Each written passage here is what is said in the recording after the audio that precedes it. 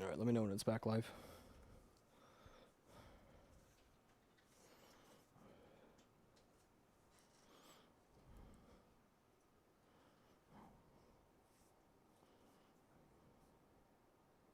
All right, cool. We're back. We'll see if that fixes the desync. This is bag number 56.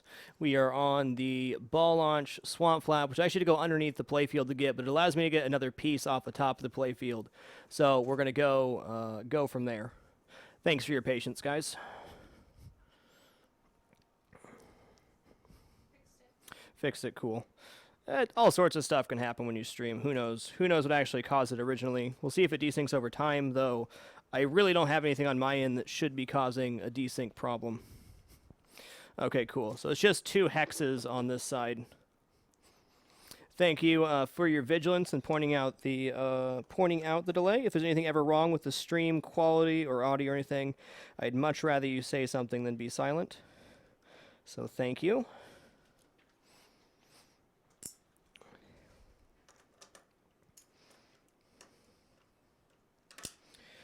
I'm honestly surprised this isn't held in with a 3rd screw, but hey, if it works, right? Okay.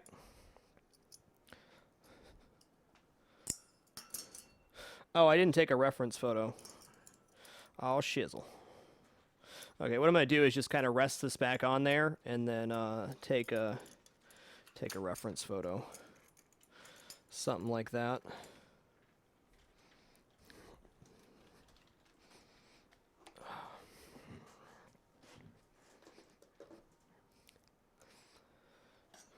Okay, reference photo number 1. Hopefully it wasn't the switching cams. I don't know. It doesn't even make any sense. So we'll just roll with it. 2 photos here. Remove it.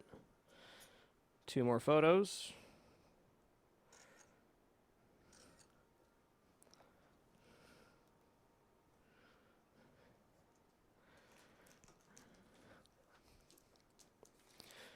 Decided to switch to OBS for tonight, but if that is the problem, I can always switch back.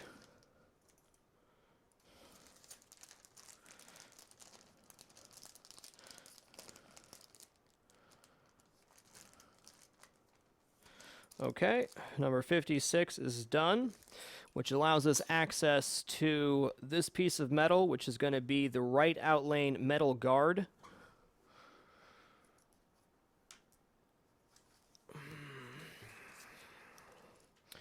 $57, right out lane, metal guard.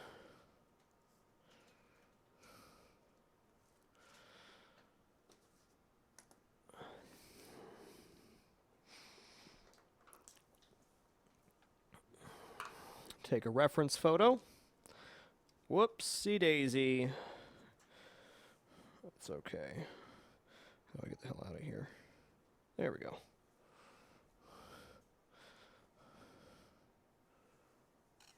Two photos before.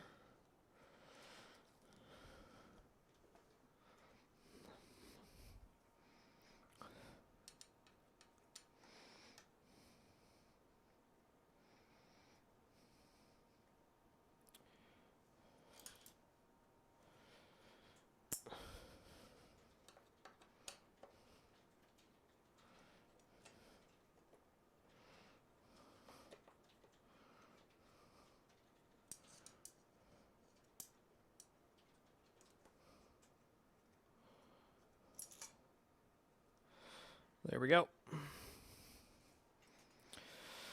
All right, so this isn't going to fit any standard sized bag. So we're just going to put it over here. I'm going to label a bag 57 for the screws, and then slap a piece of tape on that one. Should be a no-brainer. Let's go ahead and grab our reference photo after and decide what we're doing next so I can get another picture. Next, we're going to take off this piece right here. So, go to this camera, take a picture of what we just took off. 2 pictures. We're going to take a picture of this, which is what's coming off next.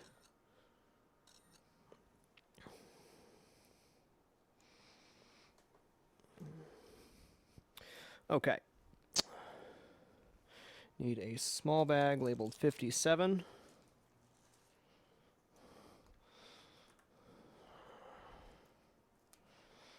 Five, 7.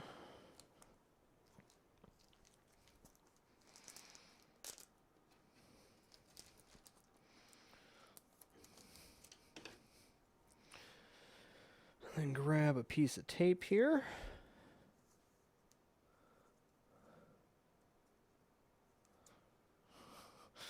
Bummer, Gregel. Well, good to have you back, sir.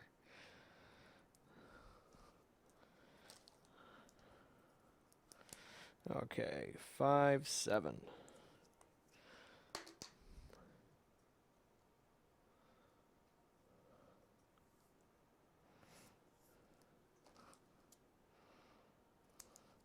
And we'll just slap this piece of electrical tape onto the piece of metal itself, like so, and then I'll have a reference point for later. Okay. 57's done. Next piece we're taking off is this piece right here, which is going to be called the left drain metal protector. 58, left drain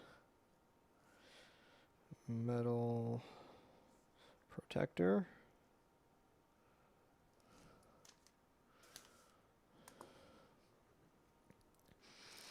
Might as well just label 58 and 59 here. I'm going to have to make another bag later. So I'm going to do the same thing on the other side. I got 58, 58, and 59. Cool.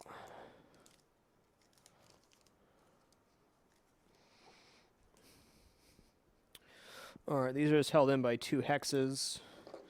Nice, easy slam dunk arena.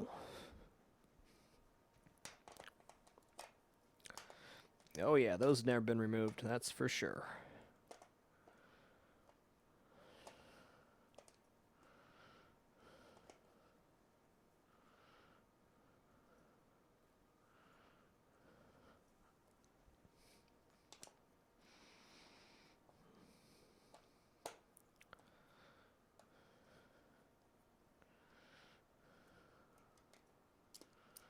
Okay, cool.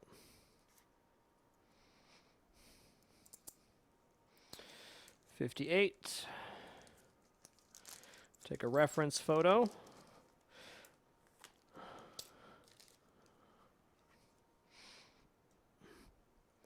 Man, look at that dirt, though. Then we'll take a reference photo over here because we're going to do the exact same thing on the other side. Same type piece. Might as well do them in order. Well, that 58 didn't stick very well.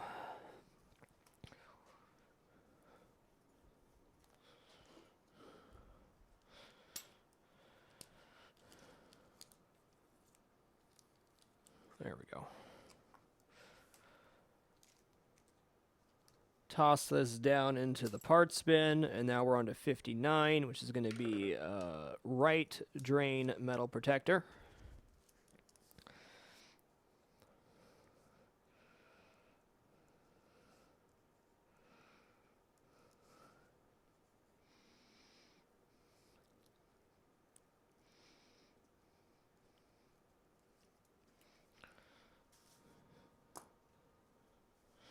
Yeah, eventually it was manual. That's going to be the icing on the cake, though. It comes after everything else is done. But definitely, pretty much any machine I can get a color dot matrix for, I will, because I think it adds a lot of value to the machine and the stream.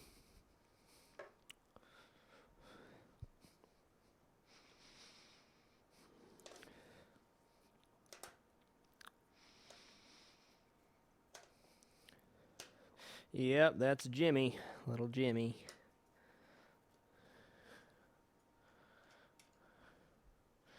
All right.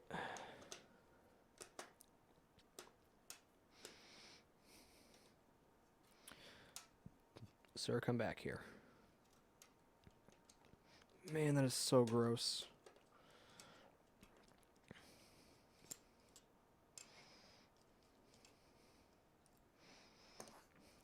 Nothing ultrasonic can't fix, though.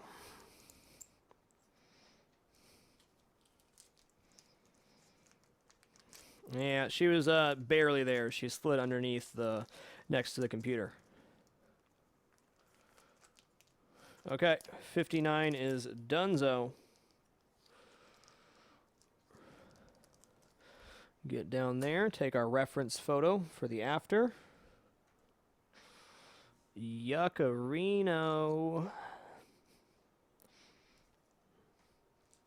Alright, so next we're going to be taking these metal pieces off, it looks like. Is this connected to anything other than that? No. 4 hexes here to get this piece off, which I want to do.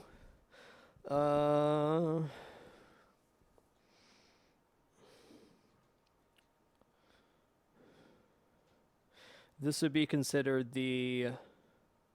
I should take this piece off first. Top ball trough protector, number 60.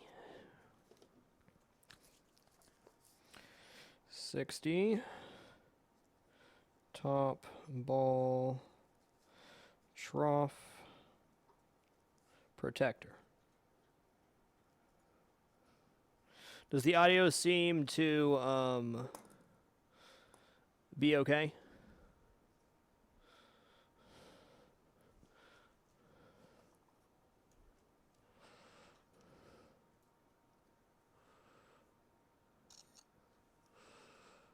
Okay, looks good.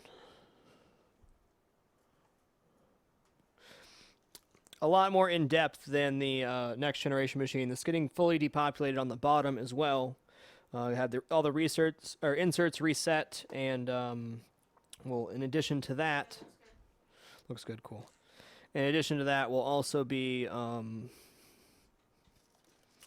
having it clear coated and everything else.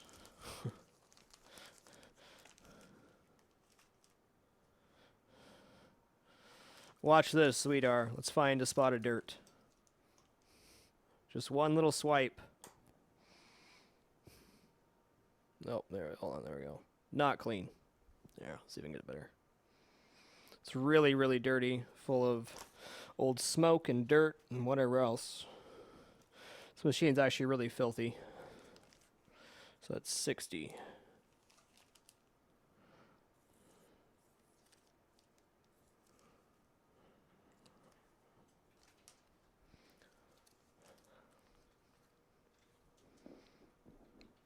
Yes, I am tinfoil. I'm going to put all new inserts in.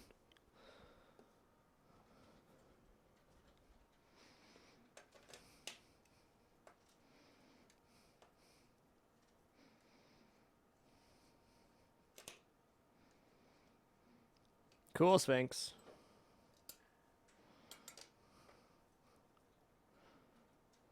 Hopefully this isn't connected some weird way. No, we're good. Oh, okay. I didn't realize I had the top piece of metal on there too. Nice. I got this one from GameRoomGuys.com. Oh, this has definitely been in a bar or bowling alley or something. Okay, 60's done. Take a reference photo, then we'll get the bottom part taken off.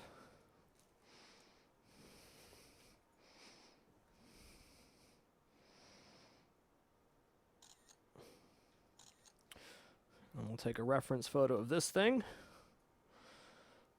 Oh, let's see if I can zoom out anymore. There we go.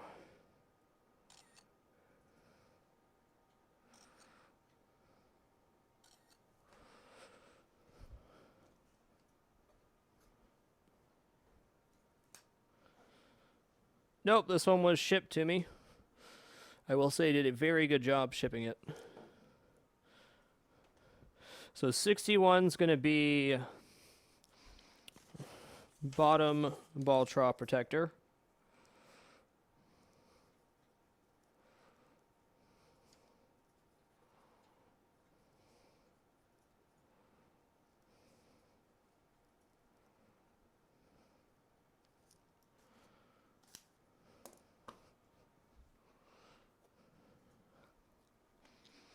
Okay.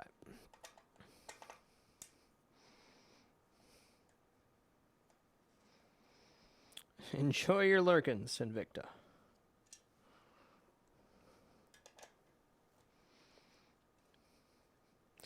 Yeah, I mean, this needs some TLC to get it back in really good working condition, but I think it caught it at a really good time where it's been played to hell basically, but it's not breaking down yet. So a nice restore on this will really bring it back to pretty awesome condition. Maverick about 5 months.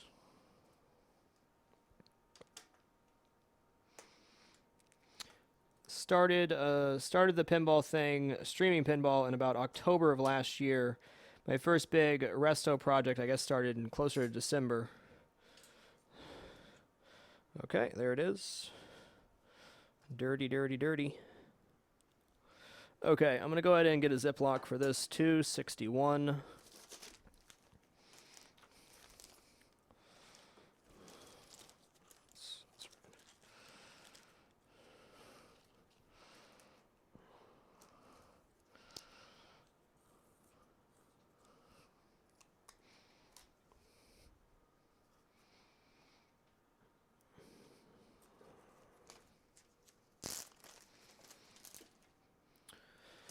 All right. Huh. Can I zip it? Yeah, Maverick, when I broke the Star Trek Next Generation machine apart, I really had very little idea how Inside a Pinball Machine worked. Much better idea now. This is a much bigger project than that, but I'm excited for it. We're almost there for top of the playfield stuff. We got to remove this kicker. This is what ejects the ball into the launcher. This thing's hosed. Yeah, this thing's pretty weak. Okay, we'll probably be getting a new assembly, at least a new arm for this. But okay, this piece is so dirty. There's no way I'm not going to buy a new coil for this. So we're just going to wrap these wires with tape and label them with my tape master list here. I got to take my after reference photos. And then I'll take a few pictures of this.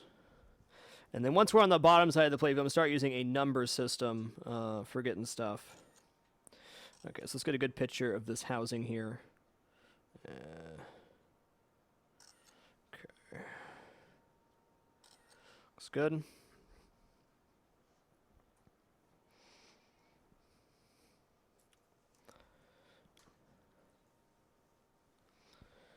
Okay. So we're just going to snip these wires. I'll make myself a note before I do. Did I put the little notebook under? No, here we go.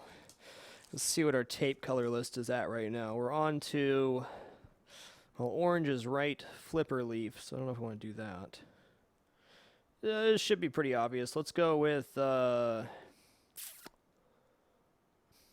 go with gray on this one. So I'll make myself a note here, gray. I'm only putting colored tape for stuff that comes to the top of the playfield. Everything underneath will be a number system with this white tape, and I'll write on the back of the playfield as well. So this is going to be the last piece of colored tape I use. Gray equals ball loader. I need to give myself an additional note that gray wire on bottom or double purple top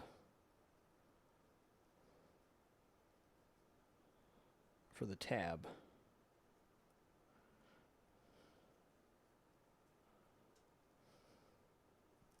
Okay, cool. Get myself a piece of gray tape here. Of course, that's like the only color I didn't grab. Well, actually, the only color I didn't grab. Sphinx, Star Trek Next Generation is definitely my favorite. No questions there.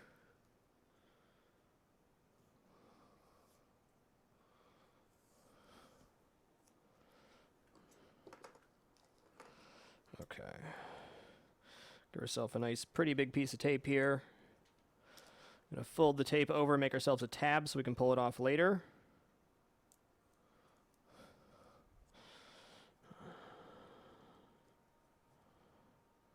Okay. Get that really on there good. And then we're going to snip, snip. Could have swore I brought my wire cutters over. Nope, they're on the table over there.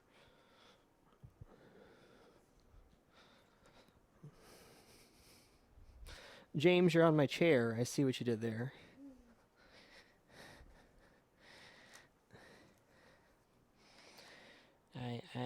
I hope you weren't playing to sit back down, sir. Sir? Spinny kitty. Spinny kitty.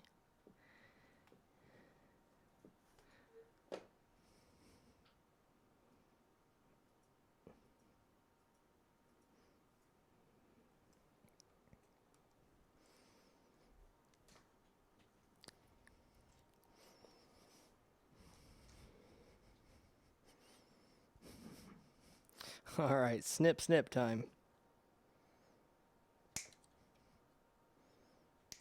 Cool.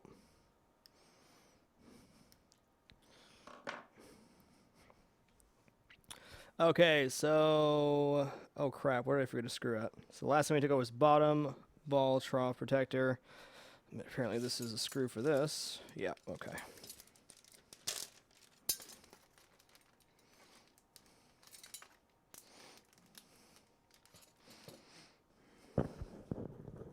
What's up, Cooley Loach? How you doing, sir? Okay, this is not bolted in the bottom, so yeah, we're just going to remove these three and get the hell out of Dodge on this one. That should be the last thing to remove from the top of the playfield. Then we get to the scary part. Okay, so 62 here is going to be ball loader assembly.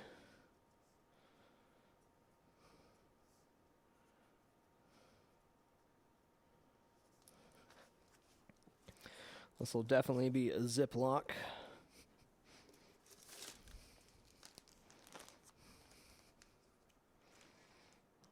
All right, after we flip the table over, I'm going to reorganize my desk. Getting a little messy here. 62.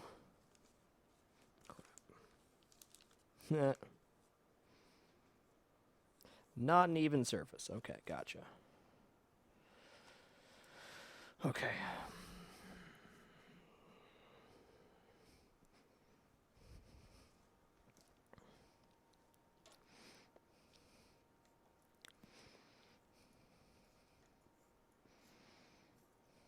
Man, that really lifted off the playfield pretty quick.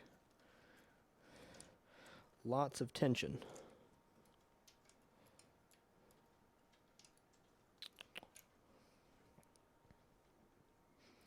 Do-do-do-do.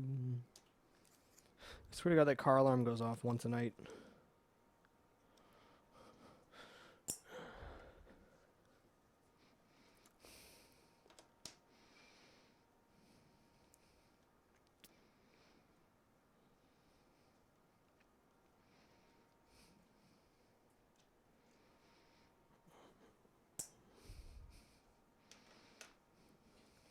Hear that?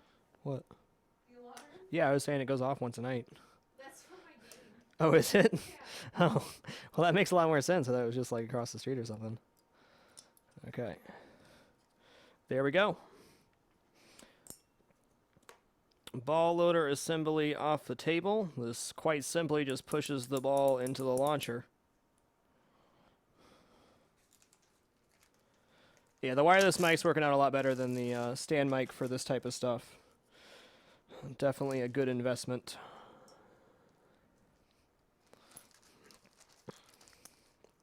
Okay, cool. I believe we are done getting everything off the top of the table that we can. So now we are going to start flipping it over and getting everything off the top of the table from the underside, which will include desoldering some stuff like the pop bumpers and a few other things. Yeah, these should come off okay. I could pull the plastics from those, but I don't want to right now. Yep, dirt all around. Let's take a reference picture for after. It's not a surprise that this area in particular is extremely dirty, because there's a lot of solenoid action kicking up electronics, dust, and whatever else. But you can see the difference. Pretty massive.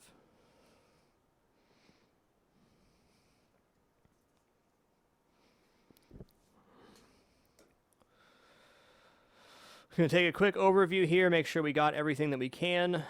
We definitely did.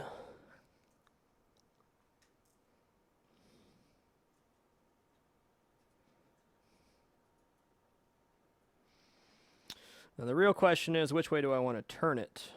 Probably this way.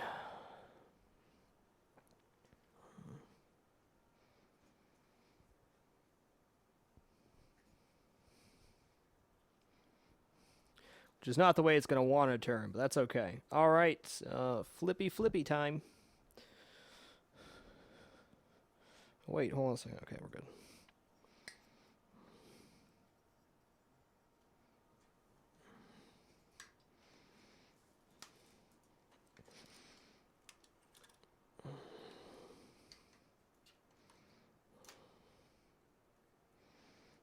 Okay, cool.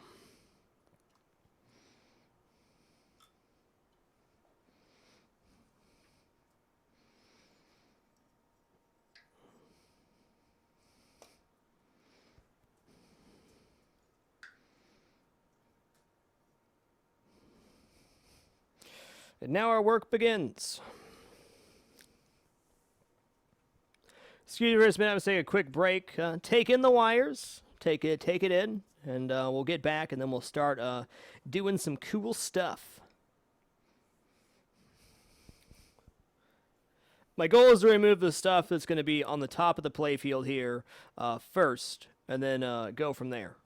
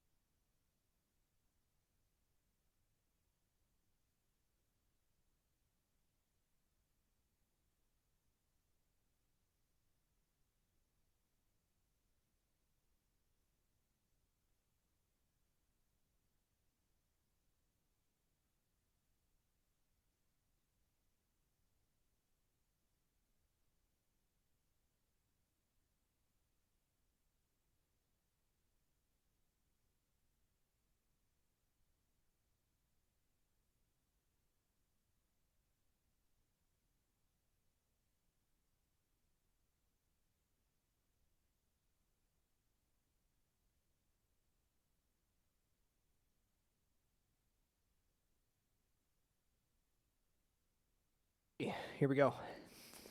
I'm going to go to the other side of the table here and take a look at where we want to start.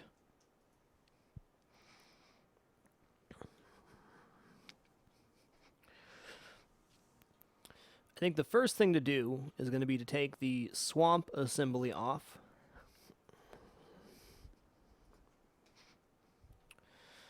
Which is this bad boy right here. Now this is full of optos and everything else. This should have a, yep, okay. I was going to say, should have a Molex of some sort going to at least one side. This side does not appear to have a Molex. That's okay. This is not connected to the swamp. Okay, these are the drop targets right here. So what we're going to do first is remove this and then disconnect this piece, and then we're going to pull the swamp housing, then we'll pull the other side of the swamp housing, and then we'll pull the top ball ramp. This piece cannot come off before this piece. All right, James, it's your time to move. I'm sorry. I know, you really wanted to be in chair. I know. Unfortunately, I need chair tonight, and you know that.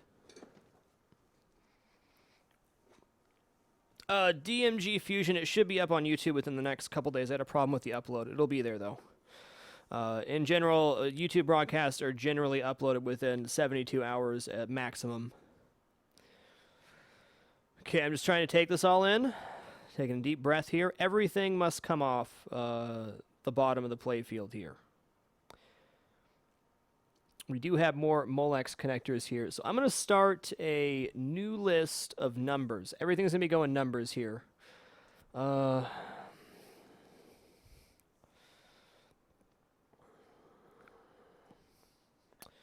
Which notebook do I want to start this in?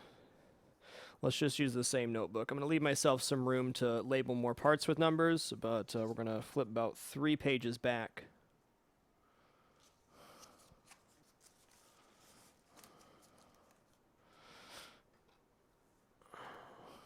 I was never a chef, and I never lived in Washington, D.C. I live in Washington State, sir. Okay, so number 1 is going to be... I guess if they're numbered the same, I'm still going to write it down. Swamp. Oh, man, is this really connected to this as well? Okay, the whole thing comes off at once? Or no? I guess both pieces can come off simultaneously. Hopefully, or I can hope, that they do come off simultaneously, because if they don't, it could be a problem. Okay, there's number 10 post here.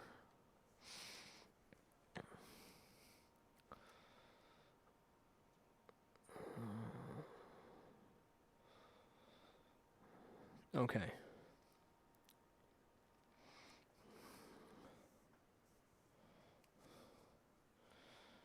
I do cooking shows once a month. Tony fucking Compton. The previous 4 uploaded to YouTube, if you want to check them out. We do it once monthly as one of the Patreon rewards. If you're wondering when the next one is, you can always check the Patreon itinerary.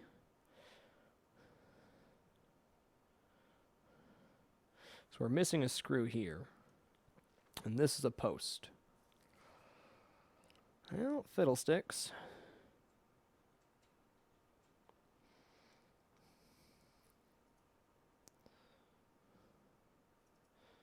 Like, this doesn't make very much sense to me the way they have this laid out. I guess they didn't intend you to take it apart this way, but yeah, these pieces of metal are definitely not connected together, so it's going to come off in 2 pieces, but these wires are connected, so it kind of has to be 1 piece. Okay.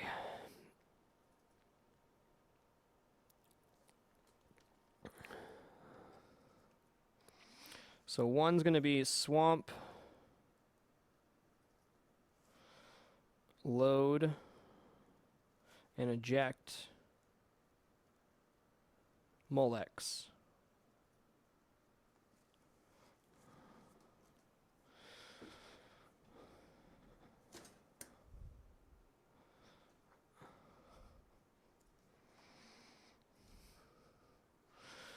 So that's this Molex right here.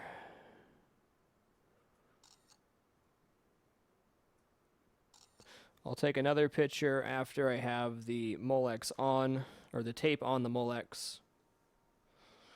Okay. God, these Molexes are so easy compared to the starter. I can't even state how much easier they are. So much easier. All right, 1, 1.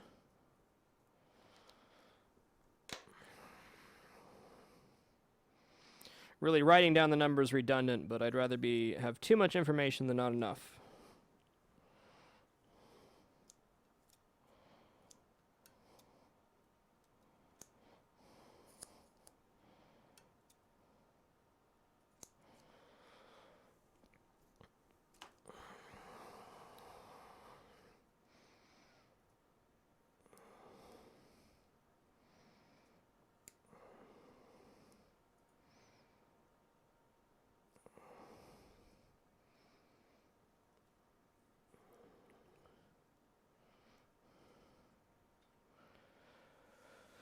I think my best bet is going to be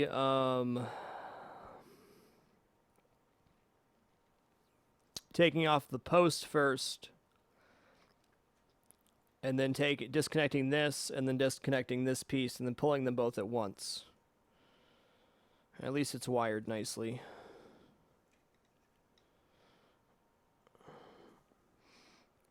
Okay.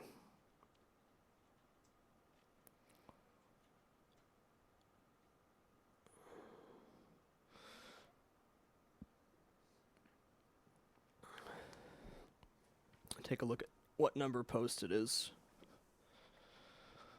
Okay, so we're right here on the side of the swamp. It's a number 10 post, okay.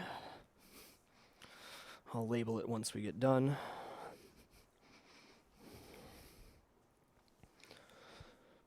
Okay, this should be a blue cap for me.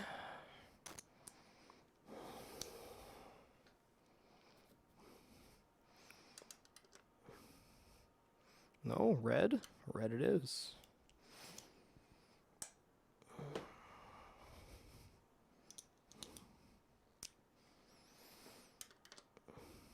Not red either. Interesting. Okay, so it's a big boy.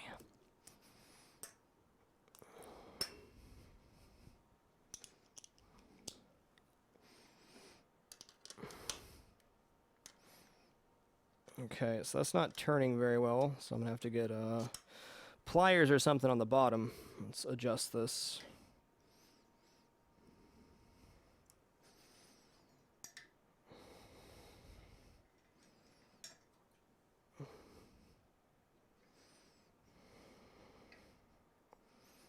Okay. Whoa.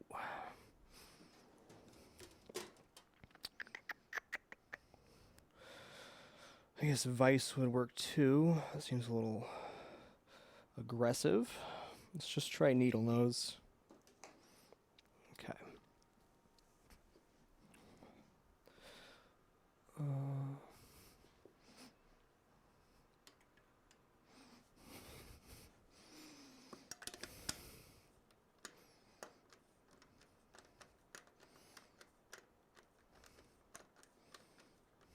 Is it working?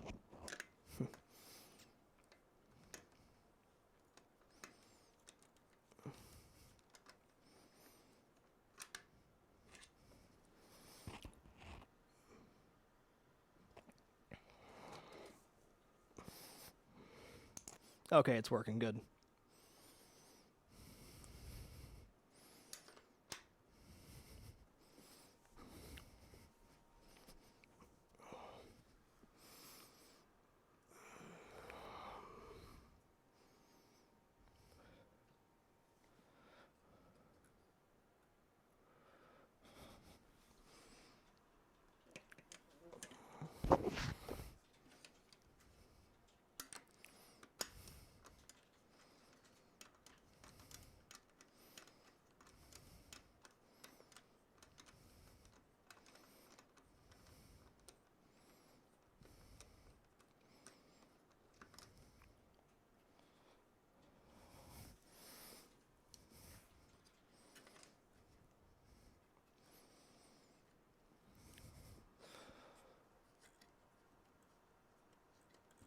It's a real son of a gun, ain't it?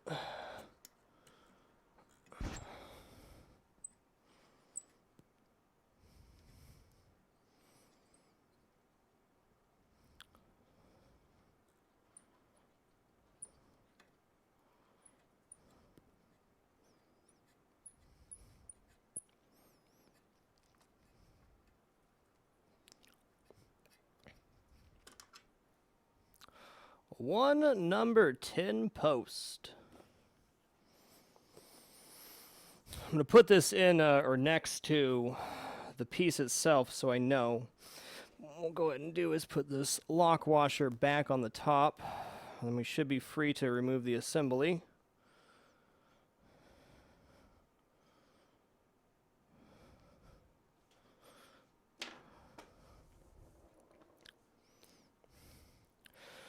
I think I should probably just grab another notebook and do this a different way.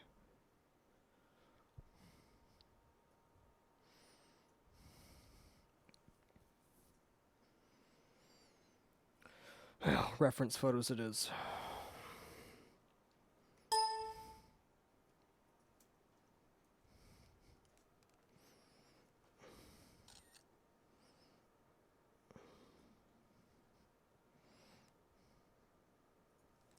Actually, I'm going to move this light around.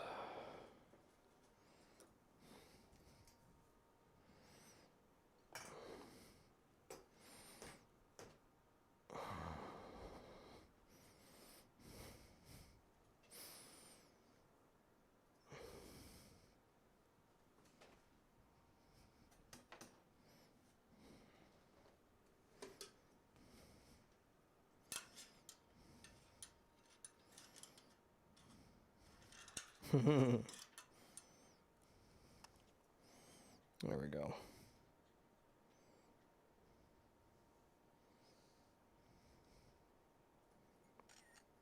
Cool. Alrighty. I'm going to plug in this light in a different space because I need different lighting now. Is that even a light? Oh no, that was my camera.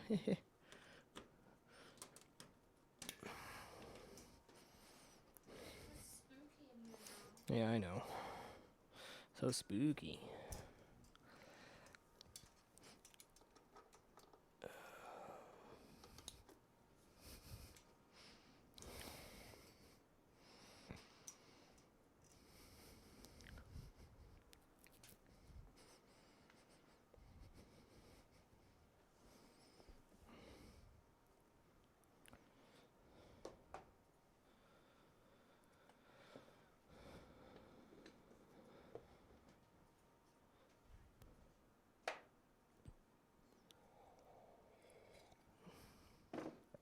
Okay. Now we're in the biz.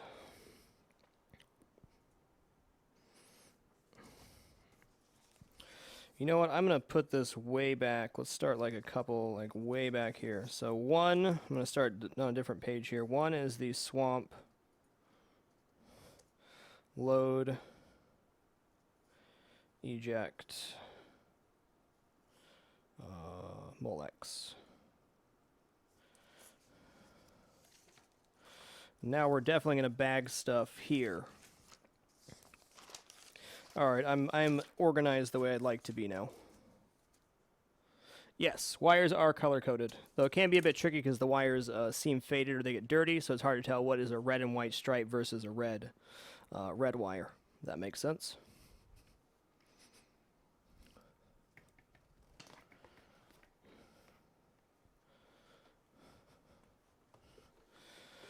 Okay.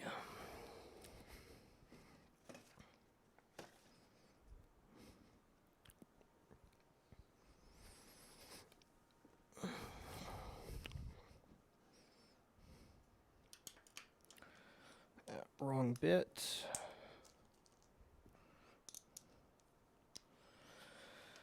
Okay.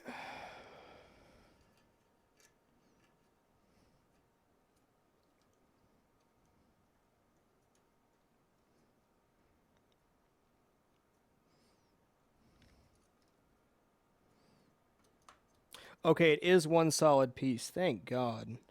I was really nervous it was not one solid piece. If it wasn't, that was like a pretty big problem.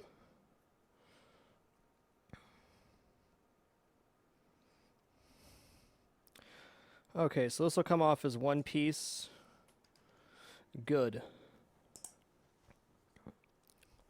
Gonna put the number 10 post in the bag too, so I know. We got good reference photos though.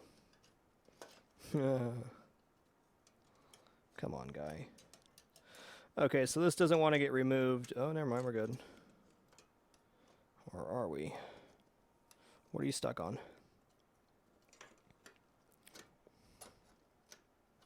I'm just going to put this back in because we obviously should remove the other piece first. So 63 is going to be the swamp lake.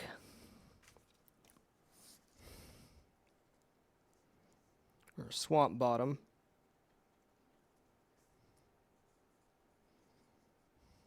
We write it in a numbered list so we can go back in reverse order, and that way you're never blocking yourself from putting something on. So we'll take a picture of this as well.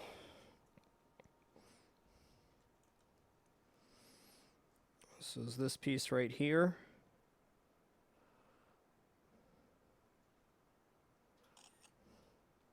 Actually, since I'm going to put tape on it, here's what I'm going to do. I'm going to tape it first, and that way we'll have the number right. We're going to be getting into a lot of freaking parts here, so I don't want to lose my spot.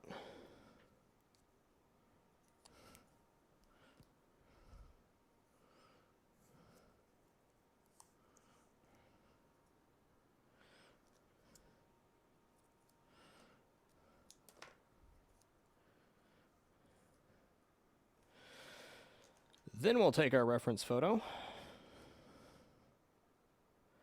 Nice. Do do do do do do do.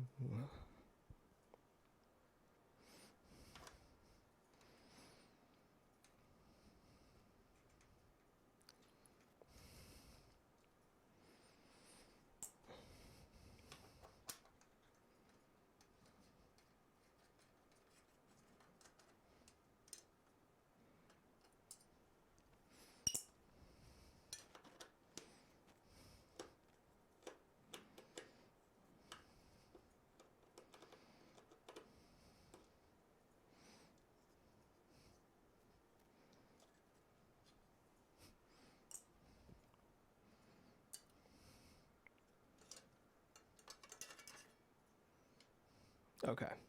Bit tricky, but we got there. This has 3 screws on it. We'll make a bag for 63. I think this will fit in a big boy.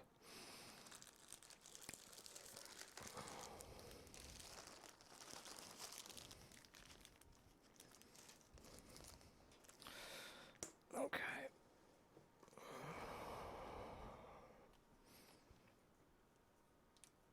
$63.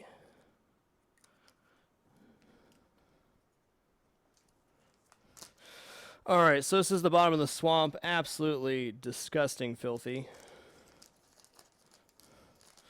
Wouldn't expect any less. It's a heavy traffic area. Hey, Res White, good to see you. Alright, 63 going in the parts bin. Then we got 64 here. I think that's how I'm going to do this is, yeah, I'll clean everything, but I'll do it in batches. This way I'll know what's happening.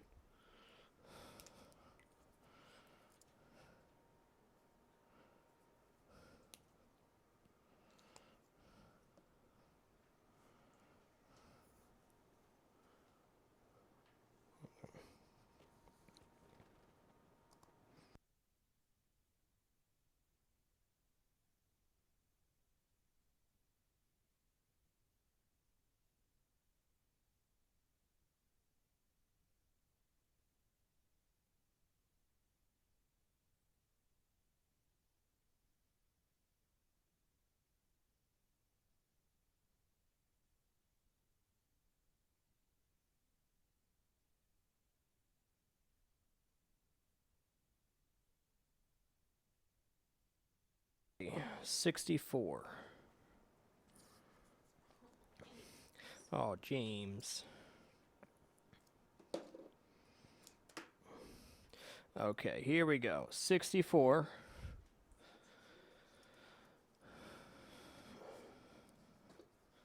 Okay, so 63 is swamp bottom. We got the reference photo for that. 64 is swamp loader eject.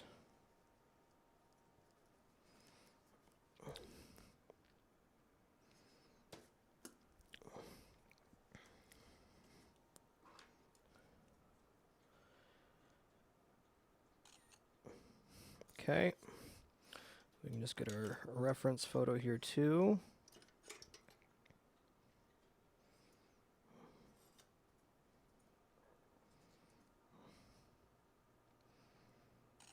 Cool.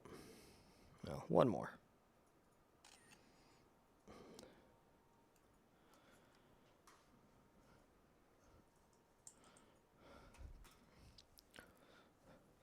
I don't think that's going to fit in a tall boy. That's going to be a Ziploc for sure.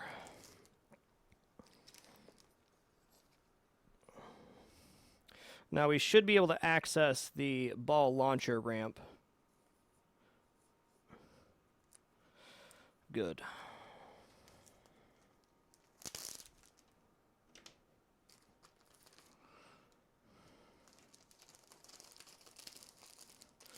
Gotta be real gentle with this. Whoa, screws, please. It's okay, they're just wood screws. We can replace them real easy. This will have to get pulled apart, and then I'll pull off these switches and then clean the whole thing. But for right now, no bigs. Okay, that's good. So that allows us access to this right here. Kind of. Let's see. Does this have a Molex attached to it? No. Okay, so it's just got the double wire. Looks like it might be time to break out the soldering iron, though I think I can get to the screw okay. Okay, so we're going to take this off right here, which is going to be the ball launch ramp bottom assembly. We'll flip it over and take off the top.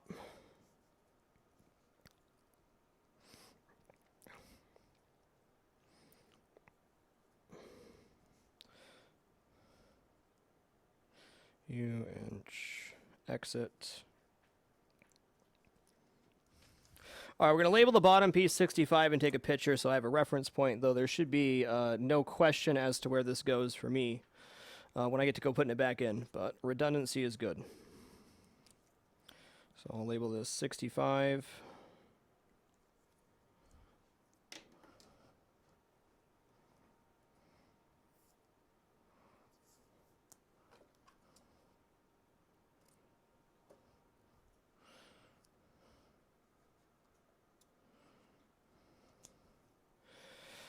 Take a reference photo.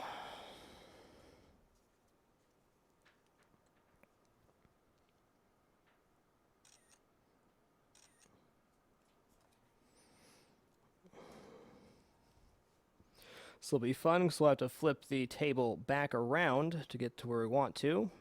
These look relatively... Is this a good fit or no? Not really.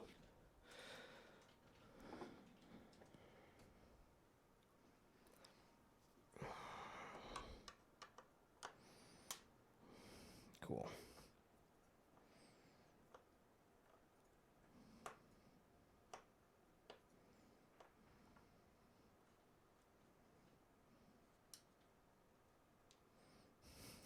Yeah, James is always on the case, all right? Always. Carpet Whale. Love it, Zombie Crow. That's your new nickname, James. That's your new nickname, James. Okay, cool. Let's flip this bad boy back over and get that frickin' ramp off. 65's here.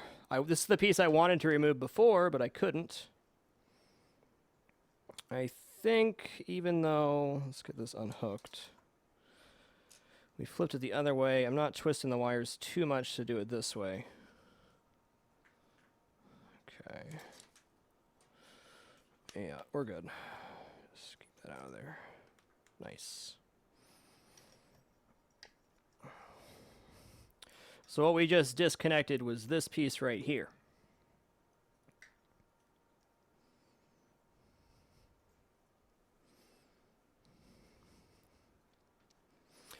These screws will definitely have to be labeled in a separate bag, labeled 65, to make sure I know where the screws are at.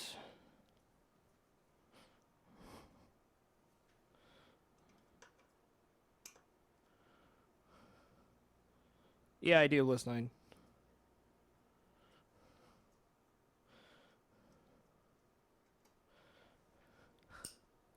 you can't really do this without a rotisserie. It's just kind of a necessity. This little mini screw is going to be a pain in my ass to get off, but that's okay. We'll deal with it. I'm going to take this screw off before I do this one, I think. Maybe not. Maybe not. Let's get the hex off first.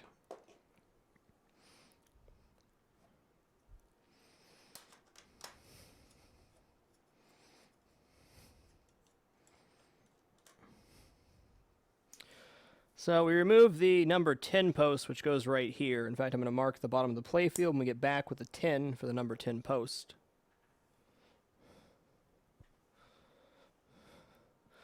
Okay, I will say full credit to making this rotisserie to Vid100 on Pinside. Posted a really nice tutorial on how to make your own rotisserie, which is the only reason that I have this one. Okay, here we go. Gonna have to get... How am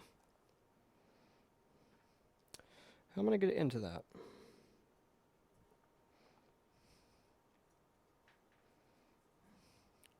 I feel like I don't have the right bit to get to this. We'll find out here shortly. Yeah, that's negatory. Oh, yeah, okay, we're good. I think. Nope. Nope. I bet I can get it from an angle, even though it's a pain. I need to buy an angle thing so I can get to those better. But I think we'll be okay. Little baby screwdriver. Can I get in there? Sure as heck can. Alright, cool.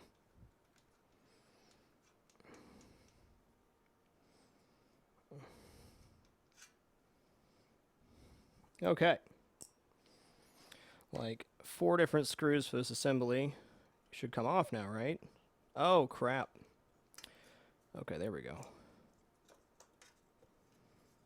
What are we connected on here? Oh, nothing. Okay, cool. Got there. Okay, so apparently there's an inside and an outside to this thing. Duly noted. I thought it was all one piece on the assembly. It was not. So we'll have to make a note for ourselves here. I'm going to put a 65 on this side too, and then label it as inside, and then we'll do the outside after this.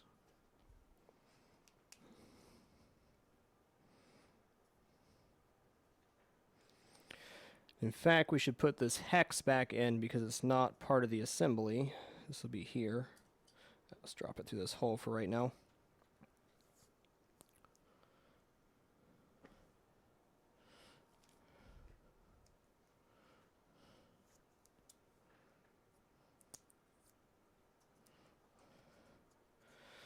Alright, 6.5. Take a reference photo, before and after. 6.5. Pull this off.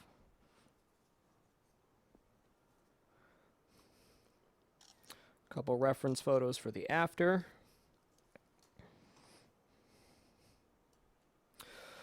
Okay. So we got that hex off. Now I need to label a little bag with 65 for putting the screws in, since I can't fit both in the same bag.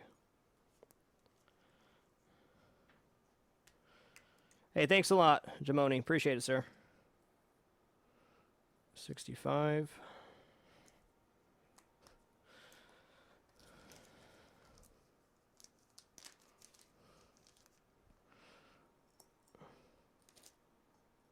Okay.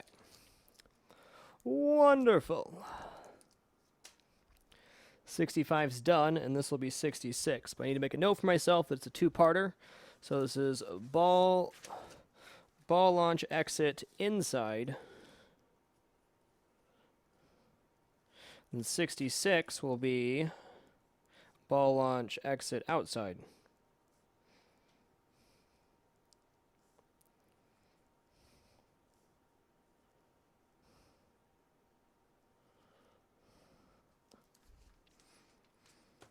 Wonderful.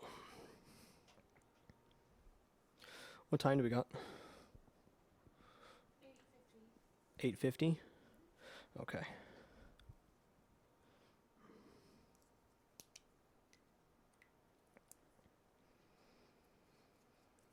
$66. We are flying through the numbers today. Not sure everything I'm going to get off the bottom of the playfield tonight, but we'll sure find out. Glad you enjoy it, D-Gal.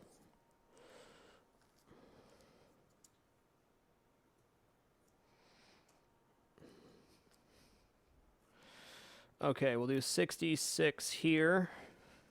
Take a reference photo.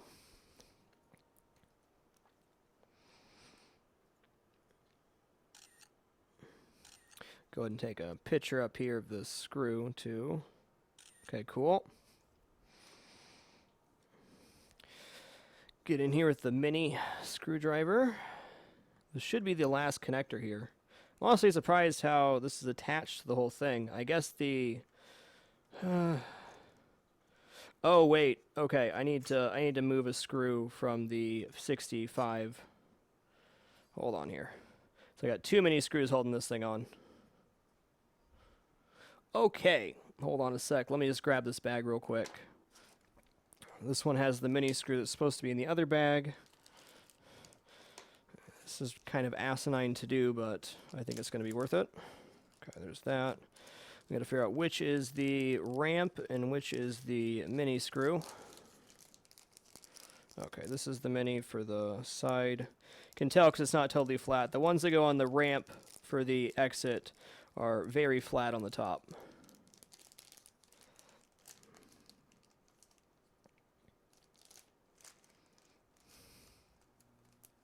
Okay. So 65 has the correct screws in it now, and now this will be 66 with the proper screws in there. Then we'll take a reference photo for after. Then I'm taking about a 5-minute break, and when we get back, well, maybe I'll break out the soldering iron. We'll see. So this is 66.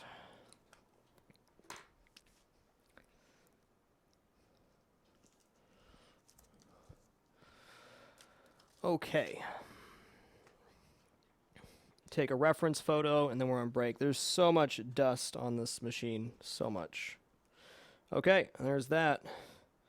Playfield's starting to look pretty bare. I like it. Excuse me for about 5 minutes. Just gonna go chill out for a second, come back, refocus, and we'll begin pulling the rest of the stuff off.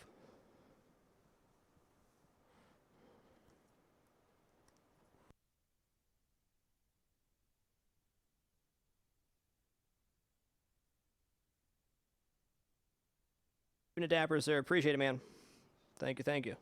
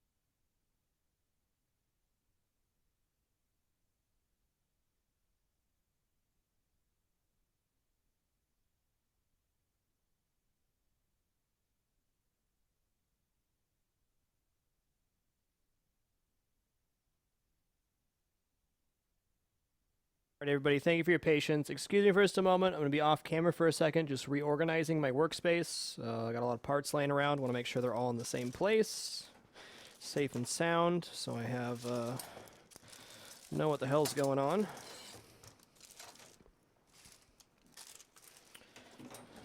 Always nice to tidy up every couple hours. Make sure you're kind of on the good headspace. Okay, good, good. All right, bags are in the right place. Got our master list here. Pin, Sharpie, bags. Cloth can go down there. Let's put all our pins over here. Scissors, tape. More bags.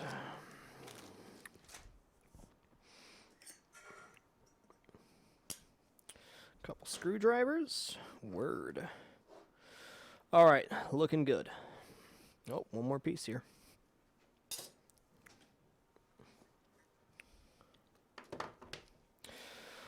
All right, cool. So I think next step should be getting as much stuff as we can off. Probably remove the pop bumpers here after a few more steps, but I'd like to get a couple more pieces off before I do anything else. Let's take a look at how this ball diverter works. I'm not sure how this comes off the playfield. So, oh, it's not coming off anytime soon. It's underneath something. Never mind. I guess we could start removing the wood pieces if I'm able to get to the screws.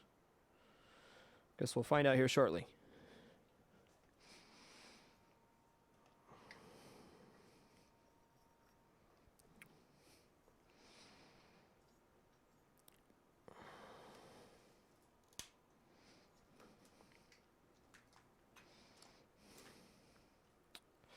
Okay, no. Not before the solenoids and stuff come off. Fair enough.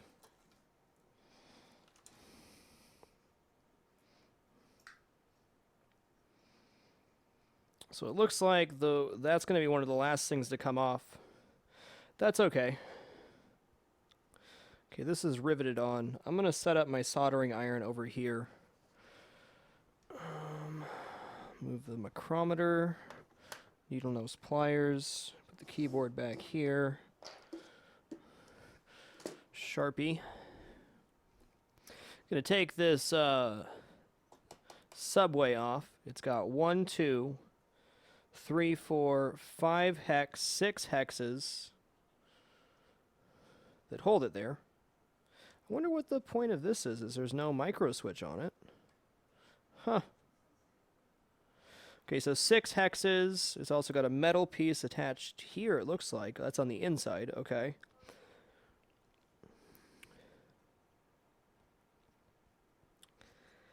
Very good. We'll get this piece off, and then we can probably move this this ejector, which again has no Molex, but these do have no, definitely not going to replace the wires. There's probably a mile plus of wiring on this machine. The wires are just fine, they're just dirty. But that would be quite literally a nightmare. Yeah, we're going to have to start desoldering stuff here soon to get stuff off.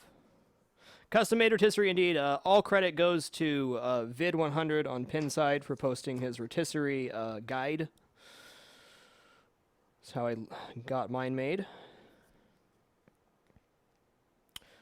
Okay, cool. Soldering iron.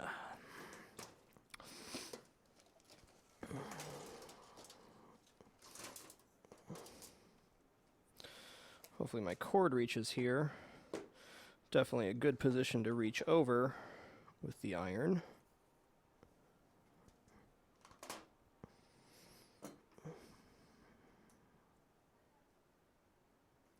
DMZR2, I do as much work as I possibly can, and especially this restoration, as much as I possibly can on stream. And then there's a couple of things I have to do off stream, like I mounted the playfield on the rotisserie off stream.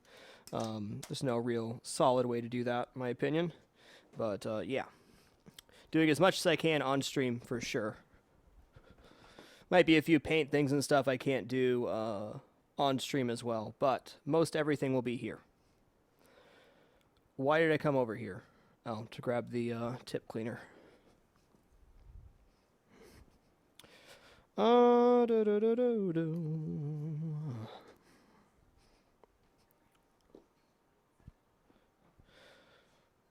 Well, okay, yeah, it's gonna fit, but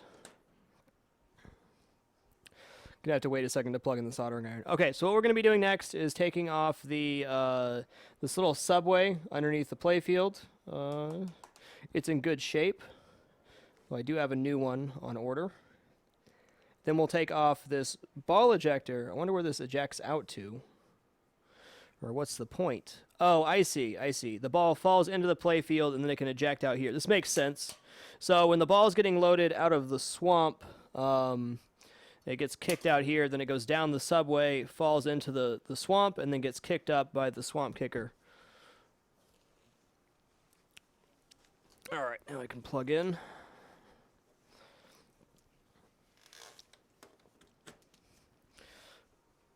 Turn on ye old iron.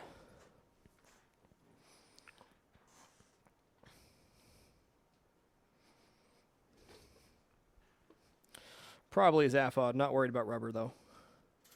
Okay, so we got the Molex connector here is 1, which we pulled the other side of. Can we start labeling these wires in which way they go? We'll take some reference photos as well. Reference photos are going to be big here. Let's go ahead and write out the tape here. What number are we on right now? We're on number 66, so we're going to go 67. 67 is subway plastic.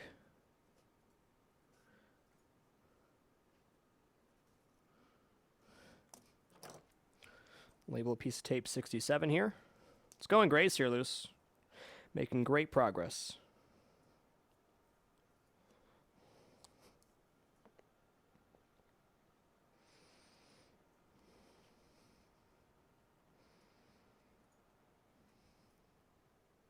Thank you, McFly. Have a great one, sir.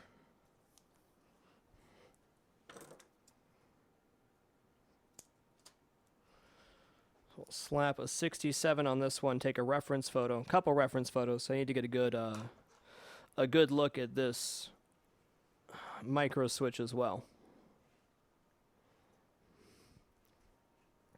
Okay, so F11. So we know this is 67, no problem. Do a couple more pictures here.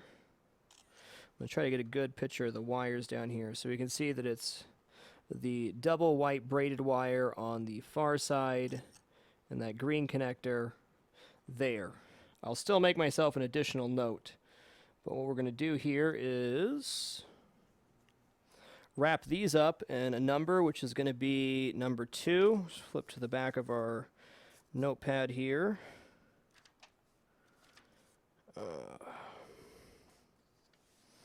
Okay, I got to give myself a reference here. I'm going to do 3 pages back, 4 pages back. Okay, so number 1 was Swamp Molex. Number 2 is going to be Subway Micro Switch.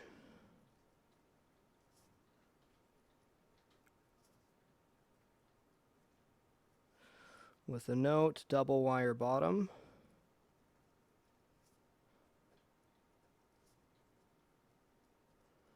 And we'll desolder that, and then we might as well make a note for these 2 as well, since these will have to be disconnected. There's no Molex that I can tell. Molex for the bookcase, that's nice. Okay.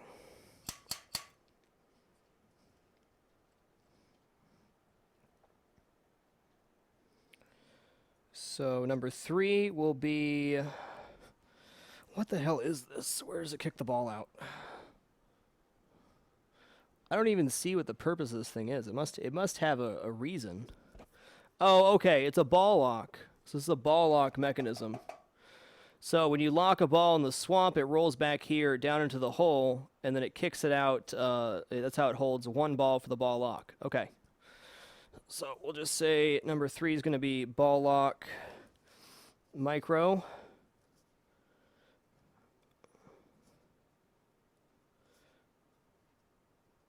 Ball lock micro and double white towards solenoid.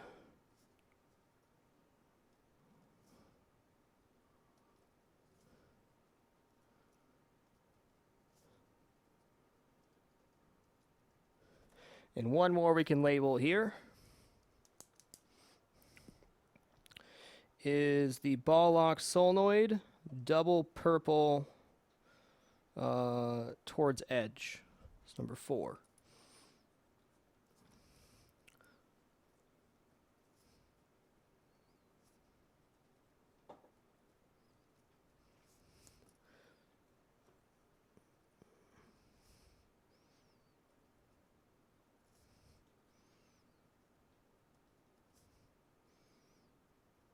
Okay, now we're going to take a rag with some isopropyl alcohol and clean the wires where we're going to put the tape over. I'm not going to worry about the deep cleaning of the wires yet, but I want to make sure the tape's going to stick for one.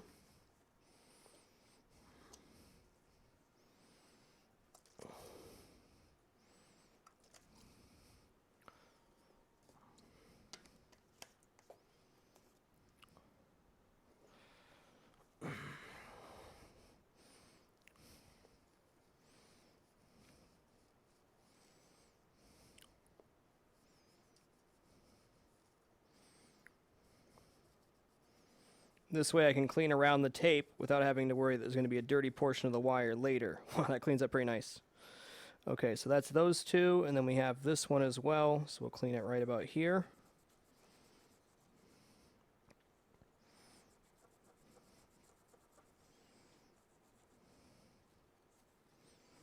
Looks good. You can see just from a couple little wires how much dirt was on there. Honestly, Drogan, not sure how long this restoration will take. This is my first full-scale restoration. I'm certainly going to take my time with it. Okay, so we have 2, 3, and 4.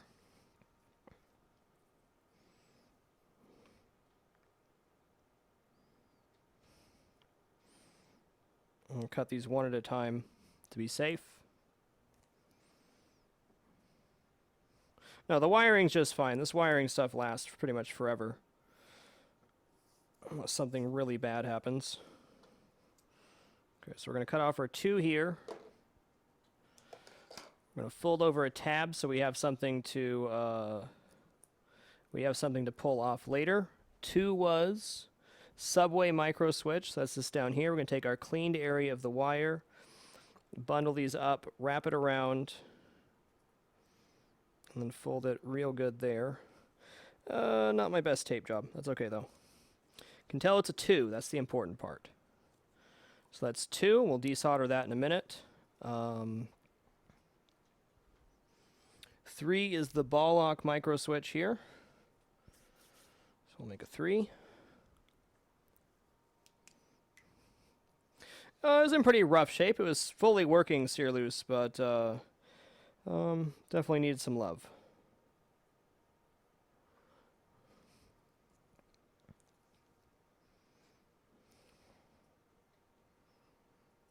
Drogan, we're about 10 hours into this. The last broadcast we did was 7.5 hours. I guess we're a little more than 10. 7.5 hours, and that was getting the playfield out of the cabinet fully. Okay. So here's 3. The ball lock micro. Nice clean portion of the wires. Make sure we get a good fold here. Oops, daisy. Okay, fudge. Not doing myself any favors. I need to make the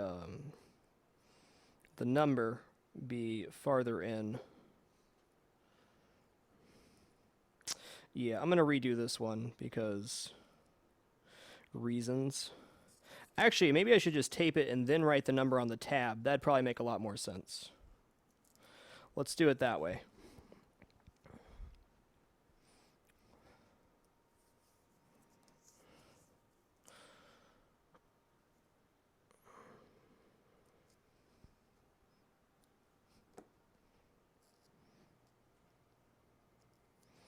Well, it makes a heck of a lot more sense.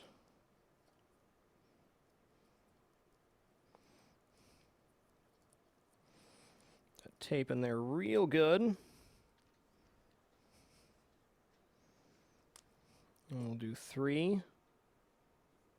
Much better.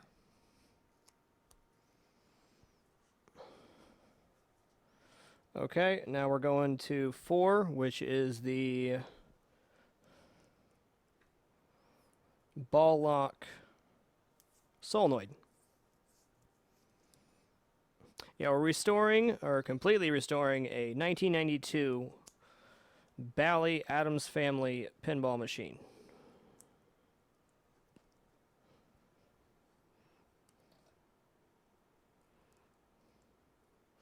A little bit more.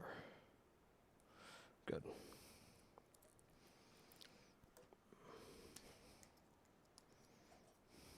Oop. So there's 4. My soldering iron should be nice and hot, yeah. 726 degrees, cool. Pull off these tabs real quick. I'm going to grab 2 more reference photos before we do this.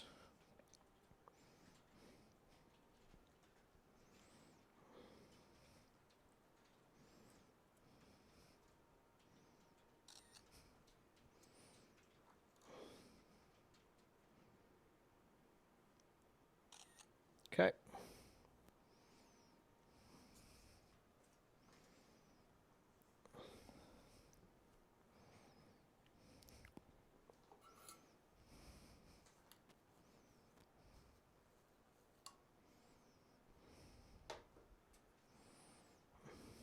Oh wait, I'm going to pull the tabs first.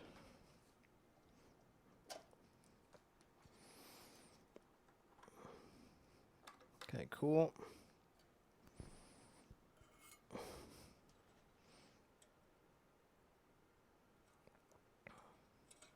Okay, nice and easy.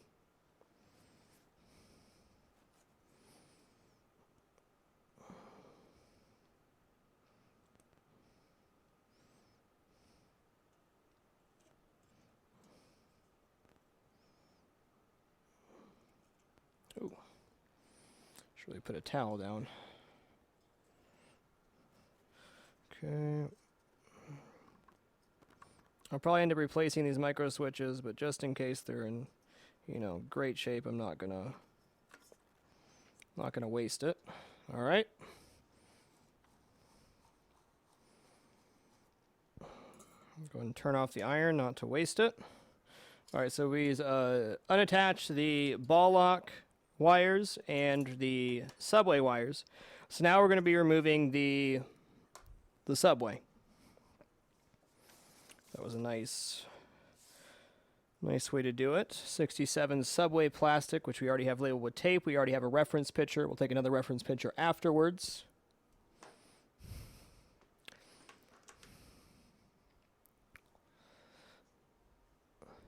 Yeah, I'm not going to touch the red wire. Come on, man. It's not a bomb, though.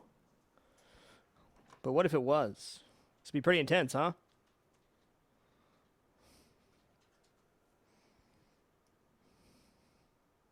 No time to explain. Cut all the red wires. Okay, we're going to swing this around so we can reach that. That must be to stop... I don't know what that's there for, to be honest. Maybe it's to make the balls go one way. That must be it. Must be. Interesting different size screws there. That won't matter.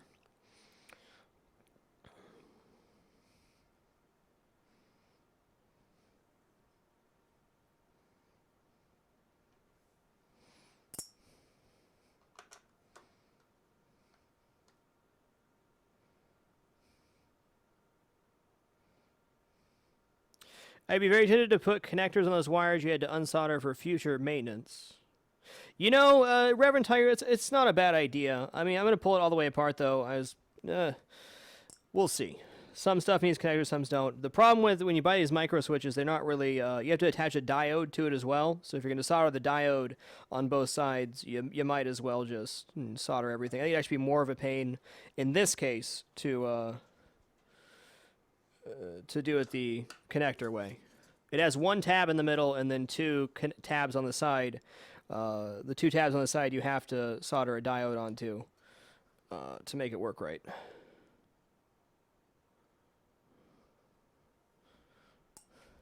Yeah, I know the first time I saw the bottom pinball machine, it certainly made me appreciate it a lot more. And the wonders of engineering. Let's hip check this real quick.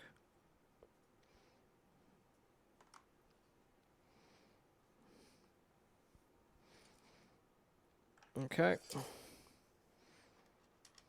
What am I stuck on? Oh, there's one more. No, it's definitely a good thought. Anything you can do for ease of access later. On a good note, after this is done by me, this should be more or less bulletproof application. Tighten these down a bit.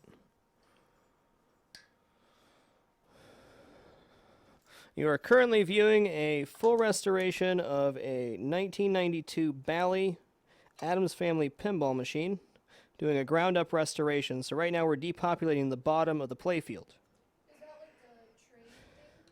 This, What you're taking off right now? what I'm taking off right now is the thing that feeds balls into the swamp.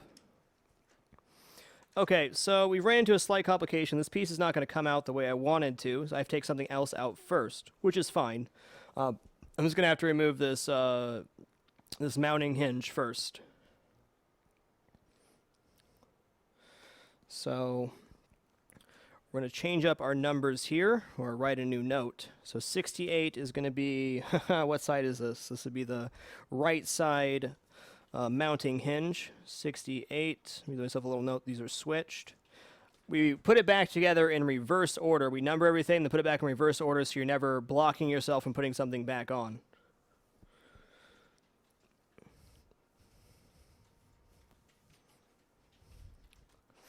Okay, so this is left hand, left mounting hinge. This is the piece that holds the playfield up when you're tilting it back and forth inside the cabinet. Well, thanks for taking the time to watch, Mr. Salad. Little pasta salad. Took me a second on that one. Okay, so we've noted these are switched. I have to take this off to pull this out. Let me make a bag real quick for the 68, which is going to be the mounting hinge, and then we can get the subway off, then we can get the ball lock off. I number everything in bags with Sharpies, and that way I know where everything is. I do not, little pasta salad, just pinball machines, man. Pinball machines are my hobby. I usually stream only on Sundays, pinball that is, and this is a massive project we've undertaken.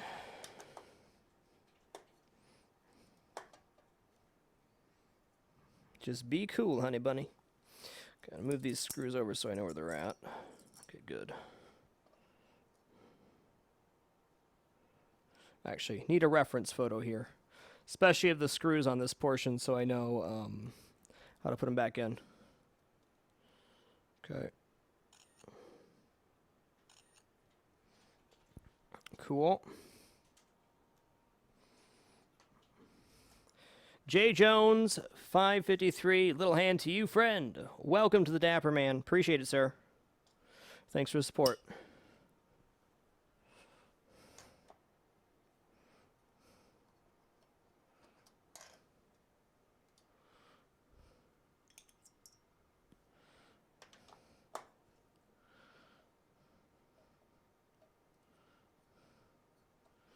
I'm getting to stream this because Kickstarter was funded for the pinball streaming equipment, so thank you everybody for making it possible for me to share my hobby with you.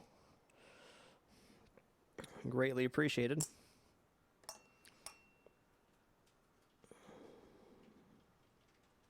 Lunar Pie, you're more than welcome to throw on any music that you want in the background. That's one of the advantages of not playing music. The world is your oyster, friend.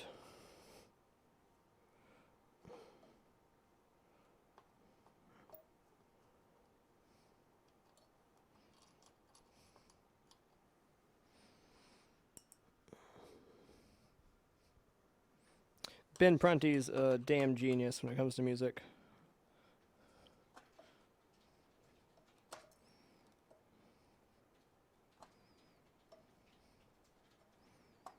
Okay.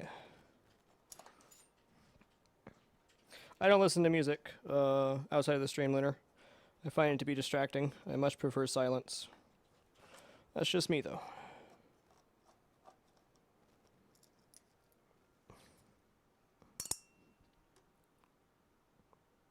Cool, boss man.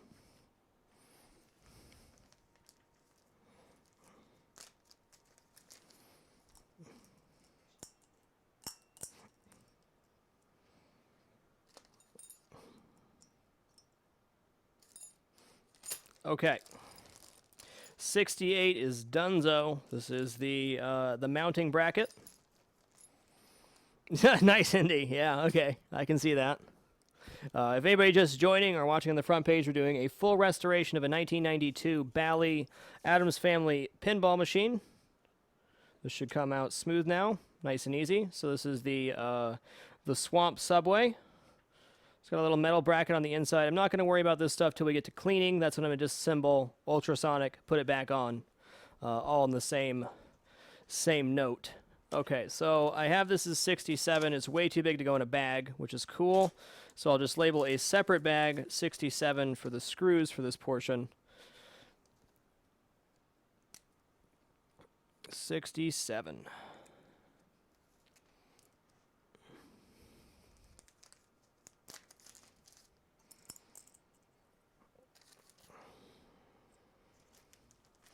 Okay, cool. I'm going to flip this out to be a little more flat for the moment so that we can get this ball lock off safely. Oh, is it 950 still? I need to write. I thought I wrote them and it was 1,000 now. Thanks, Bolt. Appreciate your vigilance, sir.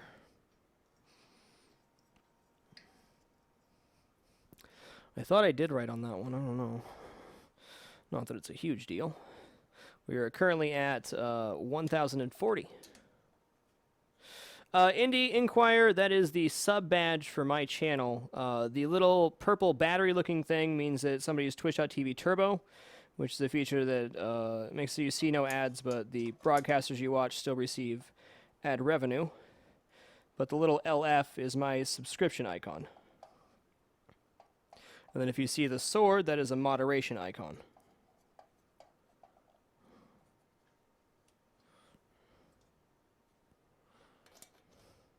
Oh, hey, let's write a note for ourselves and tape this just so I have a reference photo. Okay,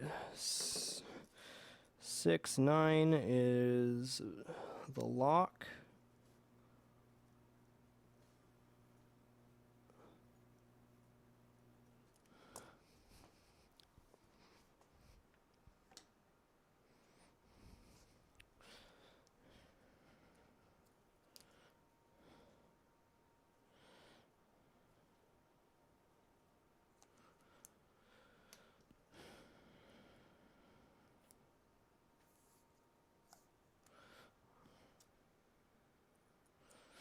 We do, in general, do gaming content, video game content. It's like the loopiest 6 I've ever wrote in my entire life. Whoa. Okay, F11.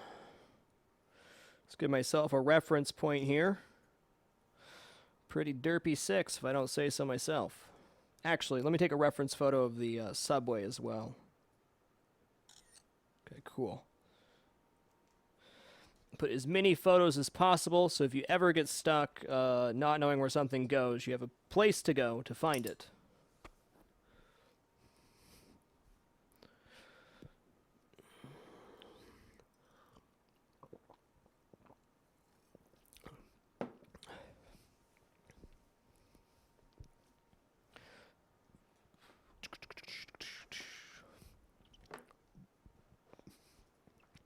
If you're looking to shop out pins or look for prices and stuff, there's several great websites out there. I'd highly recommend heading over to pinside.com. Great reference of information for pinball tables, and they have a wonderful community over there for all sorts of stuff.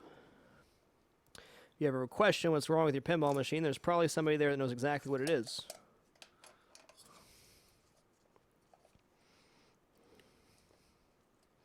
Okay, I think this will fit in a gallon Ziploc. I hope so.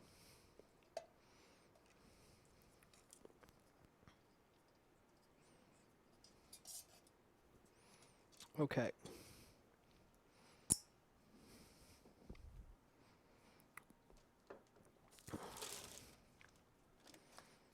Do do do do do do do do do.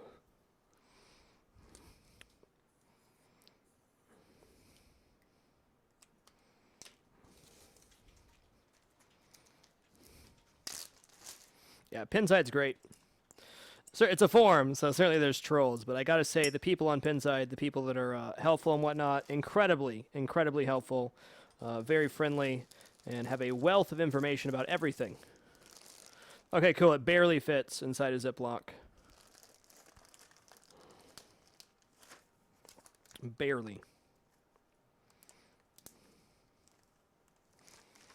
It's going way faster than I thought it would. Just straight up. Way better than I thought it would. Okay.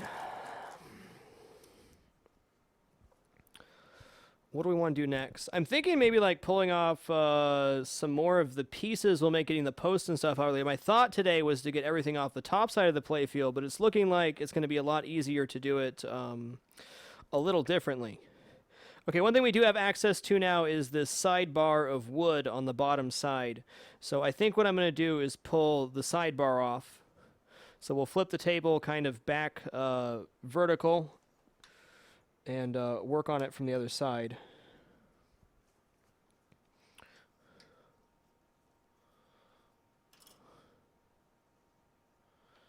Yeah, it was day 3 or 4, I think, and I was working on it off stream, which I'm not doing here, so.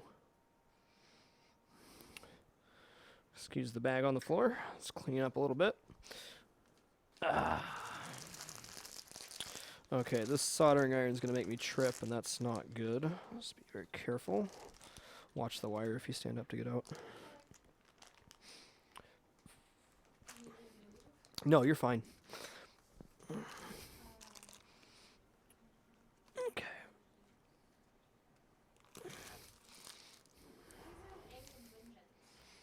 I don't know. It always throws me too. So it looks like there's 5 or 6. Is this 1 or 3 pieces of wood? That's a good question. Oh, there's new code for the Star Trek Vengeance machine. Awesome. I'll do an installation video of that in the coming weeks. Then great. Thanks for the heads up, man. Okay, this has to be 1 solid piece. It's the only way it makes sense. Though, not everything's made sense on this one so far. Maybe it's 2. Really freaking hard to tell. Nah, it's 1. Okay. So we're going to go... we're on to page 4 right now. On to number 70 on our list. Wow. What, a lot of stuff? Let me see this code update. All this stuff. Oh, wow. And then little fixes after. Cool, man. Looking forward to it. I love the Vengeance machine. Great that it's still getting code updates. So 70 is going to be right side wood panel.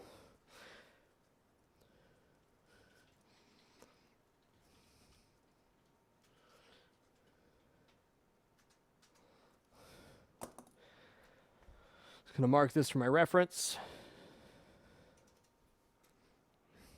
Yeah, my high score on that, I haven't played the new code update, was about 350 mil.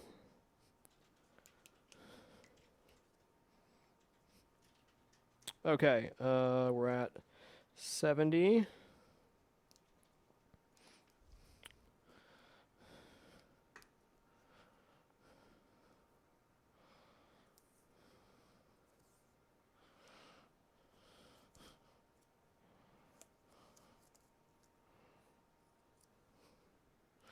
Pretty obvious what this is, but once again, redundancy. You'd rather have over information than not enough information.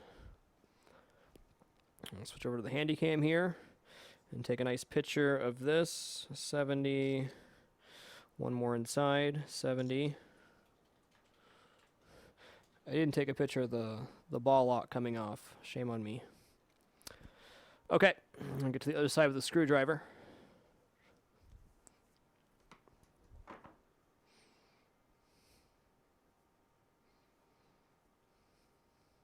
They have awards after the modes, not making me more inclined to finish the modes. Awesome, because I always play to finish the modes, so good.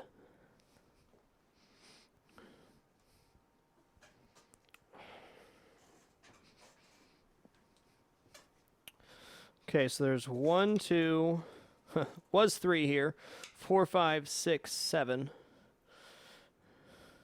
Screw is holding this in place.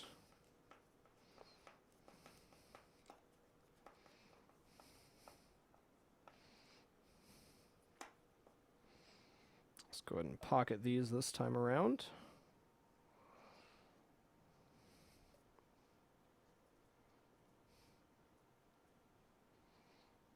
Radox, thanks for keeping it dapper, dude. Appreciate it, man.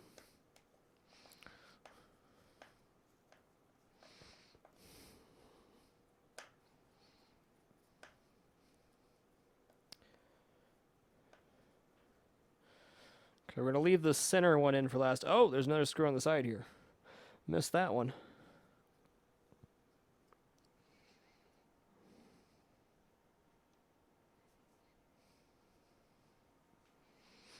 Okay, grab this.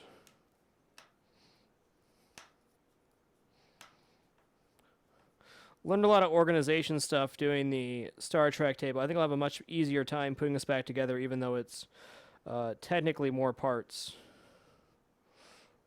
Actually, not even technically, it is more parts. Because we're depopulating the bottom of the playfield, which is a journey.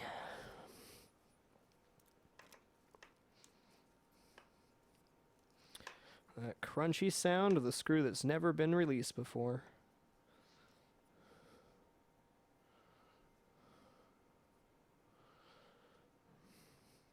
What's going to be cool to take a look at the underside of this wood and check the difference of how dirty it is next to it compared to the playfield that's never seen anything as far as dust or light or anything else.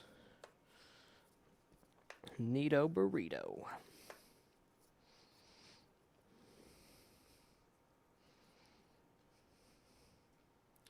But once I get the bulk of the assemblies off, and if the wires are organized properly, it really shouldn't be too bad to pull the wire assemblies. Do the wire holders last. I'm feeling a lot more confident now that we're in here. When I first flipped over the table to start pulling stuff, I had a little panic attack, but we're going to be all right.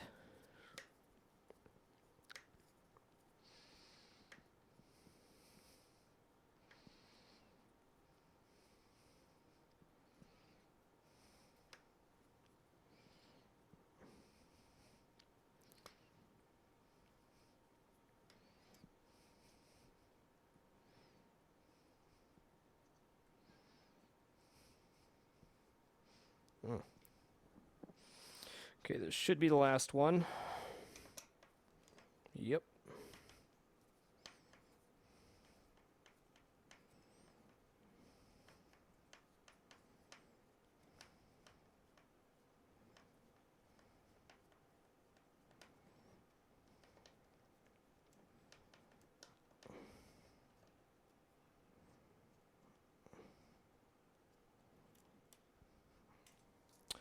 Easy as pie.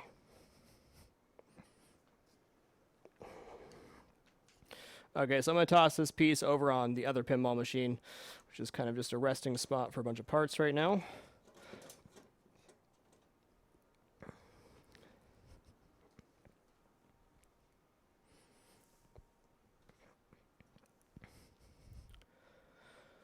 So let's go ahead and take our after reference picture. Oh my goodness, what have I done? Okay, hold on. Nothing bad, I just didn't put the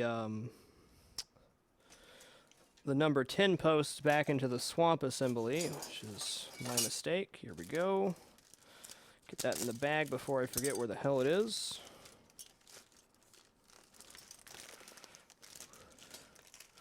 Alright, everything's back the way it should be.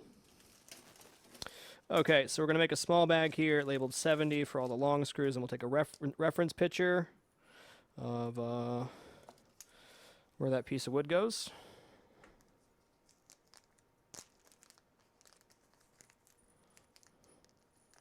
Honestly, Gatling Goon, I know very little about circuit board repair. There is a wonderful article on Pinside, though, that is all about sound repair and where to start. It's, what's the title of it? It's like Sound Problems, Where to Start. So I'd recommend looking that up for sure. So apologies I can't be more help, but I'm not well versed in circuit board or sound repair. One day I will be.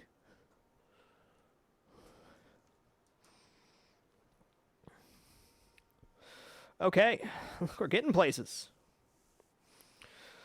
Let's flip it back over and take a look. Which way do I want to turn here? I guess we turned this way last time. You don't want to end up turning the same way too many times, end up twisting the wires. Okay. Looks good. Nothing caught, kind of. Okay, I gotta be careful of that. Too much of that could cause a major problem. Okay, next, what do?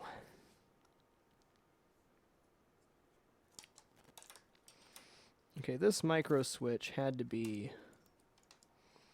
I removed 2 micro switches. I should probably label these now so I don't forget where they go. That's going to be right here for sure. Okay, let's just go ahead and... I guess I didn't need to remove this one.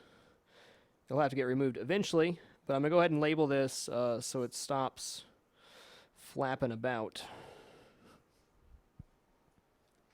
Where's the other one I removed? Should be the one that goes here. Just gonna walk around the other side real quick and find it.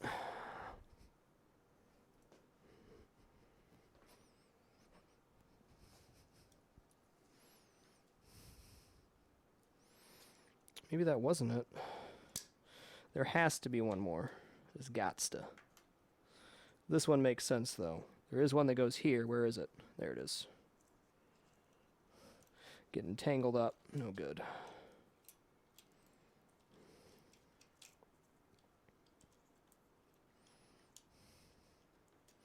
See if I can just kind of rest that in there.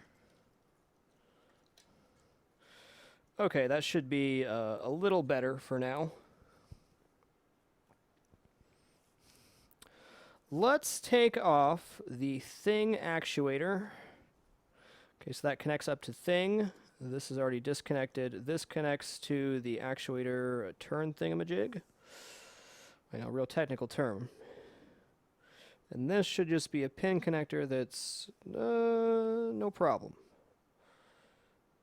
Okay, this should be a slam dunk removal, except for these screws are going to be a real frickin' pain to get to. We'll make it. So we're going to remove the thing hand.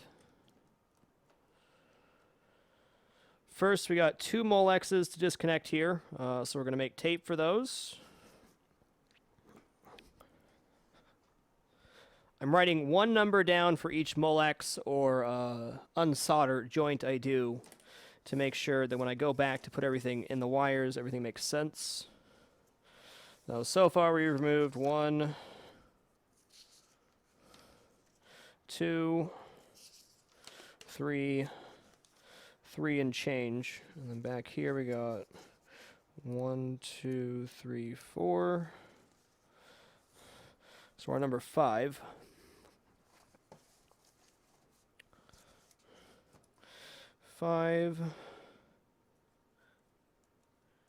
Thing Molex small.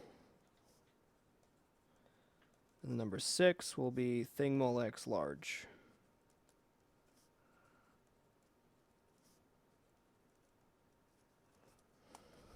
Cool. Yes, it is my machine that I'm restoring. Indeed. Oh, farfin. Where did I put my Sharpie? There it is.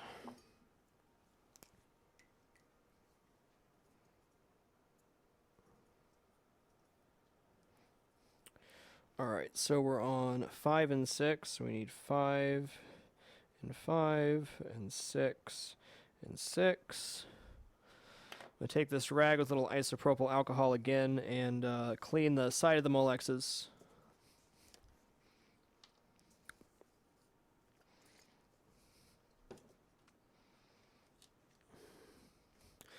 I'll end up deep cleaning all the components later, but I want to make sure my tape sticks well.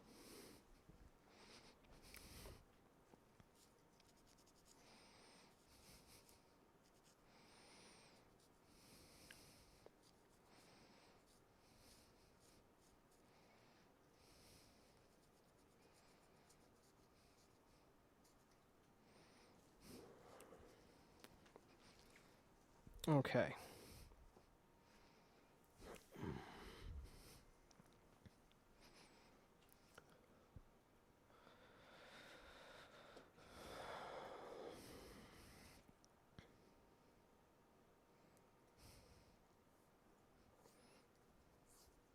Yes, the big deal is beyond repair, Wizmander. There's no thinking about it. It's done.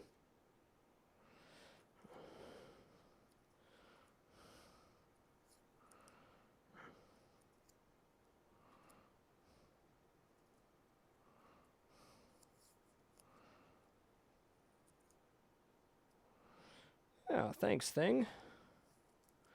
Lend a hand, sir.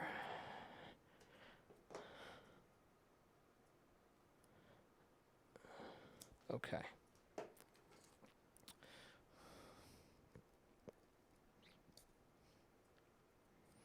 Oh, still a little wet. Should probably hit that with the dry rag. Make sure there's no alcohol left. A little heavy-handed there.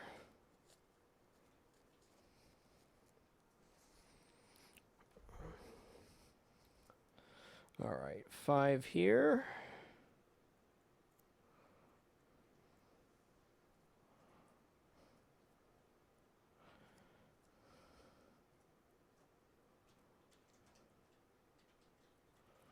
By labeling both sides, even if one of the pieces of tape fell off, I also have a note for myself saying which is which. It's got a lot of planking on the wood, a lot of broken plastic that can't really be replaced, and it's just in general very bad shape.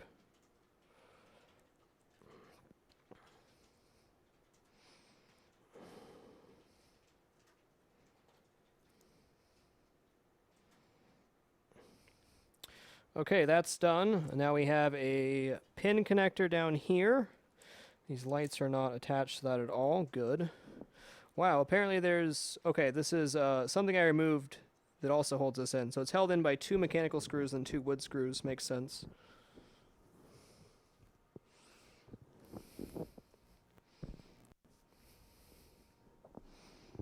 So, okay, that machine got, the big deal that is, got well more than its lifetime's worth of play. It was well loved.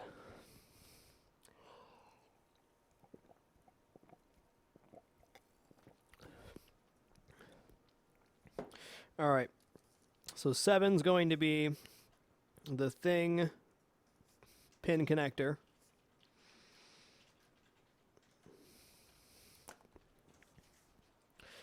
Which we should just be able to wiggle out here.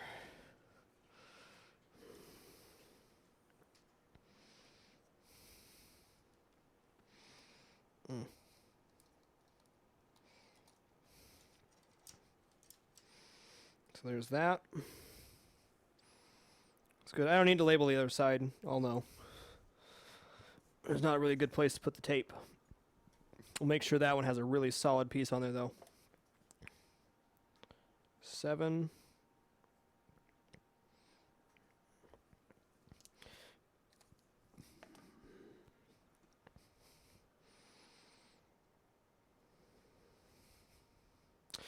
Pure dog, I mean, yeah, you could clean and wax the playfield regularly and all sorts of other stuff, but on the old electromechanicals, they didn't put clear coat on them, so they really only have so many plays available before they start planking and breaking apart. Okay. So this is 7. Gonna give this a really solid press down and on the sides. Make sure that chisel doesn't fall off. And now we are ready to remove the thing. Well, there's all sorts of gears and stuff in there. Neat. Neat. Neato burrito. Yes, this is the machine that I played.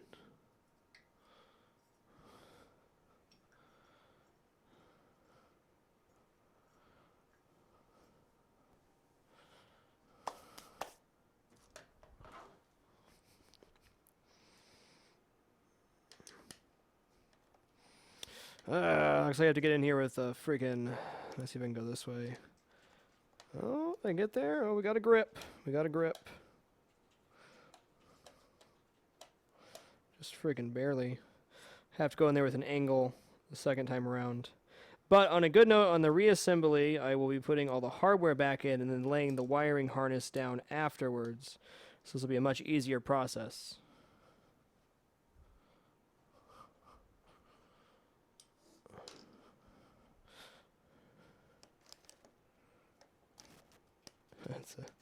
That's a magnet. Oh, I can't get to that one that way. Okay. Give me a bite. Give me a bite. No? No bite? Okay. Very well.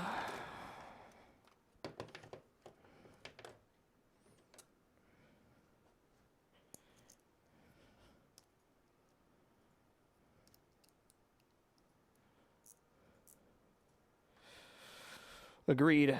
Agreed.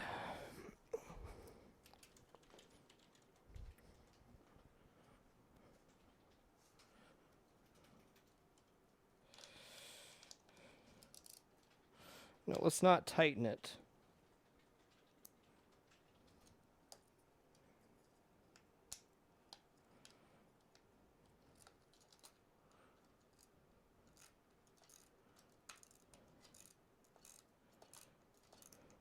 This is a hobby for me, Robitus. I am a full-time content producer and have been for almost 3 years now.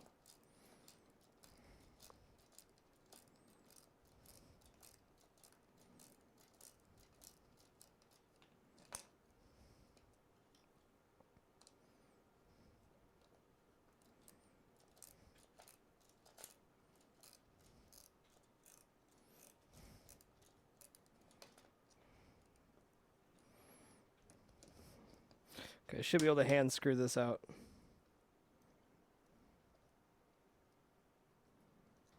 Okay, good. Hey there, thing. Lend a hand.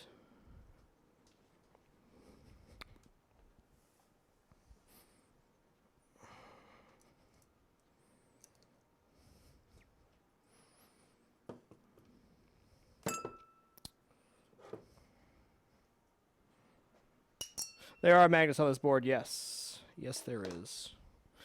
Okay, I don't know if this thing should fit in a Ziploc. Why not? So thing pin connector was 7. We're now on to thing, which I really should have put up there and taken a picture of. Okay, let's put this back on like it was-ish.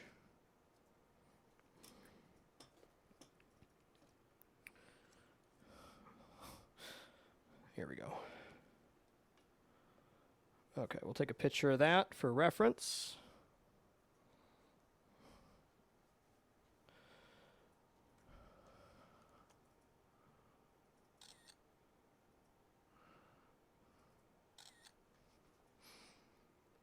And then we'll label it with the number.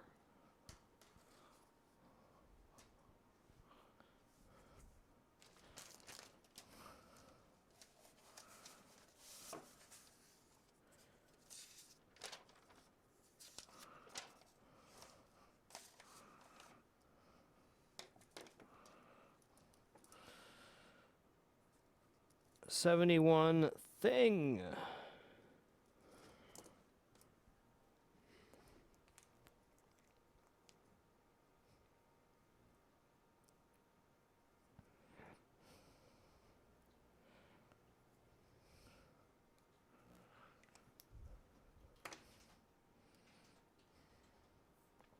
That's true, Nuker Noah.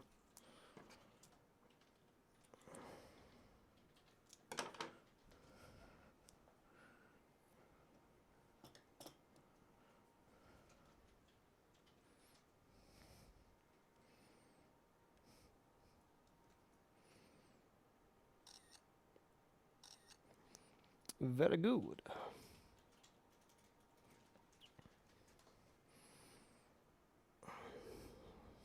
Nazarax, little hand to you, friend. Welcome to the Dapper, sir. Appreciate it.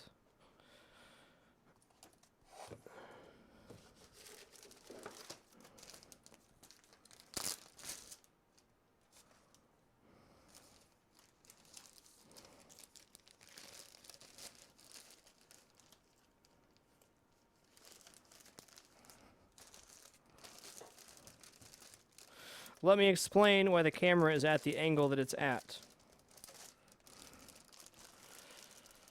The camera's at the angle that it's at because when I'm working on the table like this, which is what I did for the first 2.5 hours of the broadcast, it makes a lot more sense and looks correct. If the camera's mounted directly above, from this angle you cannot see the board and it makes no sense and you can't see anything.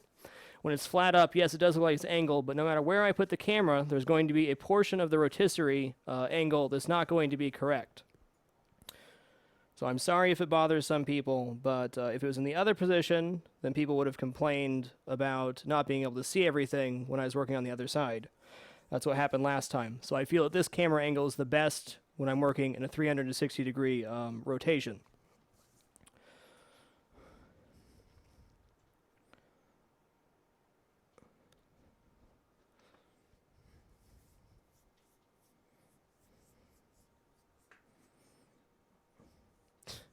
Examination indeed, Driz.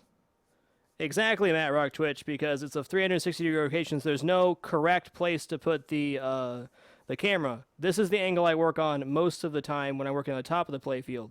If I was going to leave the table up for the entire broadcast, I'd mount the camera directly above, but that's not the reality of the situation.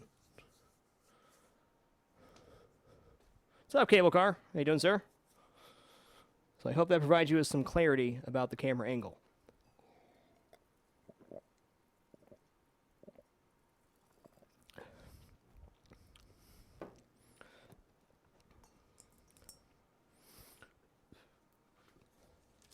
I'm going to bag these screws separately for the thing because I don't want them getting stuck in the gear housing.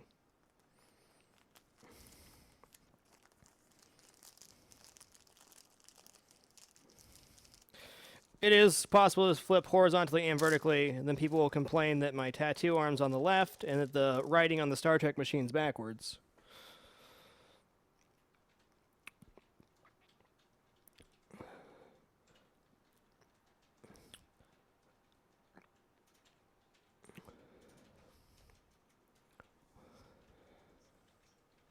Alright guys, I'm going to take a short break, be back in like 2 minutes, and then we'll decide what to remove next.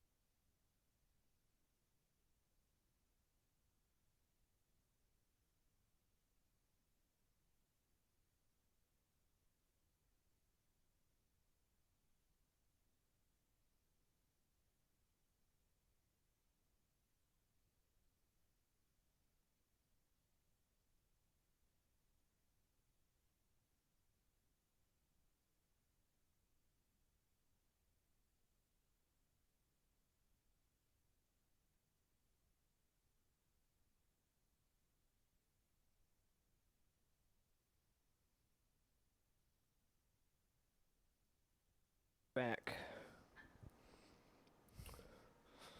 Let's try Gruber's suggestion.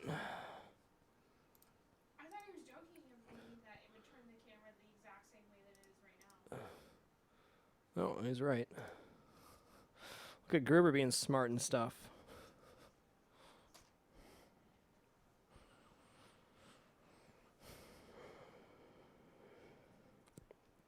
Okay. What is this housing? What is this part of? That is the vault entrance. We're going to remove this piece next. Thank you, Gruber. Appreciate that, sir. I honestly thought it'd be upside down and backwards. Shows how much I know. Look at me being right-brained. Okay, so we're on 71. No, we're on 72. 72 vault entrance.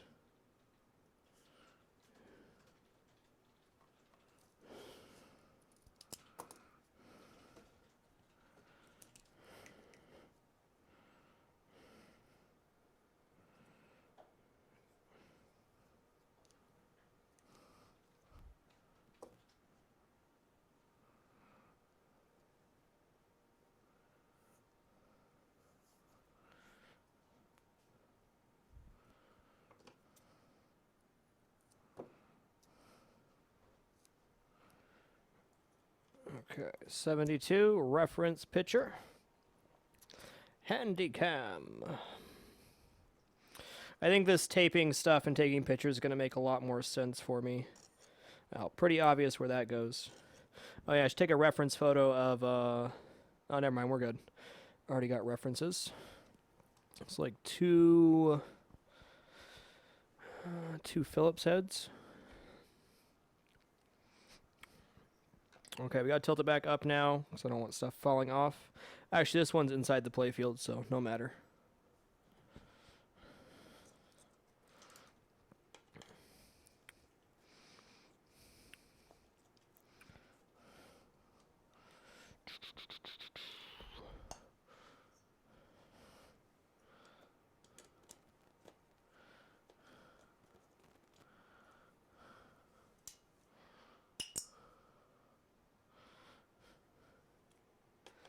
Cool, the RW pointing. Well, thanks for taking the time to check it out. Thank you, everybody, for being here.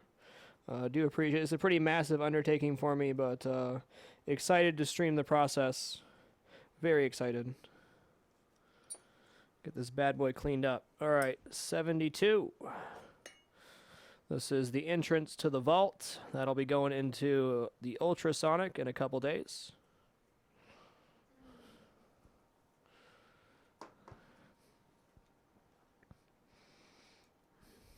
Okay, take a reference picture of where that came out. Neat.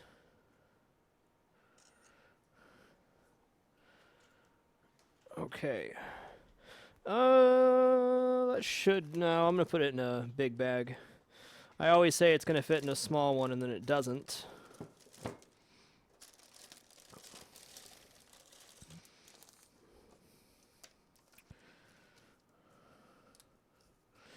$72.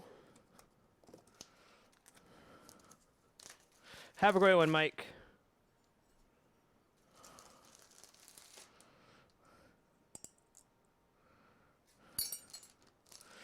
Yes, we're, for anybody just joining or watching from the front page, if we're still on there, we are restoring a 1992 Bally Addams Family pinball machine, doing a ground-up restoration, so we're completely depopulating the top and bottom of the playfield.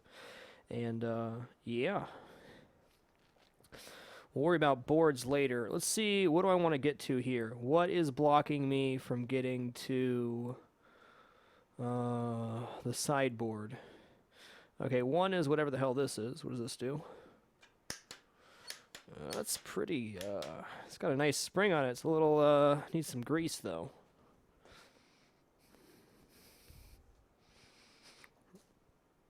What does this do? Okay, this is, okay. This is there a groove there? No.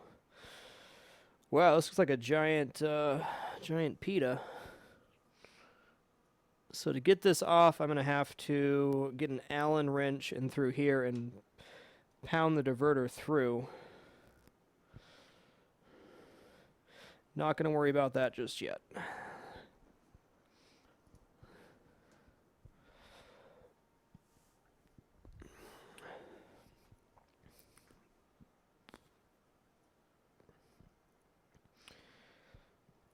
How is the bookcase held in? Looks like 1, 2, 3, 4, 5 hexes. And what connects up here? We got, looks like just 2 molexes. All right, we'll remove the bookcase next. But before we do that, we have to make ourselves a note. We're going to do 73 is the bookcase. We'll get back to that in just a second. I need to get to my molex list or wire list. 1, 2, 3, 4. Is there a large and a small, or are they both the same size? Okay, well, we'll just do them that then. 8 and 9 are both bookcase molexes.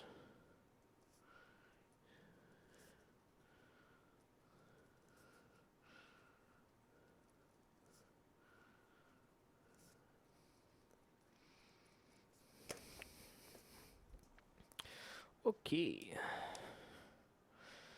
So we have 8. It's a derpy 8. 8, 9, and 9.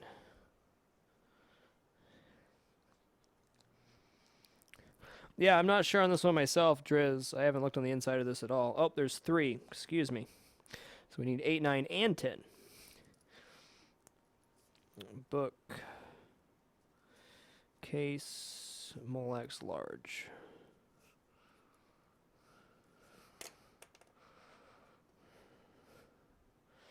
I have them all written out. We're going to do it one at a time.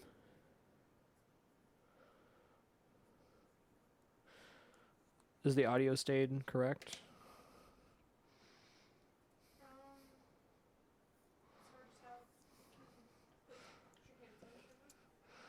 Yeah, hold on.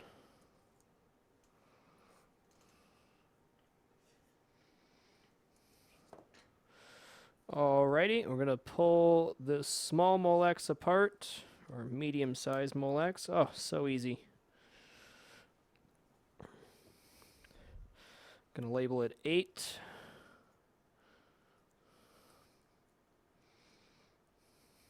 Get a nice push on that.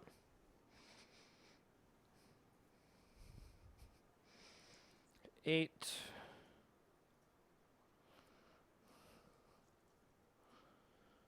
Yeah, cool, Belial. Thanks, man. Appreciate it. Thanks for catching that in the first place. Crazy that you could catch it when there's no real cue for it. So good on you.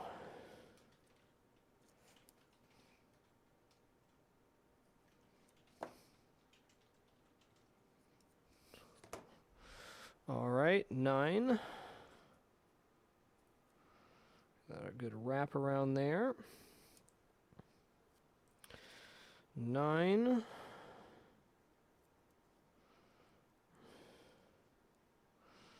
Cool. And this will be 10.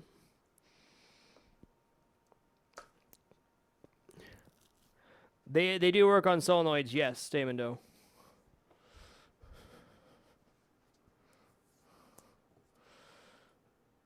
I don't think capacitors come into play. I should do a close up of the flipper here in just a second. Just for you. All right, 10 and 10. Beautiful. Okay, let's do a close-up on the flipper assembly here. Show you the way the flipper works. I'll do a detailed tutorial when we get into rebuilding the flippers. Okay, so this is a flipper assembly. The way it works is it's got these 3 wires. One says go, one says stop. It flips down like this. The actuator arm closes this leaf switch, which tells it that the flipper is closed. On older style machines, the switch is always closed, and then when the flipper shoves in, it opens the switch. But for early 90s plus machines, That's how it goes. And there's 3 wires on the leaf as well. One to tell, send the electrical connection to say it's closed, one to say it's open. Very important your leaves and stuff are clean, because if they're not, you don't get a good electrical connection. And then if you have the flipper up and the ball falls on it very hard, it'll kind of collapse real quick like this. So the cleaner your leaves are and the better your connections are, the stronger your flipper is going to be. Each machine has a amount the leaf's supposed to be separated. It's generally about 0.65 on a micrometer. Micrometer. So that's a flipper assembly. Same thing over here. They all look about the same no matter what.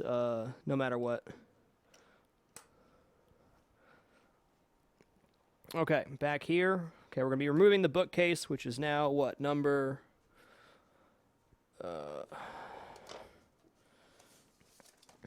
73.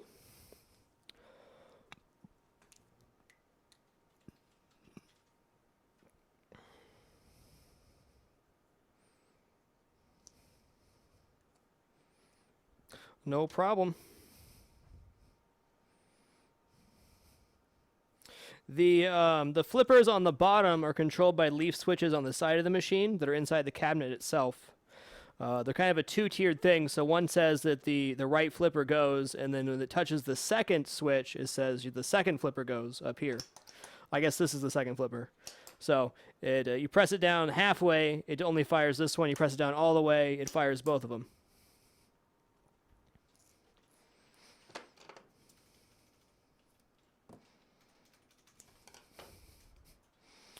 Okay, we'll just slap this on right here. Take a reference photo.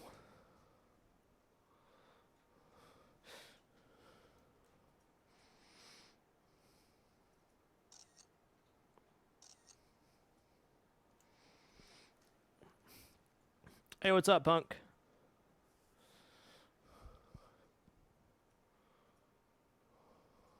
Oh, yeah, it's actually a really good point. I should underline the 6 or the 9. Where's 6?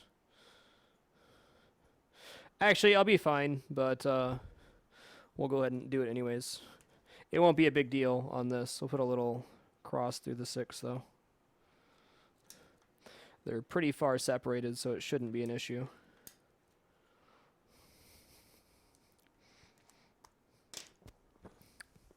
All right, we got to tilt it flat now.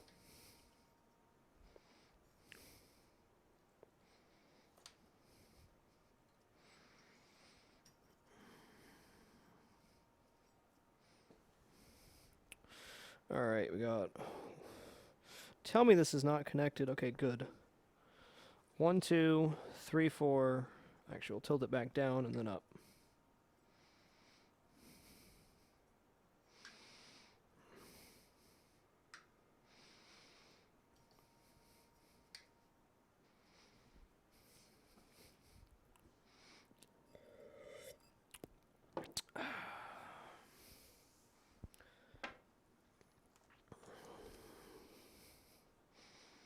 Oh, dear God, where did I put that bit? Not Goodman.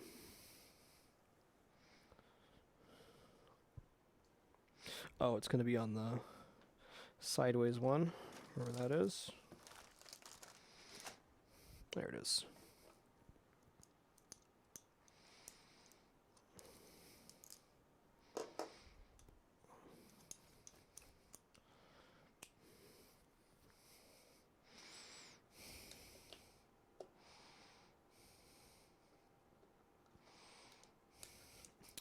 That came out almost too easy.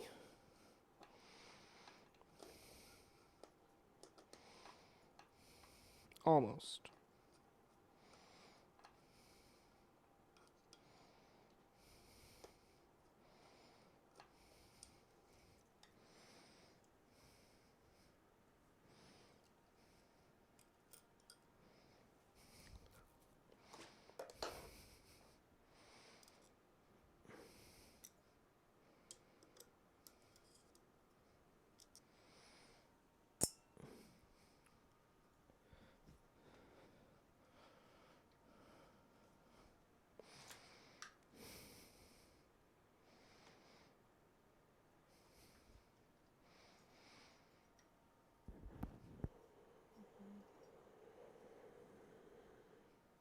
Okay.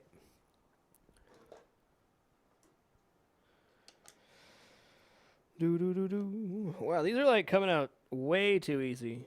Maybe that's why my bookcase never felt quite right. Oh, look at that. There's like a little washer under here. Good to know. That must be to slightly angle the bookcase. Makes sense. Have a good one, Damino.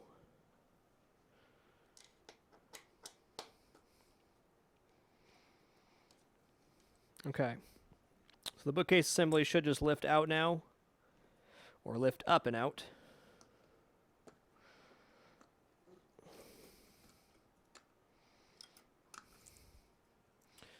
There we go. Bookcase is out. Now, going to take a reference photo here with this washer still in place because that's obviously a big part of the assembly.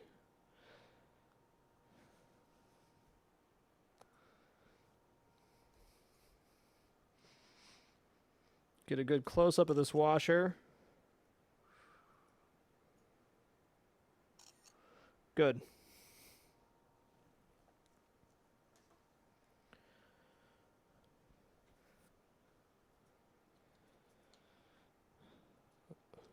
Pull the washer out here. We'll bag the washer separately as 73. So I don't believe this assembly is going to fit in a bag, period.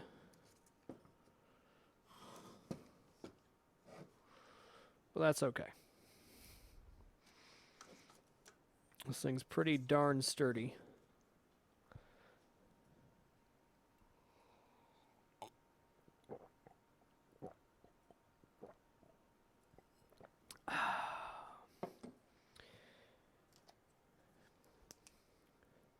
Shindy, little hand to you, friend. Welcome to the Dapper. Thank you very much. Appreciate it.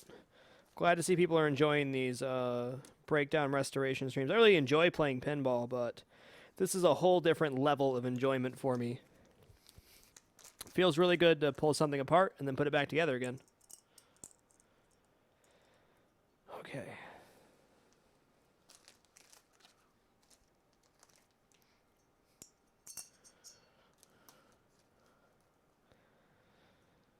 Funny that is, Driz. I'm getting more and more relieved as we remove more parts.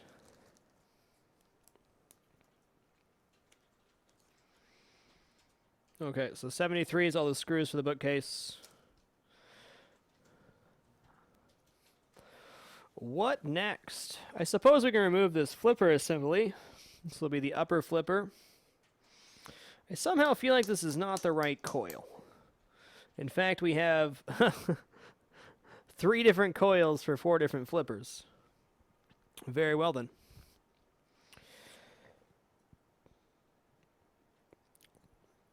I'm going to have to label these in a way that makes sense to me when I'm putting them back on. All of it needs to come off, correct.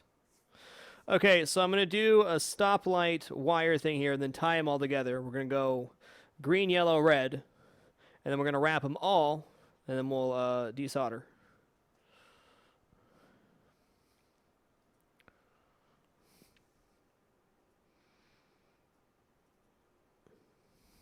Let's take a look at this real quick. Okay, so the double wire, this isn't even double. Okay. Interesting. Why is... This doesn't make sense. Why wouldn't this be a double wire? It's like almost always a double wire on a leaf. I guess not. That doesn't make sense either. I feel like the wires are flipped on at least one of these. Well, it's definitely the case on my Star Trek machine, though for this mini flipper, it doesn't really matter.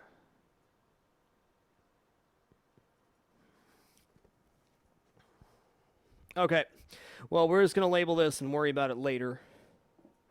It's not like it wasn't working before. It just confuses me as to why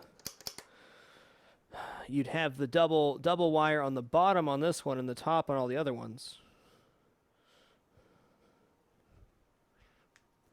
Number 1040 is the amount of full-time broadcasts I have done in my career. We've never been late to a show or missed a day. 1,040 broadcasts into my career.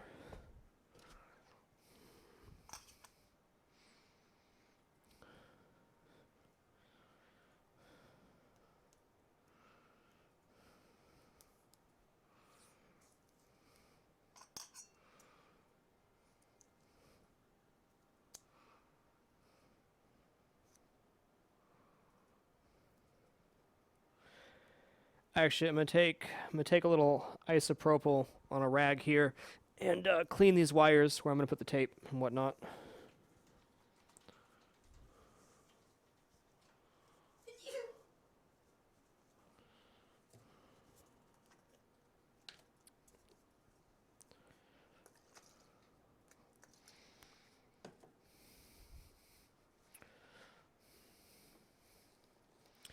Just where we're going to put the tape so that I don't have to clean this portion of the wires again.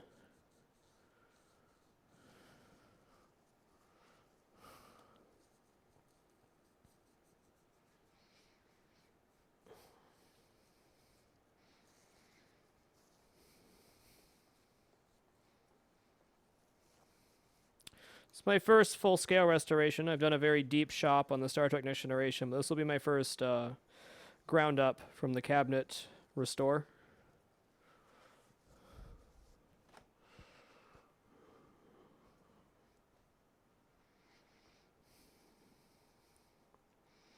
Green. Okay, got a nice tab to get that off.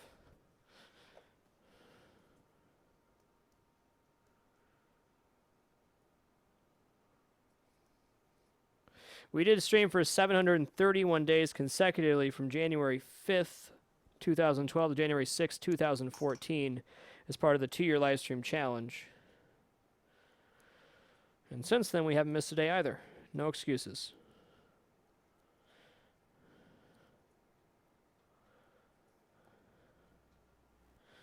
Yellow. So pretty much all flippers have a 3-prong wire thing going on. So I just always label them like a stoplight. I don't have an itinerary, Core. I'm just doing as much done as I can.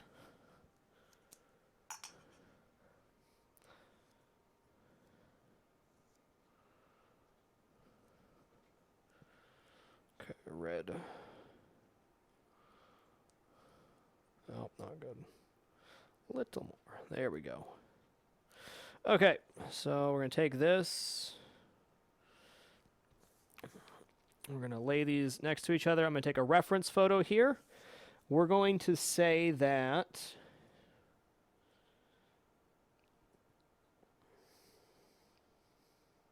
I might as well just label this first. Okay, those are pretty clean.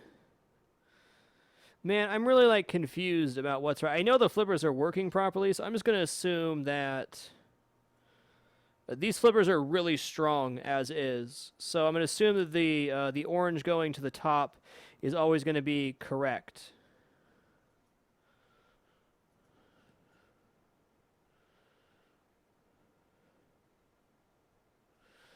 Okay, so we're going to make the bundle here, and then we'll do it.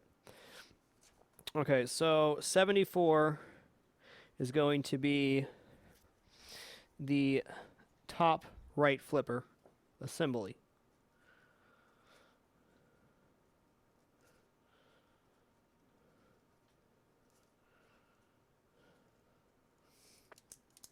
And then we're going to go over to our wire list. And we're going to write down that number 11 is top right flipper wires.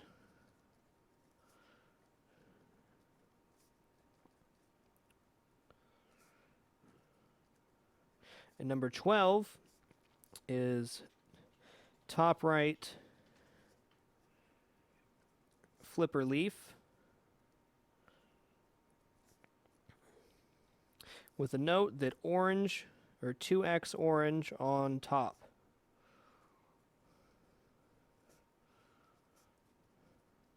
Word.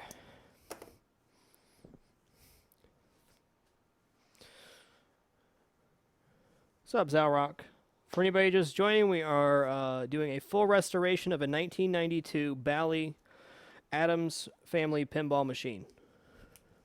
So if you're wondering what you're looking at, it's the bottom side of the machine with some parts taken off. Okay, so we're going to do 11 first. Make this a pretty big piece of tape.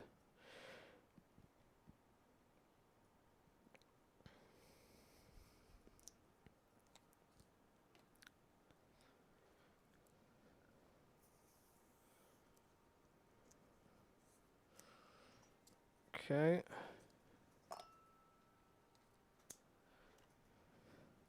Gonna make ourselves a tab. Actually, so I should have done this first. Tab over this way. I don't think it's gonna be long enough. Let's tape it first and then write the 11 on. That's what I was doing before, and that worked out pretty good. Okay, let's go. Big old long piece of tape. Pull myself over a nice tab to write on. Then wrap these wires. Find a good point to do so. Let's go like this. Man, this piece is way too big. That's okay. Better more than not enough. Okay, cinch that together real good. We're going to write an 11 on this one.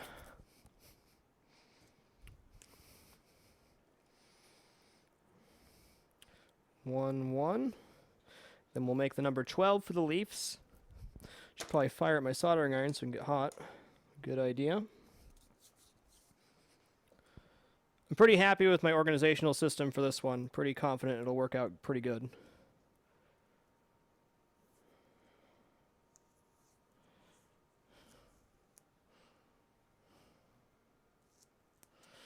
Yeah, I'm 30 this year.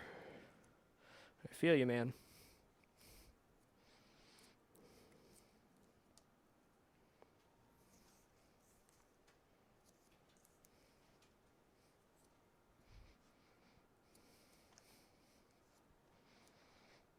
Okay.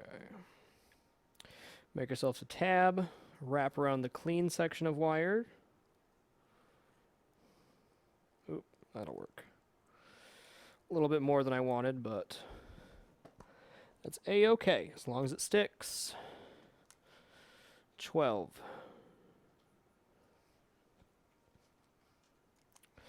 See if there's anything else I can do here while we're in the vicinity. What's this Molex go to? Okay, those Molexes are good.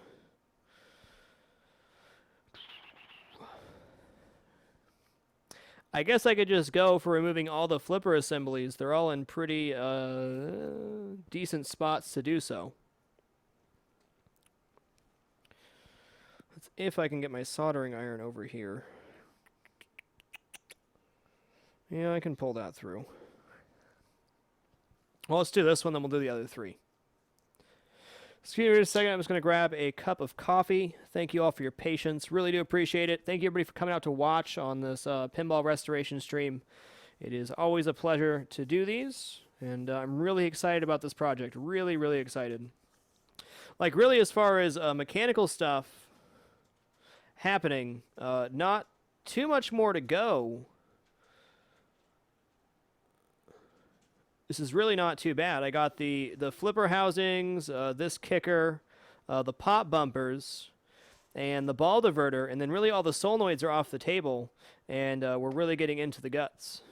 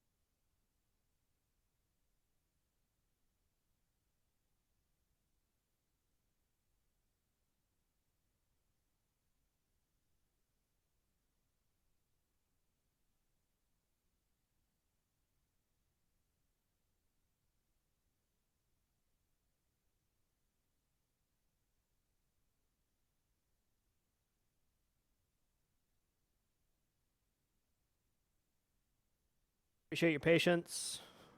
Yeah, watch out for that one.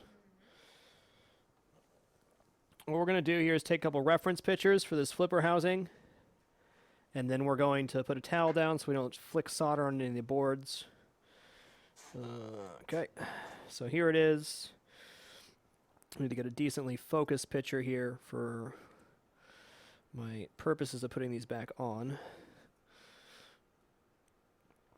Red, yellow, green. Number 12. Number 11. Okay, cool.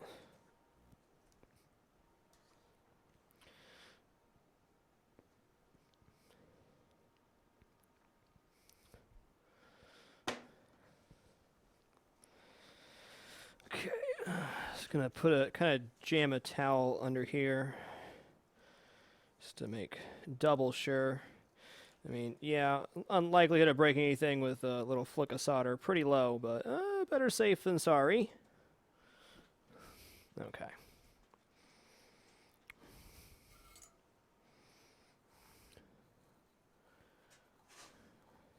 And I'll move my iron to the other side here in a minute. Yeah.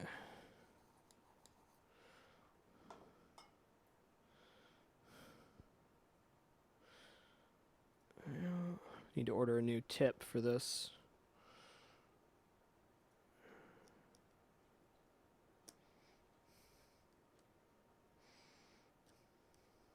Come on.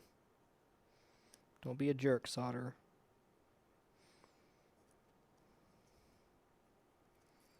Oh, it's pulled through there freaking weird. Okay, good.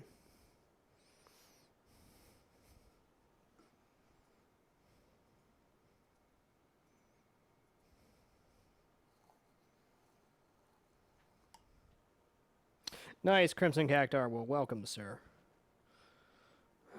Man, they soldered this on there all wonky. To be fair, they didn't have it pulled off, so a lot harder to work with.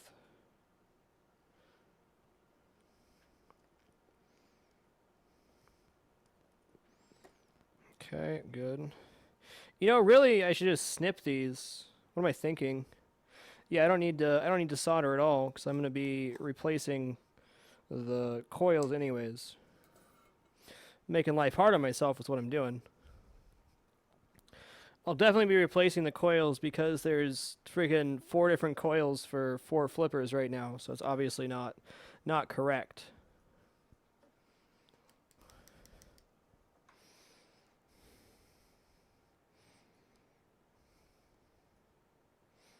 Since we'll have the assemblies off the machine, I can just put new leafs on anywho. Save myself a bunch of time and hassle.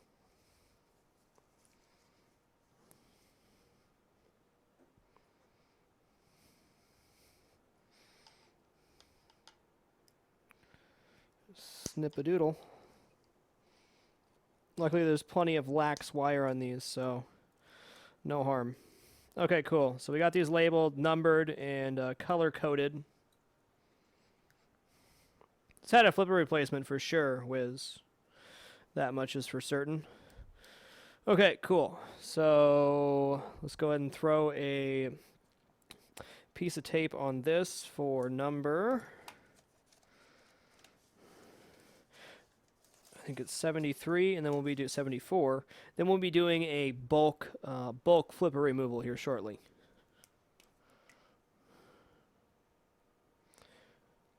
Okay, so 74. Phil Quirt, this is a full restoration of a 1992 Bally Addams Family pinball machine. We're on night number 2. We're completely depopulating the top and bottom of the playfield. Just going to stick that on the little actuator arm because I will be replacing the whole thing. Though this did have a flipper replacement done recently, I definitely want practice doing full flipper replacements. And I'll probably replace the bushing as well, which is the plastic piece that holds the flipper in place. 2 photos.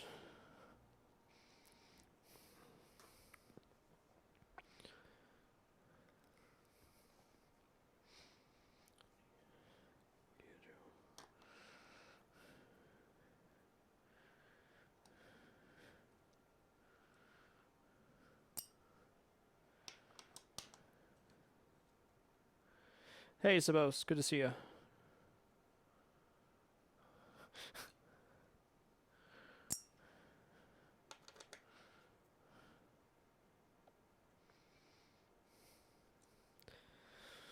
Such a silly trying to desolder those. No point. Really only need to desolder micro switches that I can't get to. In fact, I shouldn't really have to desolder anything else. Really. I'm using a Shure something or something. Something. Wireless microphone.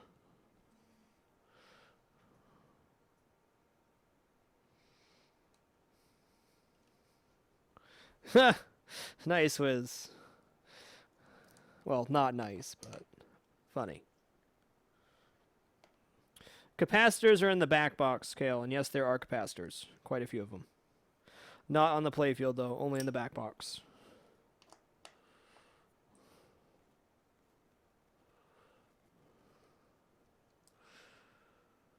Okay.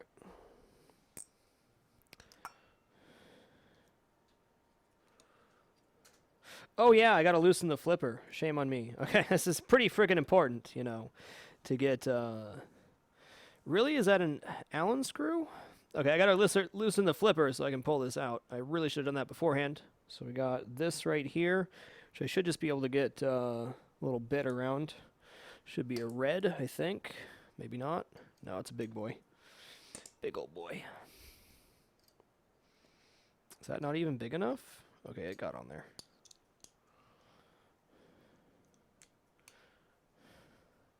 So the flipper may drop onto the ground. That's okay, though. Dang, that's cranked on there, as it should be. Okay.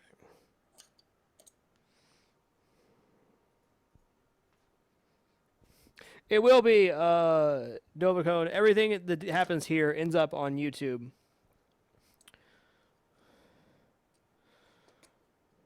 What am I stuck on here? What am I missing right now? Oh, the bushing. Okay. So, I'm going to take another picture here for my reference, and I'll show you guys the bushing while we're at it. Little flipper to you guys. That's right. Okay, so that's what we just removed. The flipper bushing is what the flipper rests in. This bushing looks pretty solid, to be honest. Looks nice. Probably won't have to replace that at all. If it starts looking ground on the top, that's when you have to replace the bushing, so it causes your flippers to act really weird. But anywho, take our reference photo for the after. Cool.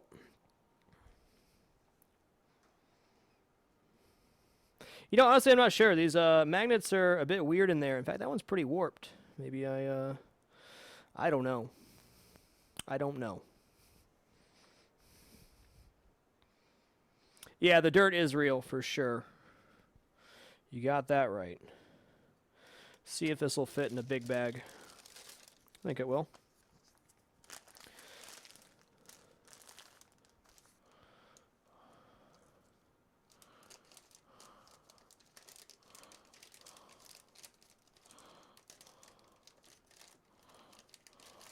Yep, there we go. One flipper assembly. I will definitely pull these apart and clean every part of it.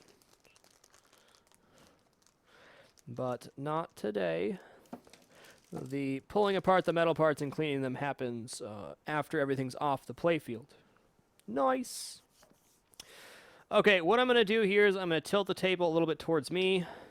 Then we're going to label all of the wires, cut them, and then do the exact same thing we did with that flipper for the other 3 flippers.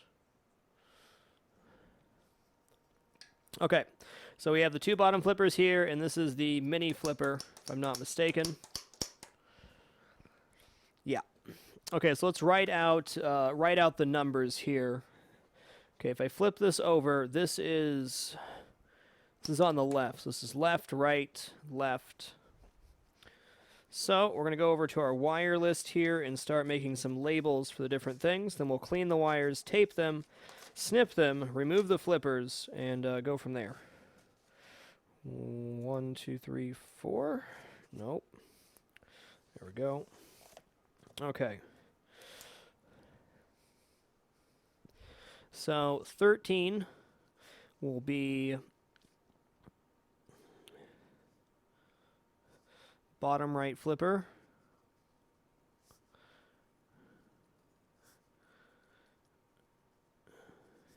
14 will be bottom right flipper leaf.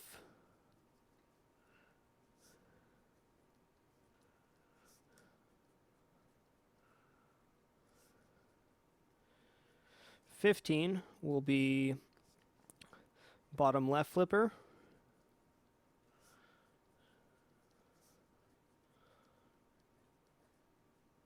16 will be bottom left flipper leaf.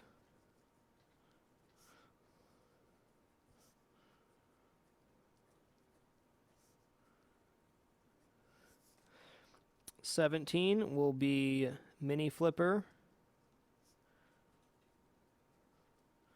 And 18 will be mini flipper leaf.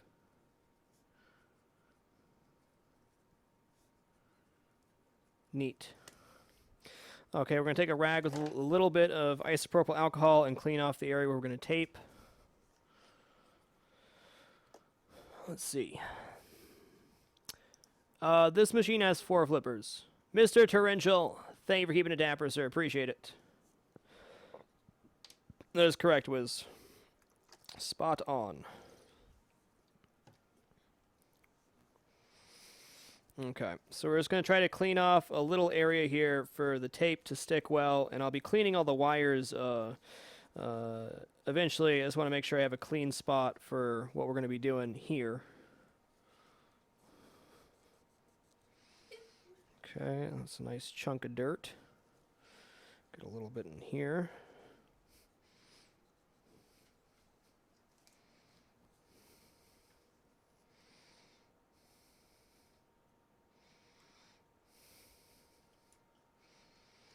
Okay, I'm just going to move this real quick.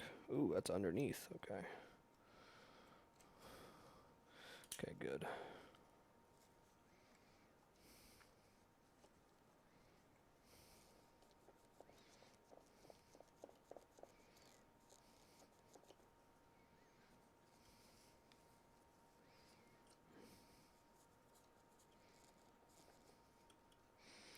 Alright, so propyl down here.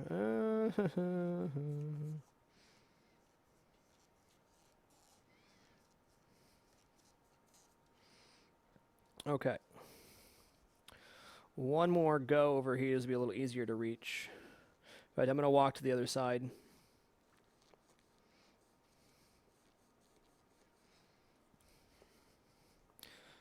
So much wire dirt.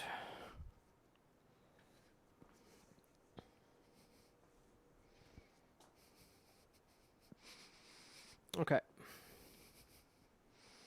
Then we'll get all these appropriately labeled and pulled off.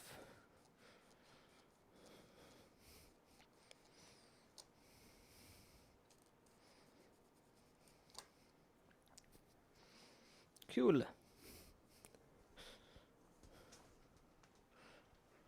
we're just going to work our way down the list.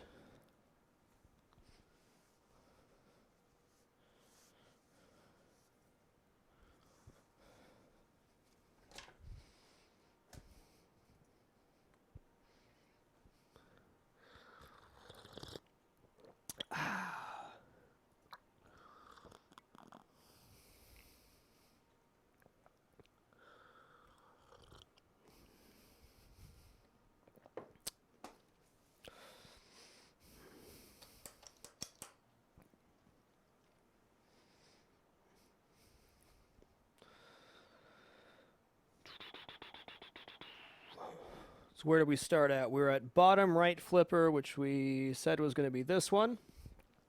So we'll start our labels now. Actually, I'm going to tape, then label. Let's tape everything and then label afterwards. Me drinking coffee, Bliss 9.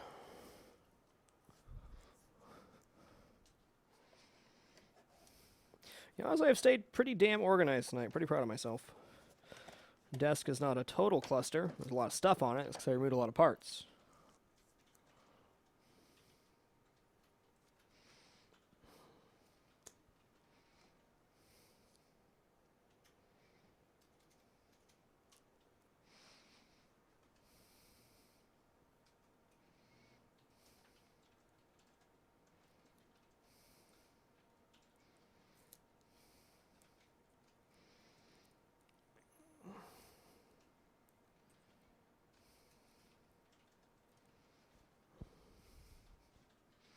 And consent to stream Cooking with Frag as well. As long as your content is a vast majority gaming. Yes, filing false reports is indeed against.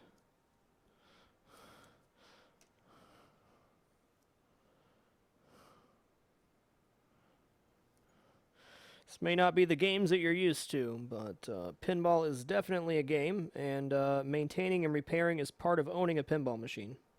There's no getting around it.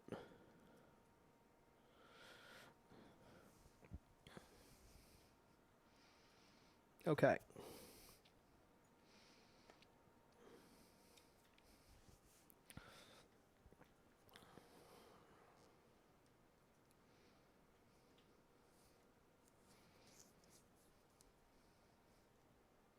Good night, Claw. Have a good one, sir. The game of life. That's a little abstract there, Driz, but nice thought, huh? So we're folding over a tab on the tape to give me something to work with when I go to pull this stuff off.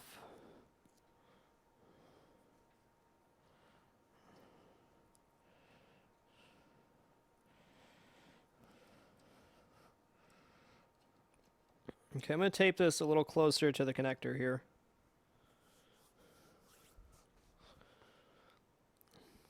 Nice, Anderson. Well, thank you for stopping by, sir. I'm glad you love pinball. I do, too.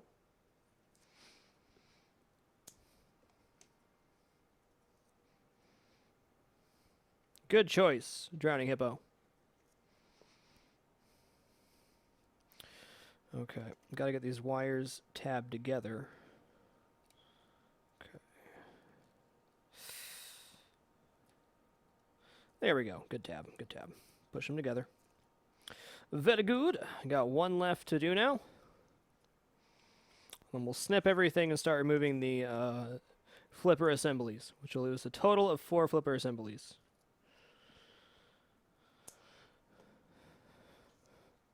Hello, Angel Picard. Thanks for stopping by. Security Cop, I honestly just dove right in. I just started pulling apart my Star Trek Next Generation machine and learned on the fly.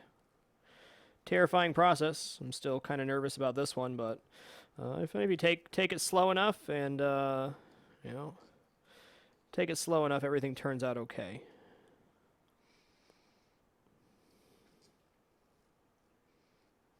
I feel like the isopropyl alcohol kind of dried out the rubber casing a bit. I'm not sure if that was a good idea or not. Anybody with electronic wiring experience, would you recommend any other product for cleaning wires? What's up, Shronius?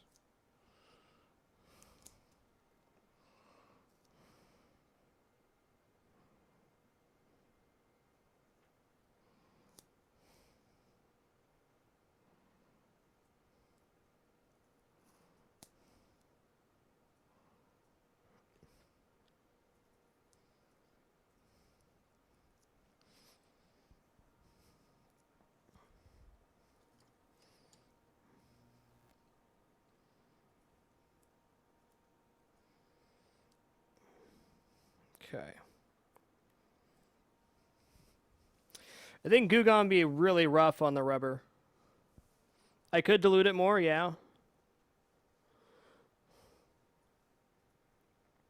That feels like all that stuff seems like it's really abrasive for cleaning wires.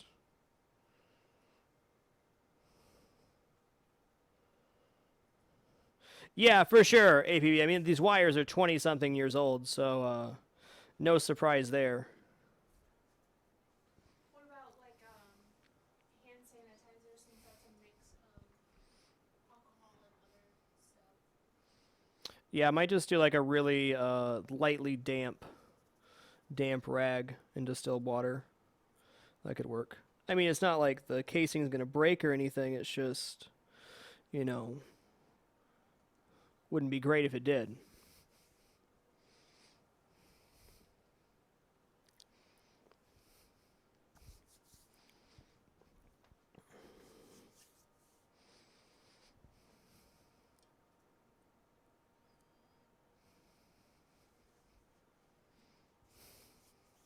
For sure, Kale. White vinegar? Okay. I don't mind if it takes more scrubbing. Angel Picarx, the pinball was not in the drop down tonight, so that's what I chose. All right, maybe we'll just try like a light vinegar water, really lightly damp rag. I think that'll work out good. Definitely didn't do any damage with the...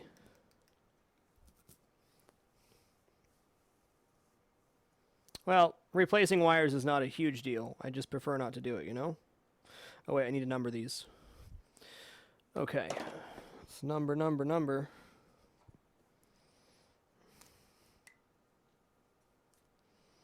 Methanol, watered down, works perfectly. Okay. All right, so let's see where we're at. We're at 13. This is 13. Thanks for the feedback, guys.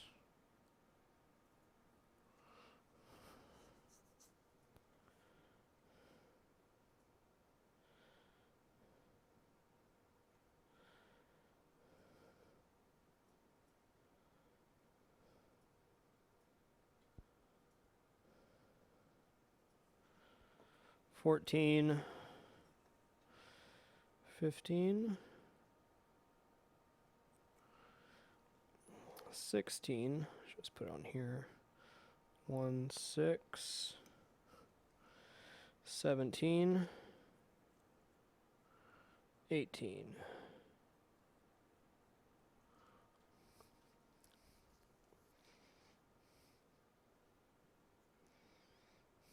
For sure, Matt. Well, what's going to happen is not the actual electronics. I'll just be pulling the wire harness off, and then I want to clean inside these wires. So I think like a really lightly damp rag should do the trick. I'll take a little scrubbing. I don't care if it's 100% clean. I just want to get some of the grime off the top. Shouldn't be a problem with moisture. It is just rubber casing. Okay, so let's make sure we label everything right. 17, 18, 15, 16. Yes, yes. Okay.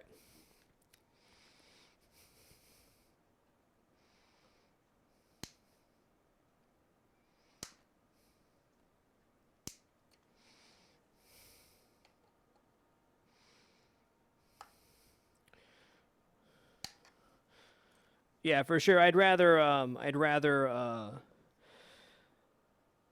take my time and like not use something abrasive because the wires are old. Granted, I don't think a little bit of isopropyl where I put the tape was a bad idea. It just, the rubber's very dry. Doesn't want to bend now. Worst case scenario, had to, you know, connect some wire in if something broke, but that's not likely either. Certainly wouldn't want to soak them in alcohol, but I don't think I did any damage. Trying to cut as close to possible as to the bottom. Maybe I'll pull that one, then snip it. That's probably a good idea. The leaf down here. Okay, this wire's pretty jacked.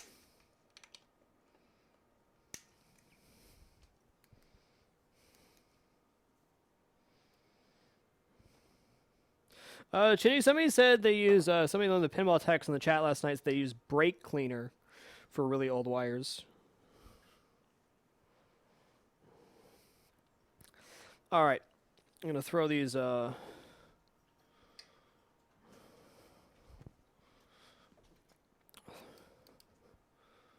right here.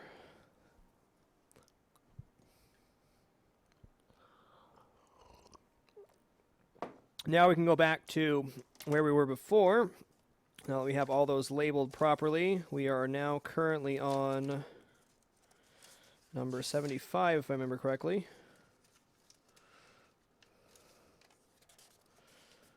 And I was. 75 will be mini flipper assembly.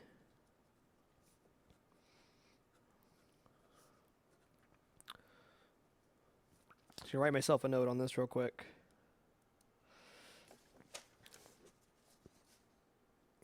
On the wire for the mini flipper, on the leaf, I think the wires were put back on there wrong, so I'm going to leave myself a question mark.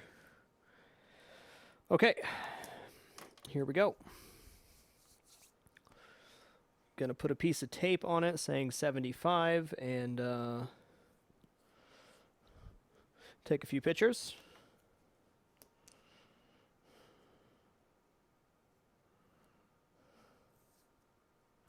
He used the brake cleaner on electromechanical wires, not these. They were insulated differently back then.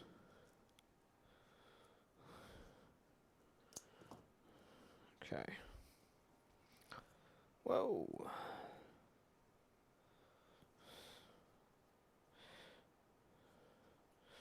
$75.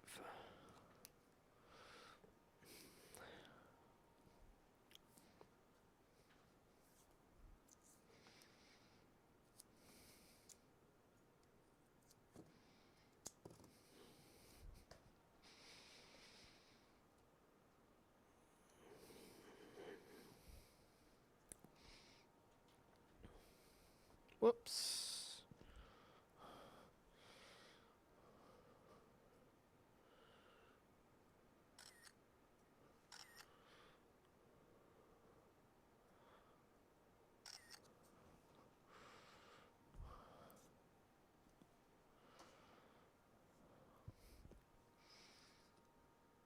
Okay. We're gonna slide over here. I can move this crap now. It's not a danger. Where to put it? Oh, don't rip that piece of paper off, please. Okay, then. So I'll tape that back on in a minute. Actually, I'm just going to go ahead and put away the soldering iron for right now. It'll be easier.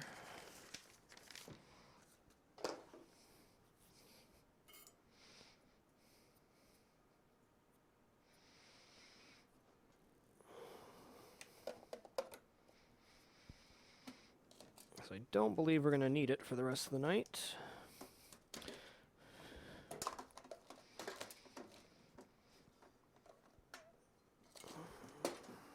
Cool.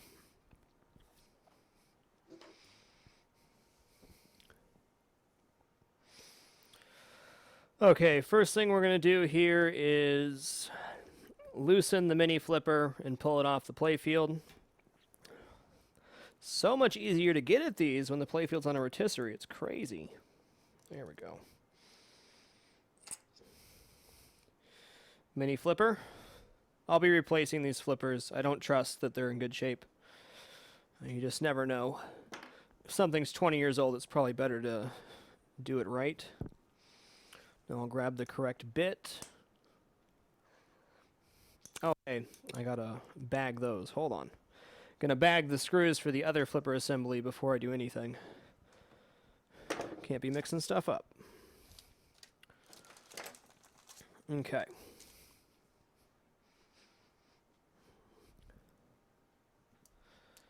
$74.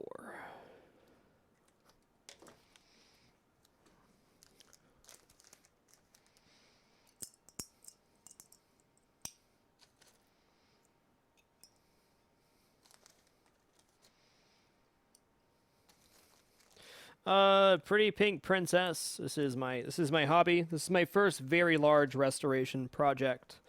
I did a major cleaning and shop of the Star Trek Next Generation machine I have, but nothing this in depth.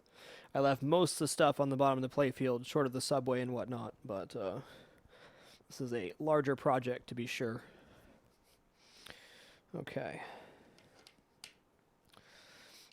8 screws to freedom.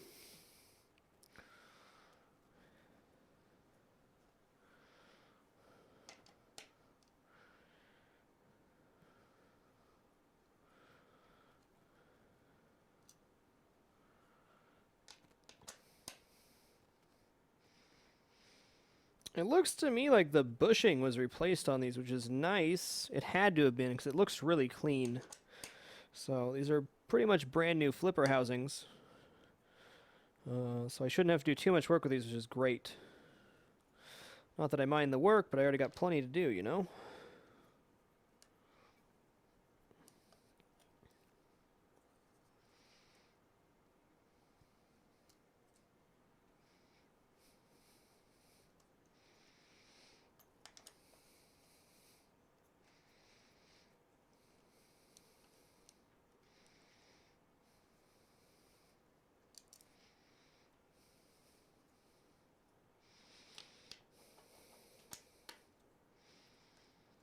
So my goal tonight was to get the top of the playfield completely bare, but that's not really realistic. Now that I'm looking at it, really have to do all of this before you can get to the posts and whatnot, and the post will be the first thing to go back on. Okay, so that's all 8 there. Gonna lift this up real gentle like. Give myself, oop, that's what I needed right there.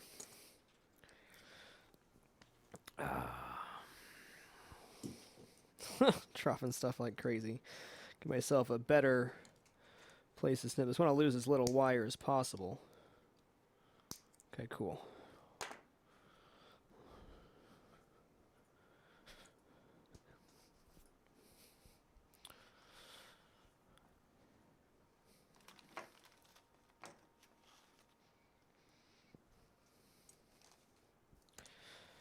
Seven, 5.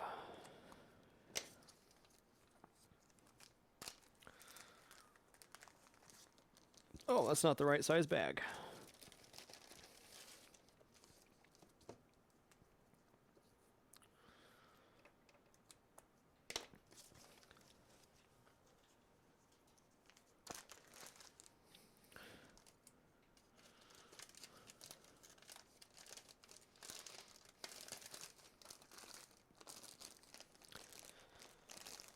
Do do do do do do do do do.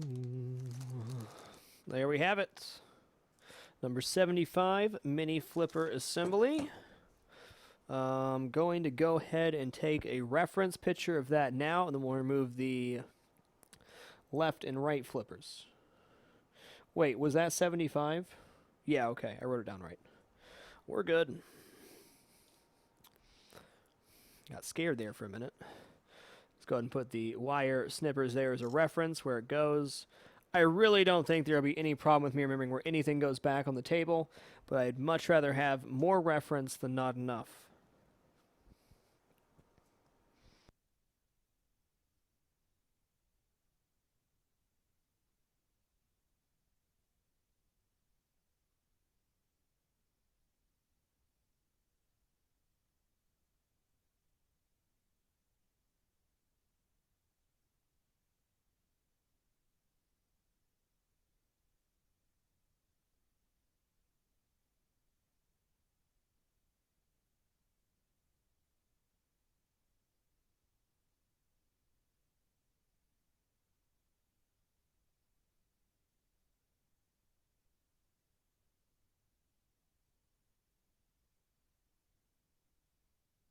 So this is the right flipper. We're going to do that next. Just going to put a piece of tape on here real quick. I got my page is starting to tear off my notepad, which is not great. I can't afford to lose that piece of paper. So let's not. At least it was only the top piece. Okay, cool. Alright, so where are we?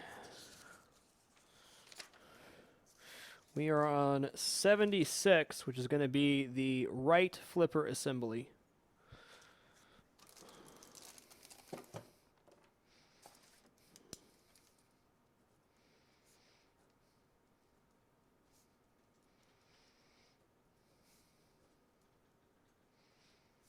I'd like to once again say sincere thank you everybody that did make this pinball streaming studio possible. Pinball has filled a pretty massive gap in my life. When I became a full-time broadcaster, I gave up my hobby of gaming and made it a job, and I haven't had a hobby for a long time, and pinball really came along at a good time for me when I really needed something. So it's kind of got me out of a rut and really helped me out personally to have something to do with the spare time I do have.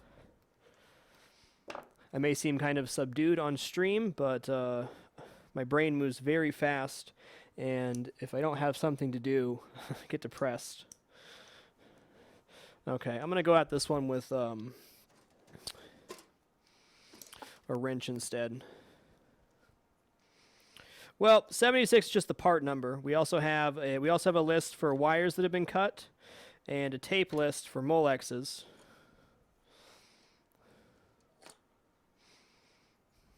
There we go.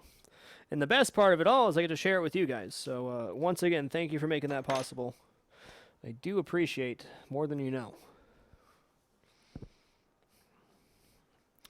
Okay, going to take a quick label of this with white tape saying 76, and then we will know where we're at.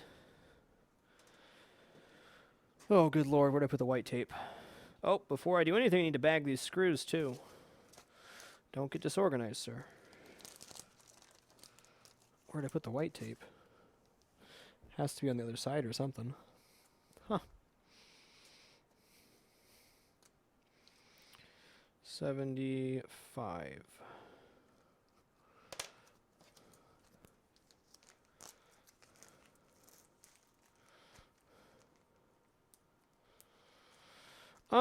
It's a good question, Shindy. I mean, if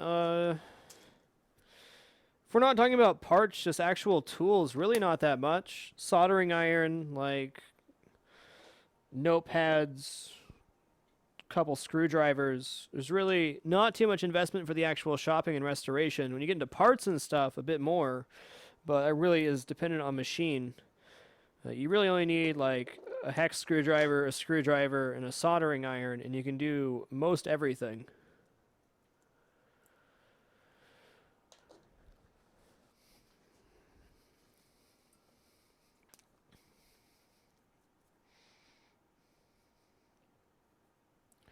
$76.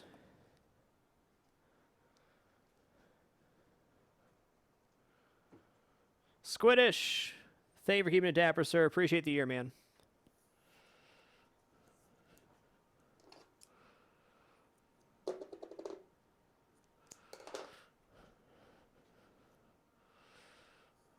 $76. Enjoy your alert glitch. Thanks for being here, sir. Okay. There's 76.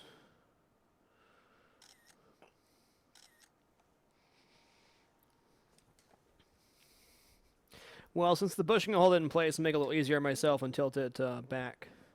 Yes, I have heard of the Williams firepower.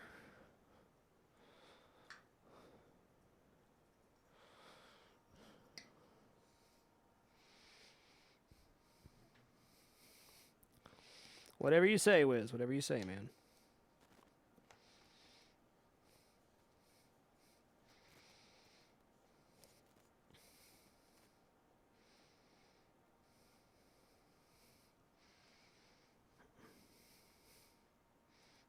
Bummer, Wiz. Honestly, I have no idea, Blaze Master. Really depends on the condition of the machine and whatever else. I just don't know. I'm not well versed on shopping for machines or what machines should cost, to be honest. I feel like everybody that buys a lot of pinball machines always tells you, "Oh, you should have paid less for that."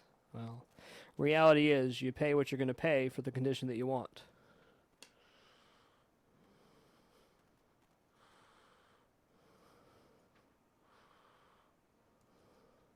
Yeah, that is a good call, Ritharu. Thanks. Appreciate that.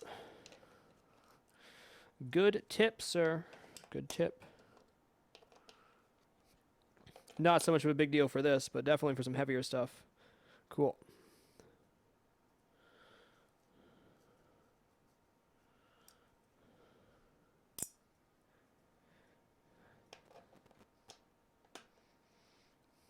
Sorry, I can't be more of help, Blaze Master. It's really, pinball pricing is like all over the place, and I really don't know what's best or worst or anything else.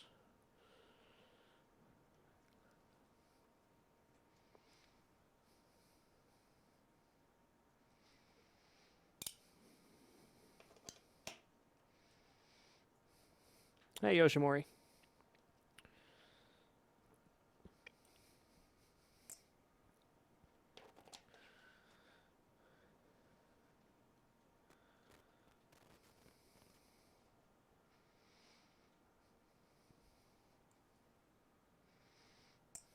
Okay, I'm just going to bag these screws before I forget. 76.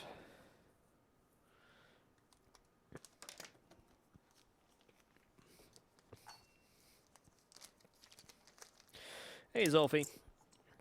Well, honestly, you should have seen it when we started. There's a lot more stuff on the board. A lot. This is a little. I'm feeling much less overwhelmed now that we have this much off the playfield. We've got a lot done tonight. Okay, so we're just gonna pull this real quick. Pull it back. Number 76. Cool, Puma Oblivion. You know, honestly, I'll say that. Well, digital pinball is not exactly the same. The Pinball Arcade does a really great job of reimagining some of the really great tables, and they do a pretty damn good job considering it's digital. I think it's as close as you're going to get to putting your hands on a real machine. You know, honestly, CK and Live parts are not that hard to come by. I don't know about arcades and stuff, but I think pinball collecting is in a pretty good place right now. Definitely seeing a resurgence in people wanting to own machines and things of that nature. Okay, so it's going to take a quick reference picture for that's away. More reference pictures.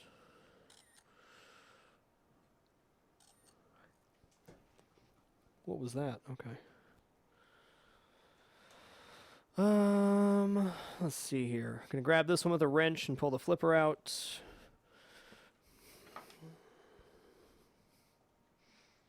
Yeah, for sure, Driz. It's hard to do like a couple little things, but I mean, really, considering it's a digital reproduction of a table, I think they do a fantastic job with it. Definitely, you have to get the same size flippers and rubbers, but I can definitely get different color flippers. I'm gonna walk to the other side to do this one because it's well, tricky. But before we do that, we're gonna label and take a picture. We're on 77 now, which is the left flipper assembly.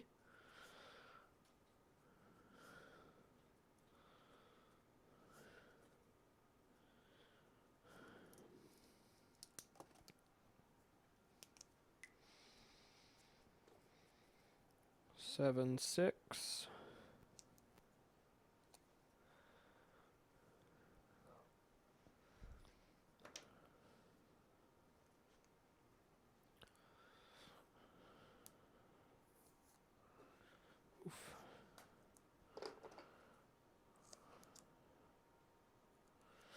I think this tape on the bottom of the playfield to label the parts is going to work out pretty damn good.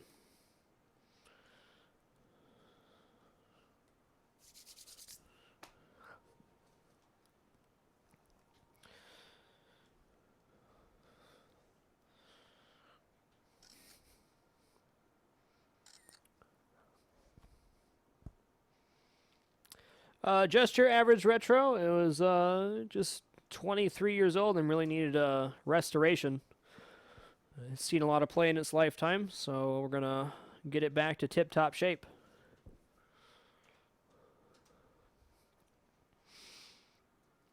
Okay, pull the flipper out.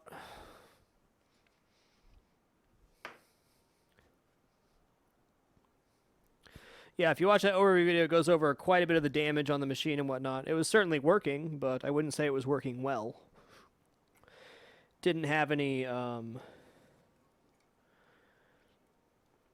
credit dots or anything. Okay. Turn them all a quarter turn here.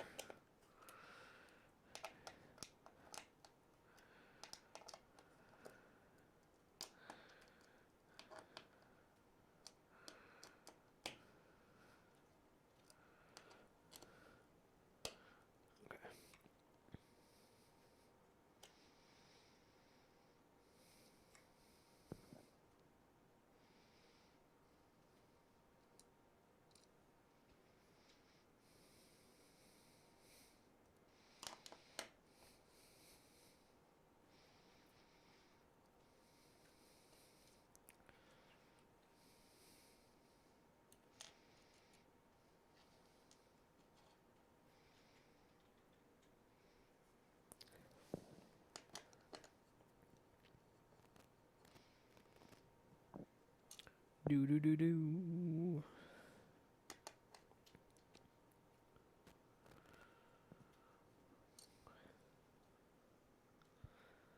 Playfield's looking pretty freaking great. Got so much done tonight.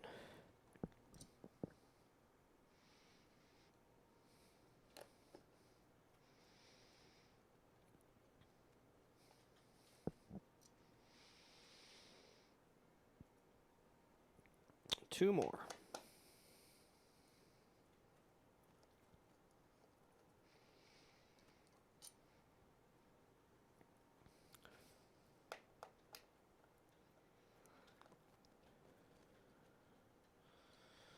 All right, 76 is off the table. That's all four of our flipper assemblies. So gently lift up the bushing, and this should slide right out. Yes, sir.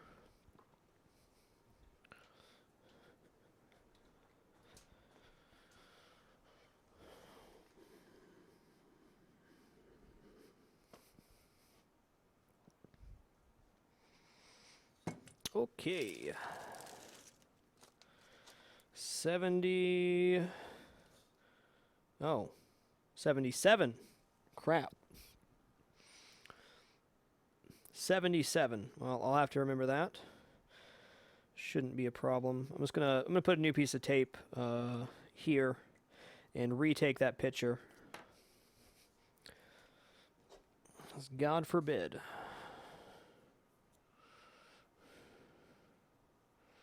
Seven.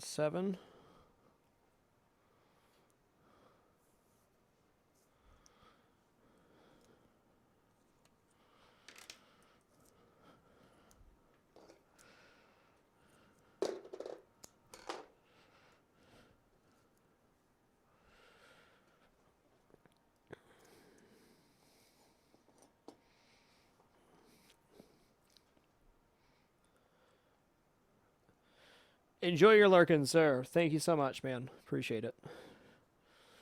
77. Then we'll just pull it away and take a couple more pictures here.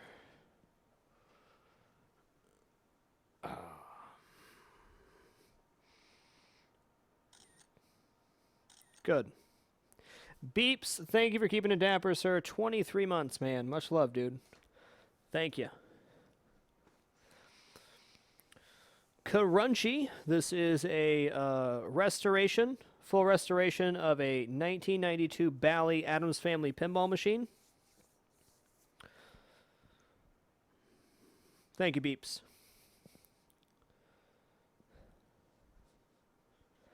All right, 77 left flipper assembly Dunzo. The progress is real.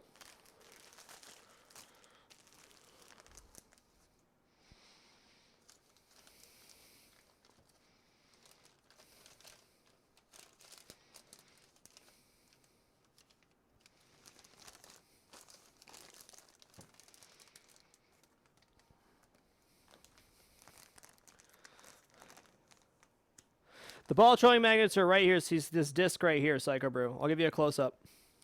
There's 3 of them. Get a close-up on the magnets for you, sir. The ball trolling magnets are these 3 discs right here. 1, 2, 3. Lima Batty, I only work on my own machines. This is really my first full-scale restoration, and I have no intention of selling my services. I'm just trying to learn and adapt. Okay, so I guess I don't need to desolder these switches yet. What do I want to remove next? I mean, tough choices. I could go for the pop bumpers. Pop bumper housings. I don't think I want to do pop bumpers tonight. Crunchy, this is the second machine I've shopped. This will be the first one I completely depopulate.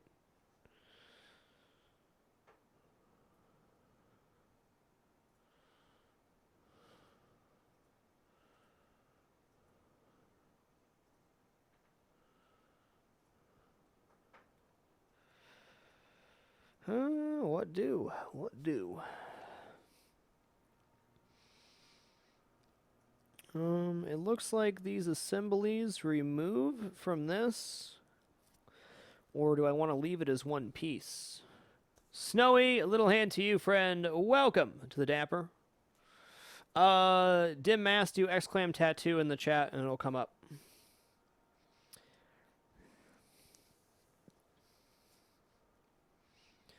I'm going to flip it back over and take a look at what the hell we have going on right now. On the top, if there's anything we can take off.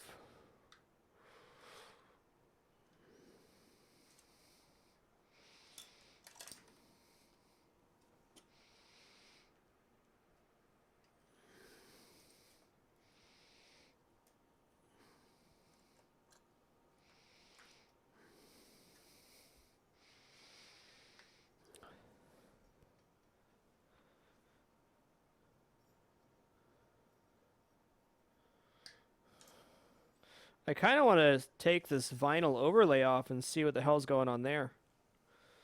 What time do we got? It is 11:23. Might be a good project. Oh, I don't have the hairdryer down here. Maybe not. Congrats, XD.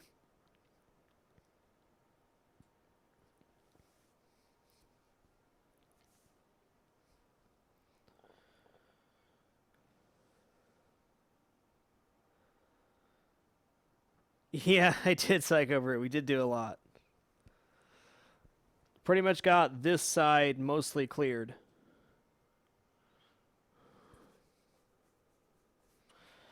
All right, guys. Tell you what, I'm gonna take a quick break, wash my hands, and we'll decide where to go from there. I'm like honestly unsure what I should do next.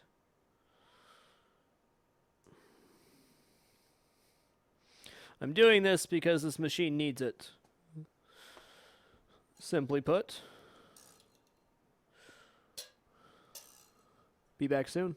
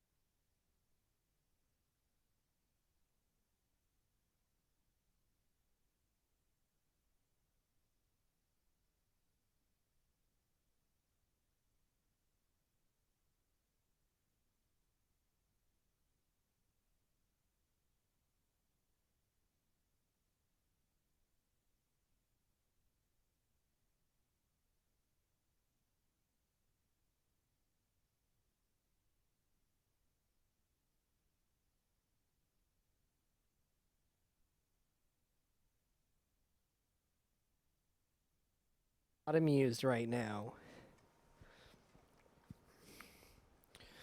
Cleaning and replacing a lot of parts, Crunchy. James is not happy. Poor Jimmy. Poor Jimmy.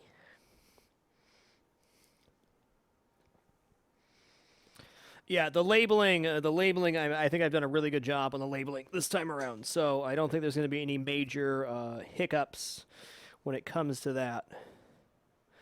Okay, so I can tell by looking at the wire harness over here, I'm one turn removed from where it's supposed to be. That's okay. I'm going to flip it back around this way, though. It's coming, Wizmander, don't worry. A lot of the stuff I'll be replacing on this machine will be for my own knowledge. Like, I want to know how to replace pop bumpers. I'm going to get really good at flipper reassemblies, and whatever else that needs to be replaced, I'm going to just do it. Yeah, the thing box is really bad. Well, thanks for taking the time to watch the video, Just Your Average Retro. The LED kit's already ordered, Puma. Definitely doing that.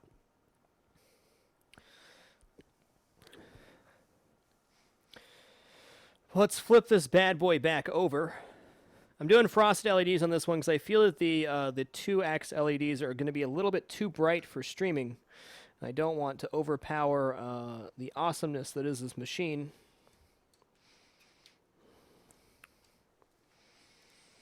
Okay, we're going to lay this flat for right now. Pinball is open chat, has been since October, so pretty much guaranteed open chat day on Sundays. And, yeah.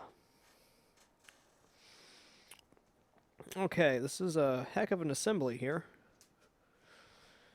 So this would be, what does this do? Okay, this kicks the ball into the launch slot where you launch it to start your ball. I think this will be, oh, it's two pieces. Interesting. Okay, so it's a two-parter, but they have to come off together because they are definitely intertwined.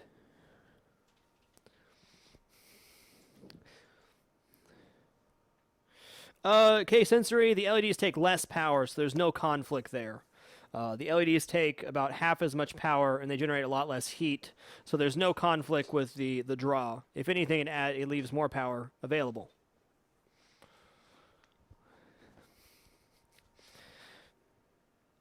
So I think we can remove this assembly next, which is the ball loader. Should be a slam dunk. This is not attached, is it? No. So we're only looking at disconnecting 3 wires.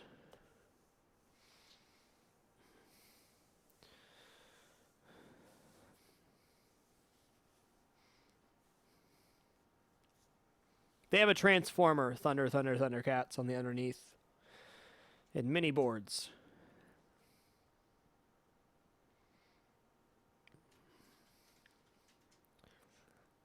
Looks like we're getting a kitten. Cool.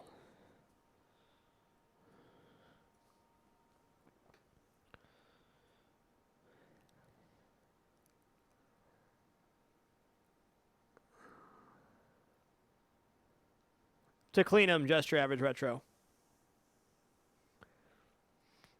Okay, let's remove these two pieces together. So we'll get a, let's label this, what are we on now? 78. Oh, I need to put the 77 screws in a bag. Not 77 actual screws, but the screws for number 77, which was the left flipper assembly. Because they were in my pocket.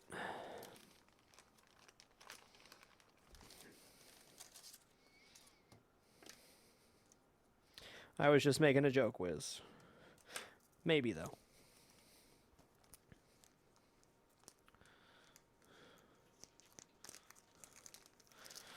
Case in this case, no. Everything has regulators on it. Or whatever the hell you want to call it. Anyways, installing, I don't know the science behind it, but I know installing LEDs does not affect the voltage of the machine. or does not cause any voltage problems.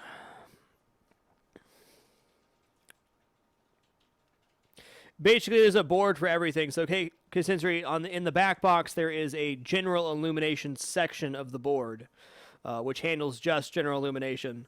So there's only voltage going to the lights for the lights. It doesn't produce an over voltage for anything else. Okay, so we're gonna call this the ball loader assembly. 78. Oops, I don't want to write with a Sharpie. What am I doing? 78 ball there assume. Alrighty.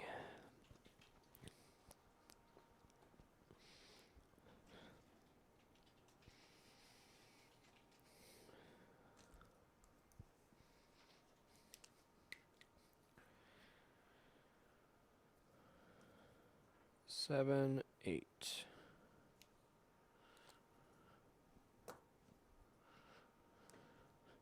Gotta say, I did a pretty damn good job organizing tonight. Pretty happy with my organization.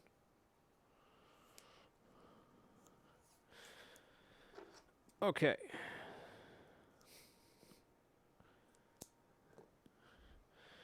Slap a 78 on the side of this thing and take a nice picture of it.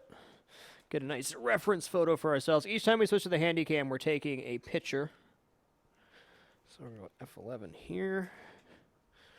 This is what this is where the ball rests after it gets kicked out from over here, and this arm is what loads the ball into the launcher. So we're just gonna take a nice reference photo of that and get a picture of the screws here too. There we go.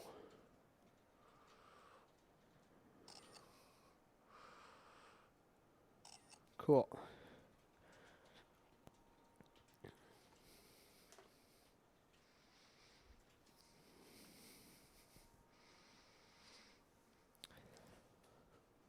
Yeah, Ruby's not very graceful. We're going to disconnect the arm first. Actually, let me label the wires. Hold on. So each time I cut a set of wires, I have a separate list of tape. So I just tape the wires together and then make a number for it so that I know where it's going to go back. Brahms, you really don't have to do this ever on a machine. You can just keep playing it till it dies, but this will greatly increase the life of the table.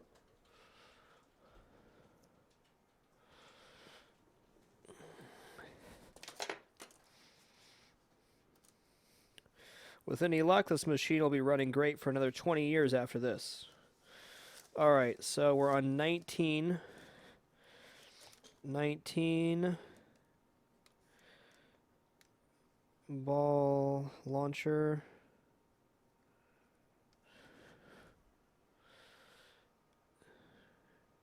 And then the single wire. Let's put double wire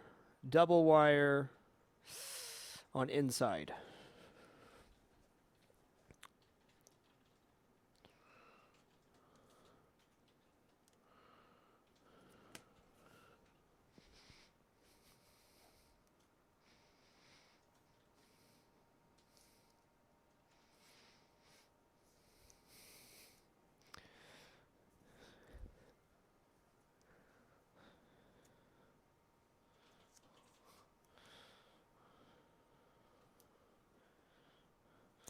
It's really just dirt, just your average retro. Basically, if you wanted to buy a brand new playfield for this, $2,200. So I'll clean it myself. Also, this wood's already nice and compressed, which is actually a good thing. So after it's clear coated, it really should be more or less bulletproof. Oh, balls. Yeah, get in there. Not happy with that piece of tape. Gonna redo it. A lot of playfields, brand new playfields, you can get for around $750, but after it's totally cleaned out and GI'd by me, it'll look like brand new. Trust me.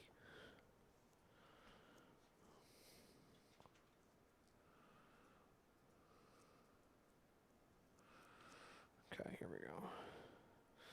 Bundle these together better this time.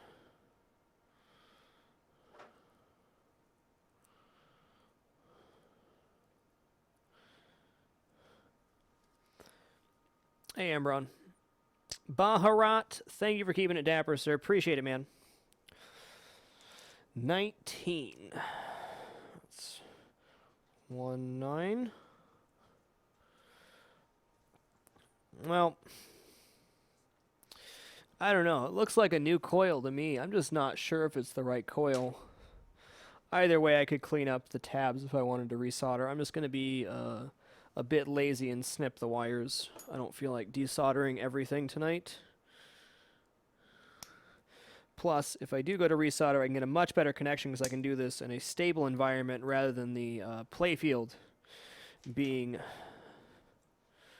pulled off or tipped up. It's a lot easier to work in this position than it is with the table lifted up. Then you're fighting against gravity, and this way gravity is working for you.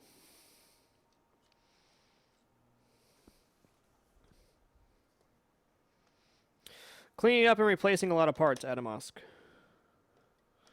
This is a very, very deep clean and replace anything that needs it. Well, thank you, Ambron. Appreciate you stopping by, sir. Okay. Am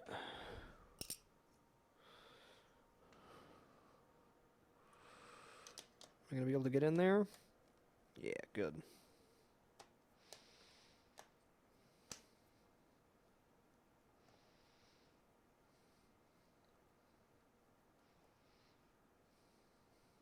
How do you avoid switching the wires when you tape two together when you reassemble? I leave myself a note. So on that one I left the note that double on the inside, so I know that the double wire goes on the inside of the machine. I also took reference photos. If I get confused or something doesn't work right, I can always go back and look.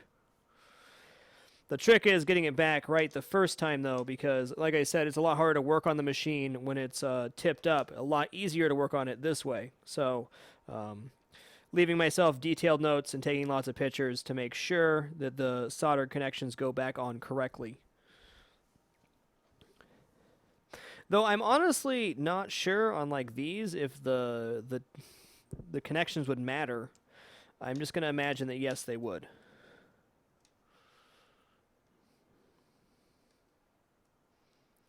Indy Inquire, a little hand to you, friend. Welcome to the Dapper. Thank you so much for the support, sir. Appreciate it.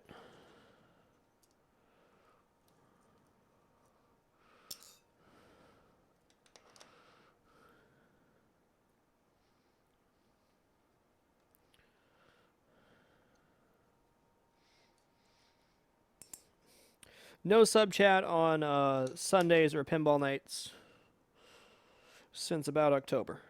No, thank you, sir. Appreciate it, sir. Takes a lot of people to make this channel full time. Thanks for being a part of it.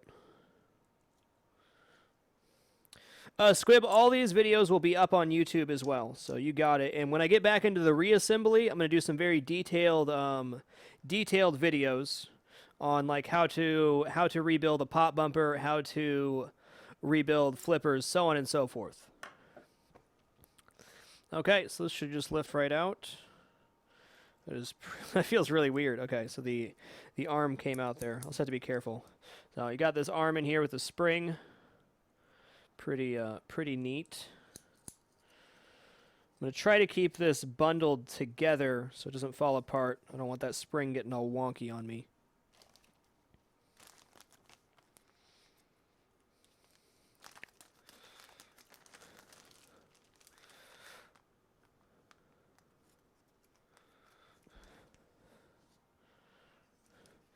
I believe the reason Captain Coolout is that while connectors are great and they do use them for some things, over time and wear, especially with a lot of electricity running through them and solenoid dust firing up, they're more likely to become corroded over time. So a solder connection's a lot more stable after 20 years or so. To my understanding, that is the reason why. Okay, I should probably put a number on this bag. Were we on 78? Something. 78. Also going to bag the screws separately. Come on, give me a good surface. 78. Stick those in the bag. Anything that has like a hole in it or moving parts, always bag the screws separately so they can't fall into the hole. And apparently I have 2 wood screws in my pocket too. Awesome.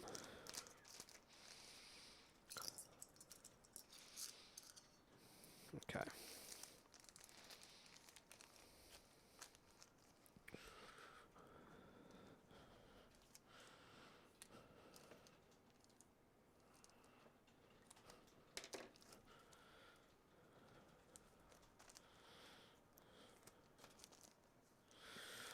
No idea, Mr. Witten. Each machine would be different, so very hard to say, sir.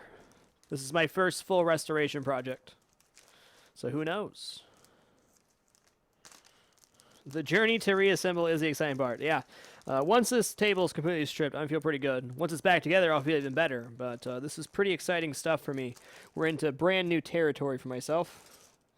Okay, the arm already came out. Let's not... Here's what I'm going to do. I'm going to pull the spring out so that the spring doesn't get borked.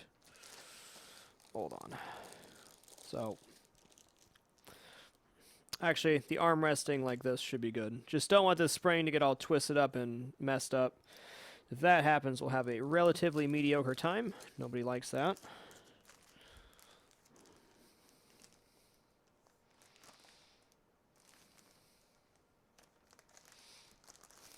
Nope.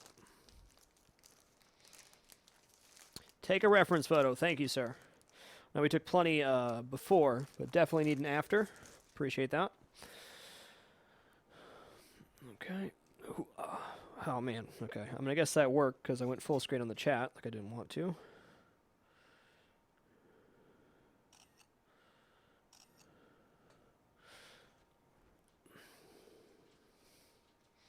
Oh, crap.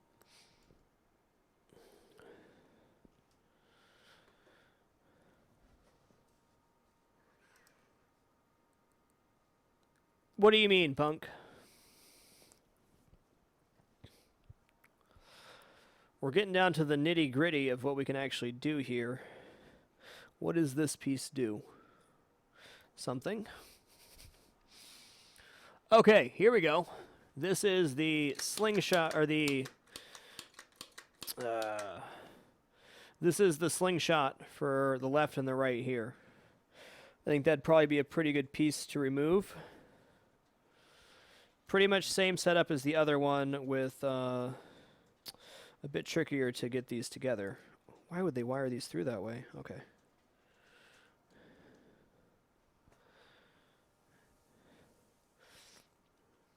Punk, I'm just pulling everything off so I can work on the artwork on the underside of the board, replace any parts that are missing, and have it re-clear coated.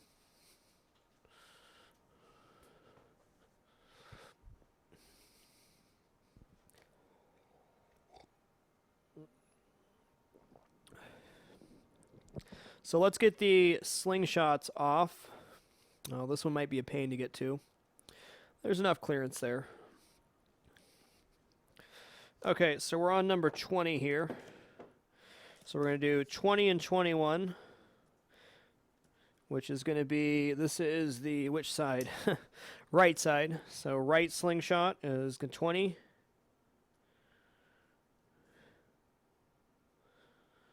Right sling on the right sling. Single wire bottom.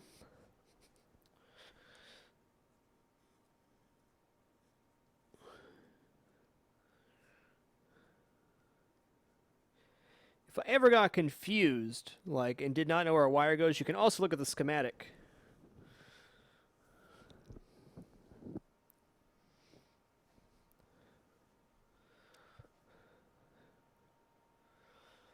But that'll be okay. Okay.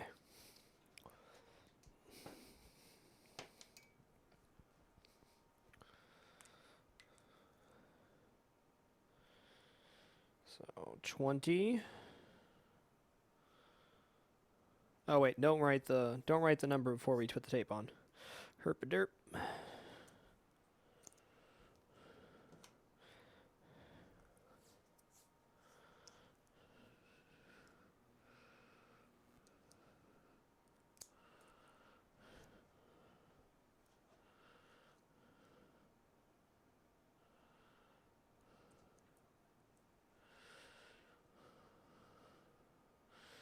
Okay, so we're going to wrap the tape around these 3 wires here.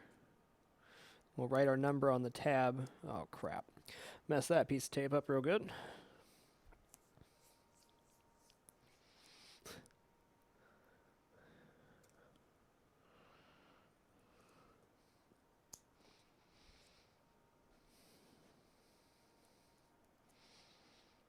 Get a nice tab for myself so the tape's easy to remove. Wrap up, over, and around. Make sure that wire's pressed in there real good.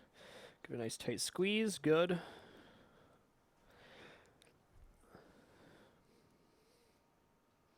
Hey, Wonder Waffle. How you been, sir?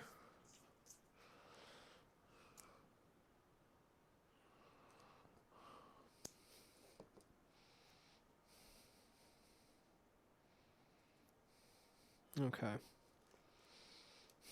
This one's a little trickier. Oh, this one's only a single wire. Okay. Well, why is this through here so freaking weird?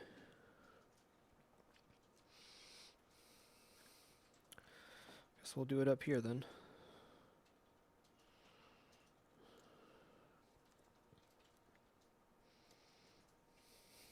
Sorry, I'm not trying to block what I'm doing here. Okay. What did we just miss? Not. Thank you for keeping it dapper, sir. Appreciate it, man. Appreciate it. Okay, so here's 20.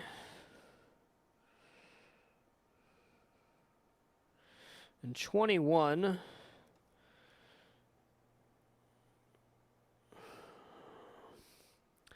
I'm going to put thick. Well, they're both single wires, so I'm going to go left sling on 21. Large wire, bottom.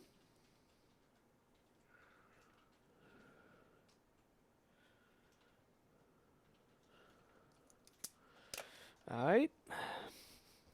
Now we do a little snip snip.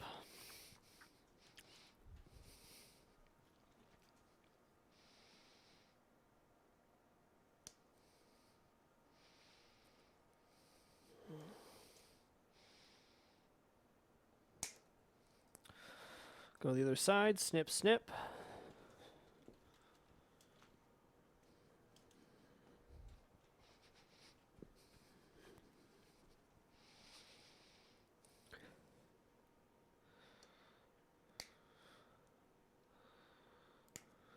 Okay, cool. So those are released, which means we can get to the housings, which means we can pull them out.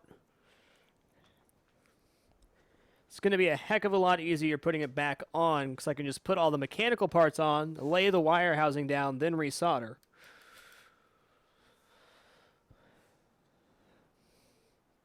Much easier. So we're on number 79, which is going to be the right sling assembly.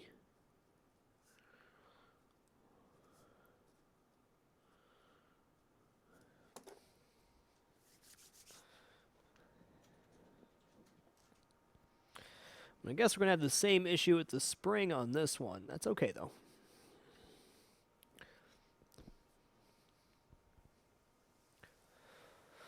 I'll probably end up ordering a new arm for both the slingshots.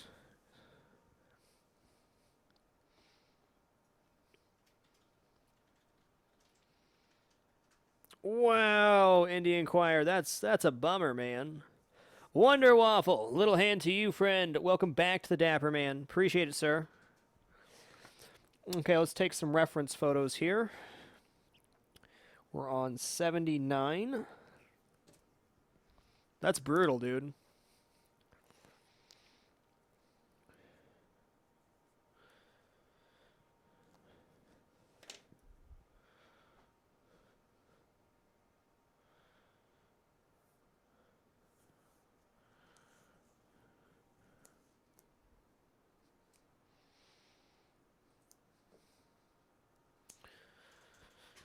$79.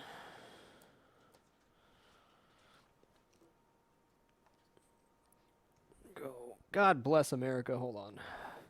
I'm clicked into the chat, so I can get a better picture than that.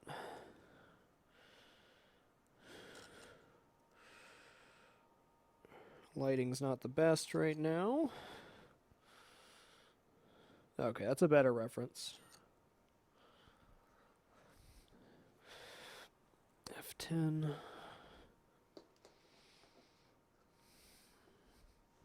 Nope, it's a camcorder.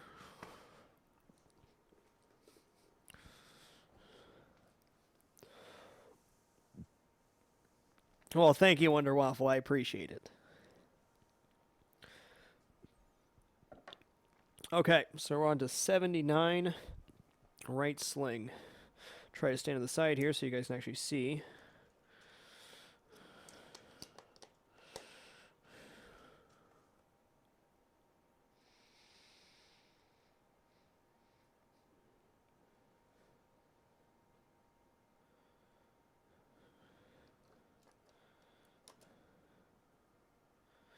Not sure what you mean, Shindy. Oh, the plastic caps. Those are light fixtures.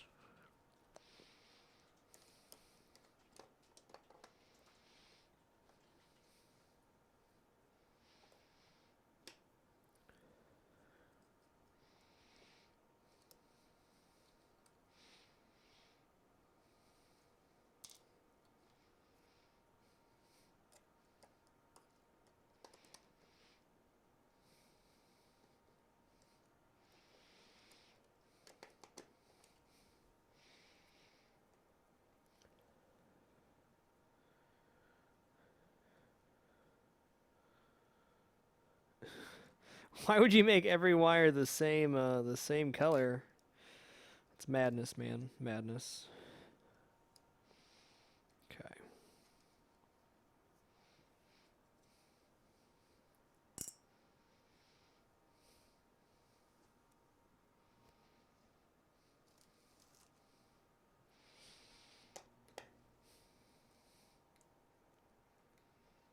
Yeah, no kidding, awful. Like right now, I'm looking at chat.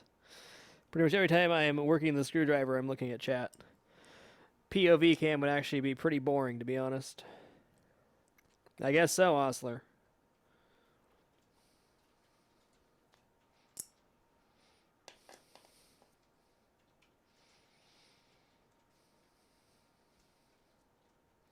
I'm going to move my other light real quick before I get some reference photos here. That's nuts, Indy. That's nuts. You're a brave man, sir. All right, just going to move this light real quick. And we'll get a couple reference photos when we pull it off. See if I can get better lighting slightly. There we go.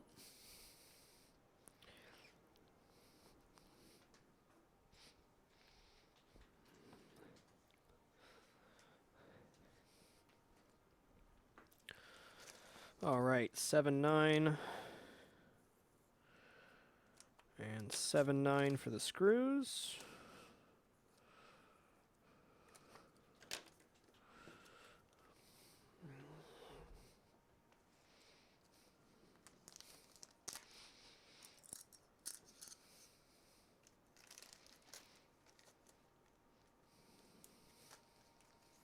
Alrighty. See how this pulls up. Shouldn't be this hard. Okay. There we go. So here is, man, that's freaking shot though. Is that even, it's not even plastic, man. They made this out of wood. That's nuts. Well, it looks like I know what I'm getting. So that is the slingshot assembly. Pretty jacked.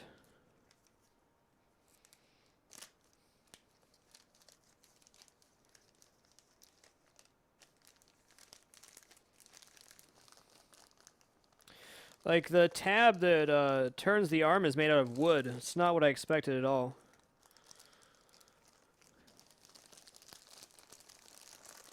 I mean, it'd probably work for another 5 years or so, but eventually that wood's going to snap.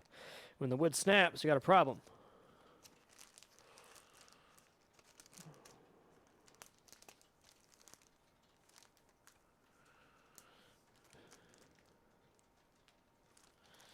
All right, 7-9. We'll be taking a reference photo of that here in just a second.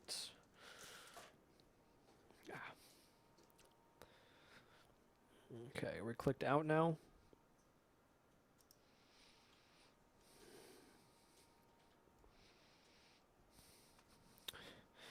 That's where that came out of. Good. I really should have labeled before I did that. Yes, I am indeed saying that, Driz. That's exactly what I'm saying, sir. The amount of white electrical tape I've gone through in the past couple days is nuts.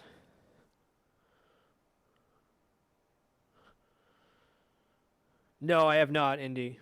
This is my first big restoration project.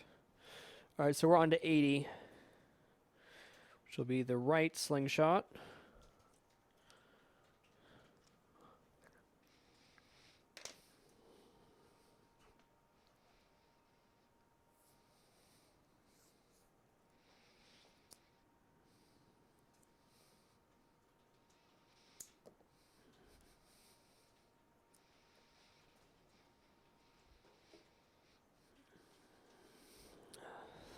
Yeah, I'm good on that, Indy. I don't have the electrical knowledge to do that. At least not for now. Too big of a project for me at the moment. We'll start with restoring a few and then go from there. God bless you, lighting. There it is. There it is. Okay, cool.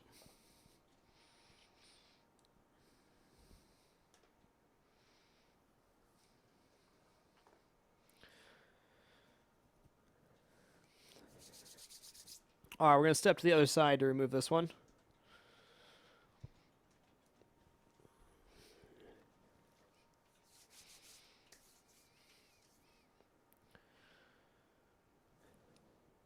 Yeah, lucky we looked for that ramp when we did. The thing was sold out for a really freaking long time.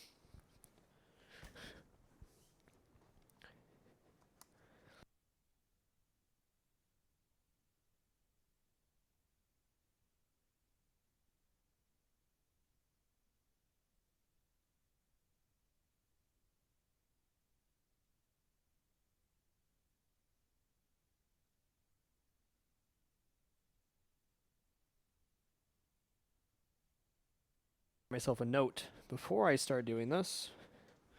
We're at 80. 80 is left sling. Assembly. Very good. I've been saying it all night. I'm going to say it again. Thank you, everybody, for coming out to watch tonight. Thank you, everybody that did support to make this pinball streaming studio possible. It's been a true joy being able to work on something this cool for a hobby. And I'm really enjoying the learning experience. This is all brand new territory for me, but really excited about it.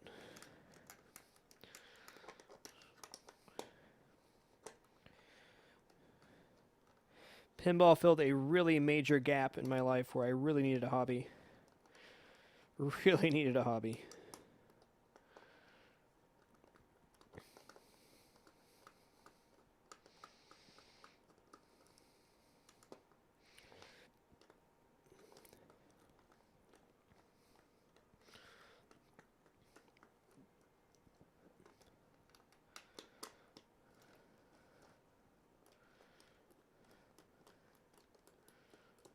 Okay, it should be close.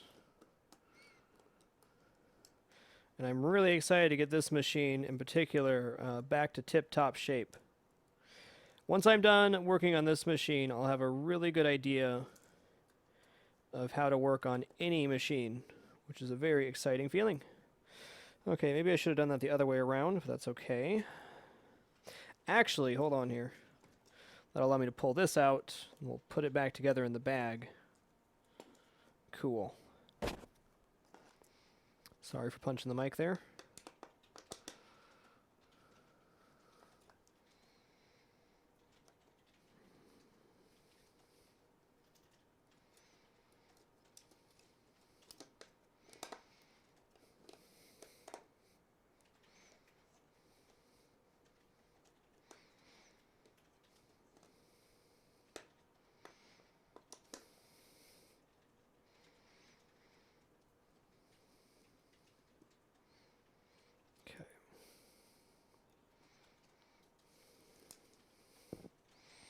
Where'd that go?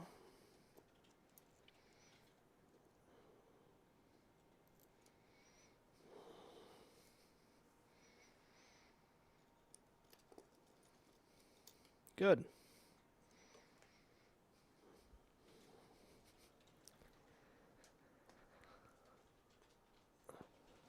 No, Carlo. Not going to replace the bulbs till it's going back together. Everything's just coming off right now.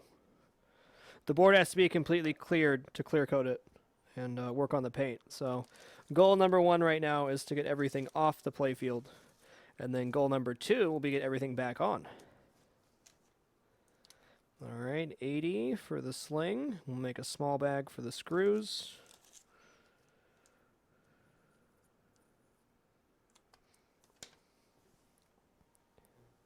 I will, Indian Choir. My schedule is very set. I will be doing this again tomorrow. Generally, pinball's only on Sundays, but we're starting a big project like this. We're going to get a couple days in a row to get myself in a good place to clean up. But my schedule is Wednesday through Sunday. Live pinball on Sundays starting at 7 p.m. Pacific, going till around 1 a.m. Pacific. We are on show number 1040 tonight and have not missed a scheduled day of work. So if it's Wednesday through Sunday, you can pretty much rest assured I'll be here on time.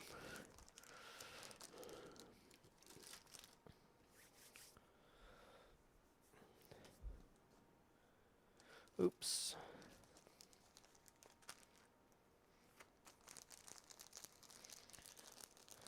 Yeah, I guess that should be goal 2 also. It's fair. Sounds good, Indy. Thanks again, sir.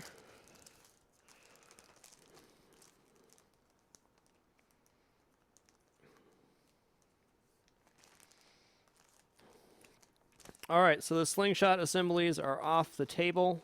Neat. Got to get this reference photo for that one, which came out of those right there. Pictures aplenty.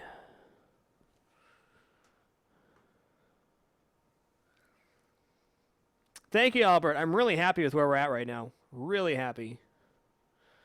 I was not expecting to be this far in this early, so it's been good. Really good.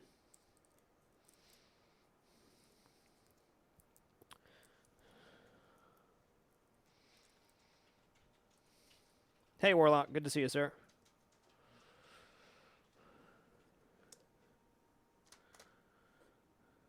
I'll sit down for a minute. My feet are freaking killing me.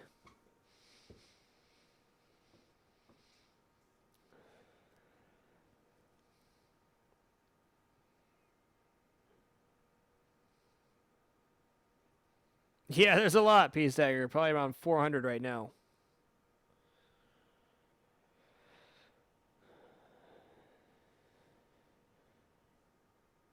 Oh, here's what I'm going to do next before I forget. I took some stuff off in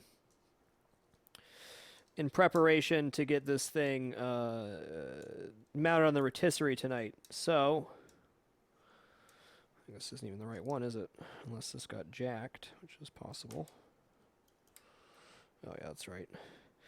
I need to label these micro switches and where they go. In fact, I think I'll just write on the table with Sharpie to mark them. But let's get these labeled. So this would be what?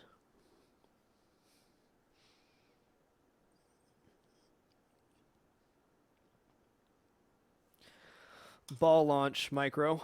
Well, ball launch exit micro switch.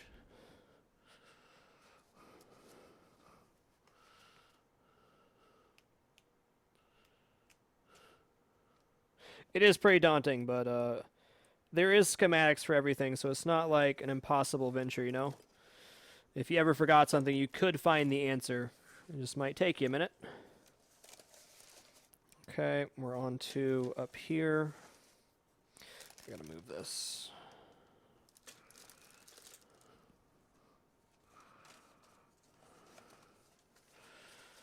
$22, it looks like. 22.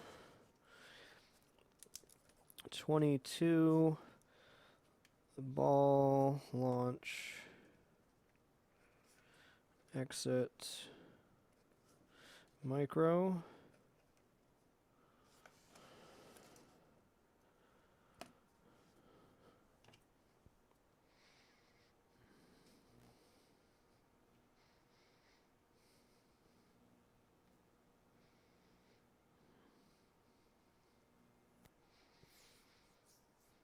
Okay.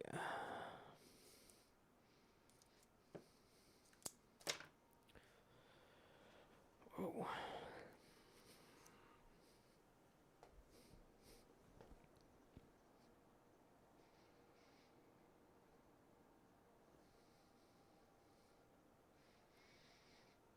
All right. I want to label these before I get any farther because I did not label them last night because I was in a hurry to get enough space cleared to load the put the thing on the rotisserie. Let's see, what else do we have going on here? I should just grab tape and do this now. Okay, this one stayed in the hole. That's nice. So we have the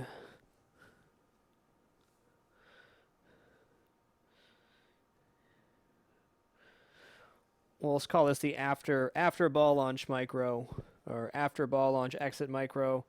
Make this 23. And then we have some random lights pulled out too, which really these are pretty self-explanatory, but might as well label them and mark them.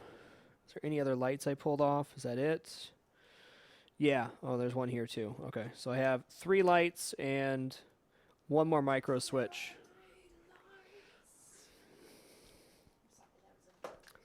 That's okay.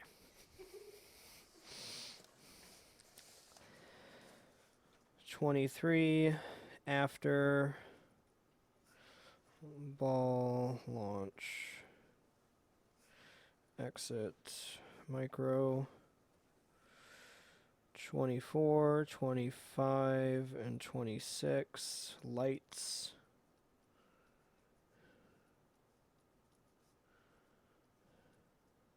Cool. Take my Sharpie with me and the scissors, and we can just do this all at once.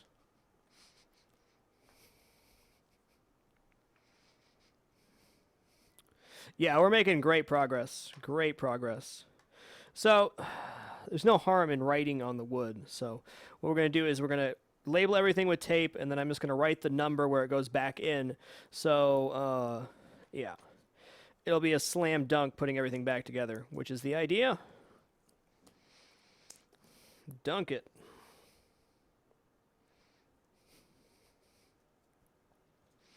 Okay, this is 4 wires. Cheese and rice, man. Why does a GI bulb need 4 frickin' wires on it? Don't answer that.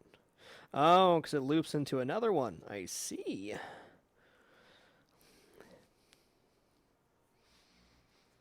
This is the second day indeed. Albert, give me just a second and we'll get you a permit. I'm just, I can't reach the keyboard right now, but absolutely that's okay.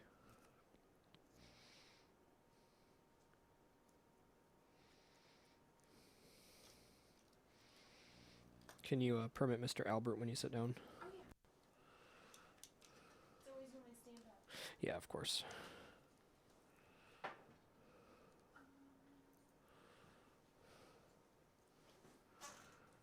Okay, 2 more lights. 2 more lights. Oh, Detroit. Thanks, Detroit. Oh, he spelled it wrong. Of course.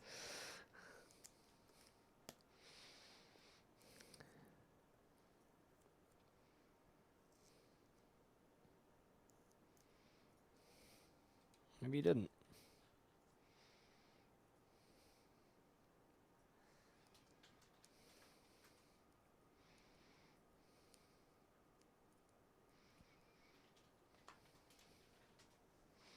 No, the next generation's fully assembled.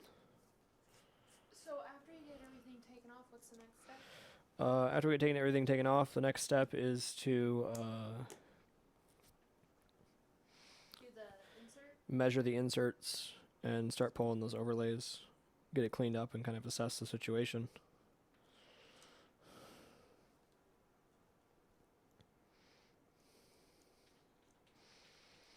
Okay, so we got all the tape on there. Great.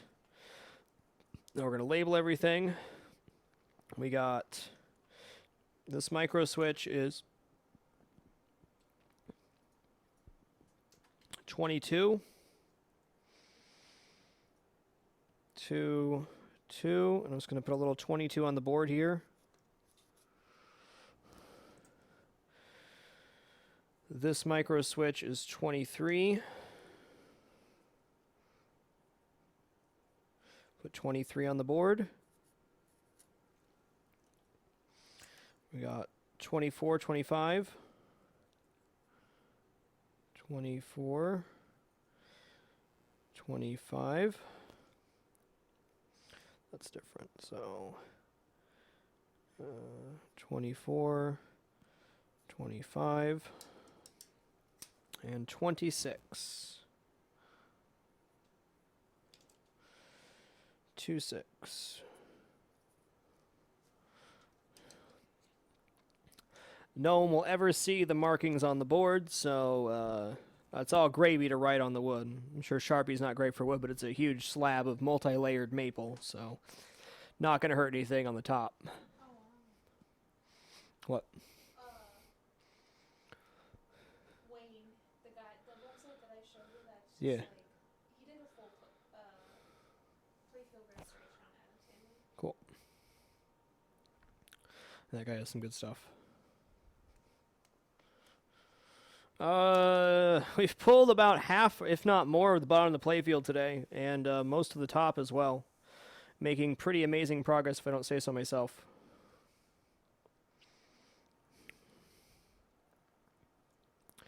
Okay, I think next can be whatever the hell this is. I don't know. What does this go to? What was here? Swamp kick out? No, that wouldn't be a swamp kick out. What does this solenoid do? Other than be dirty. Okay, so this is where the swamp lays, and then there was a thing here. Okay, it is the swamp ejector, I think. Has to be.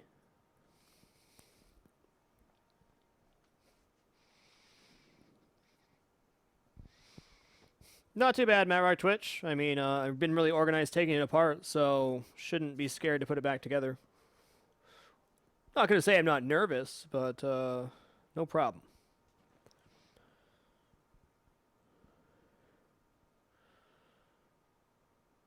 Draco, it's by wire color, and then there's also, it tells you which pin connector it goes to in the backboard.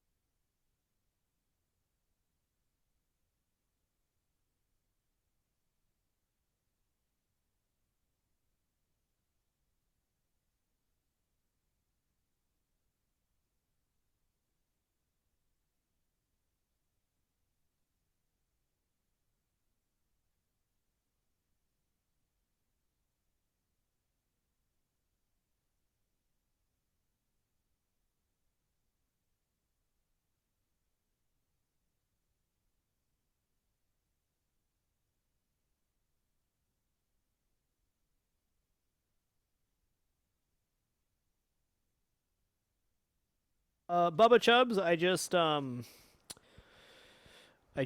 kind of self-taught. I just kind of started breaking apart my Star Trek Next Generation machine and went from there. Okay, we're going to remove this micro switch first, which is the first ball launch micro switch. So we're going to tape it, label it, and unscrew it, mark the board.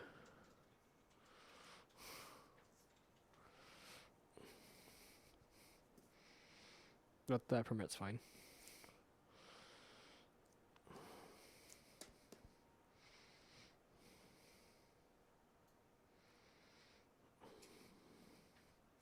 Yeah, yeah.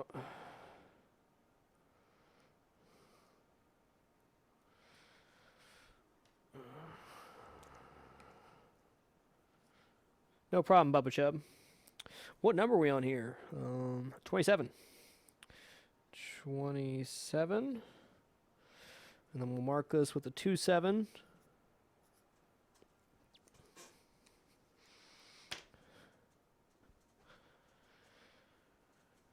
Okay.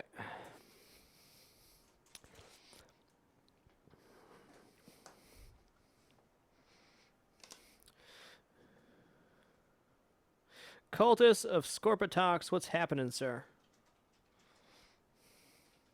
Oh, hey, I should, well, I don't need a reference picture for this because I wrote it on the board.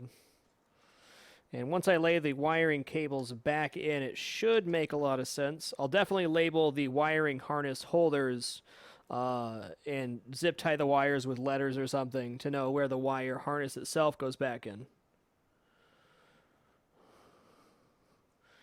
These screws, though, I don't need to label. They're just standard size wood screws that they use on everything.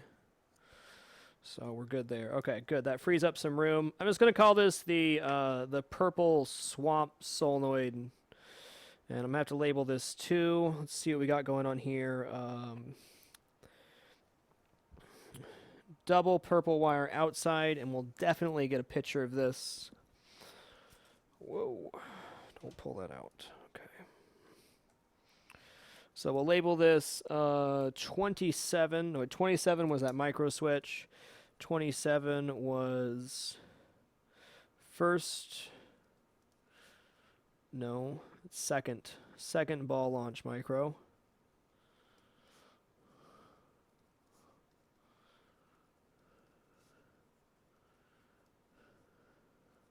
$28.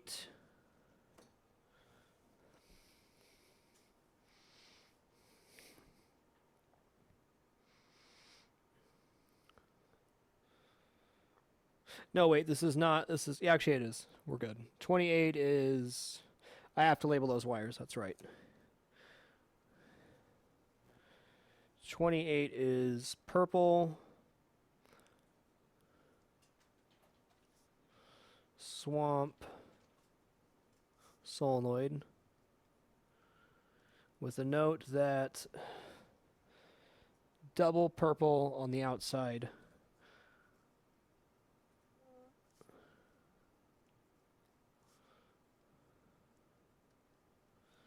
Okay. Neat.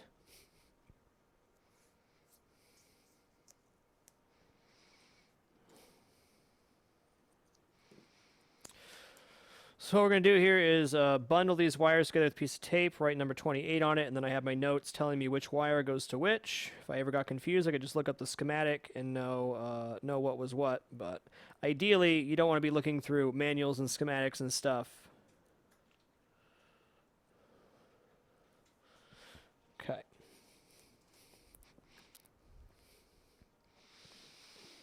Steph, this is a full restoration of a 1992 Bally Addams Family pinball machine. 28.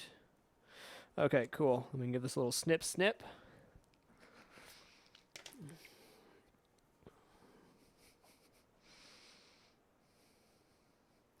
Wait, did I put double perp? Yeah, double purple.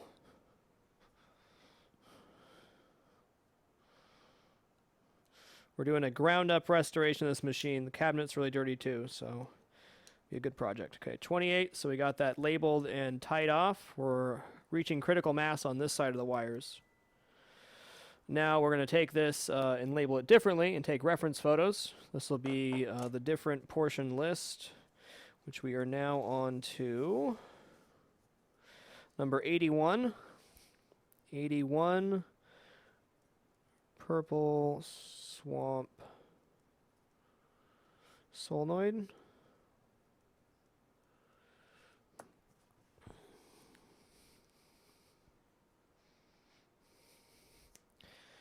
Pimp My Gaming, what's up, Simon? How you doing, sir? Been a long time, man. How's the family?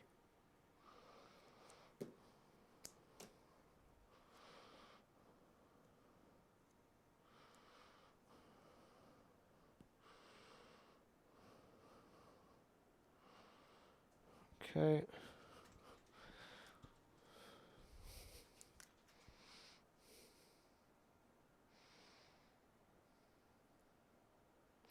Wait, is it 8-1? Crap. That's why we don't label on there.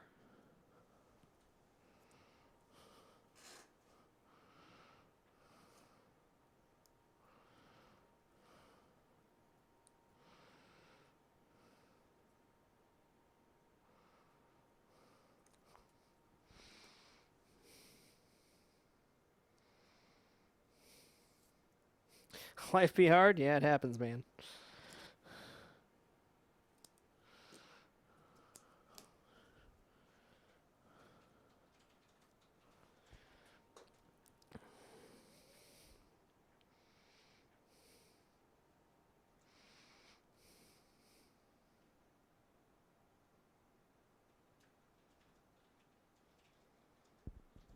Okay, we're going to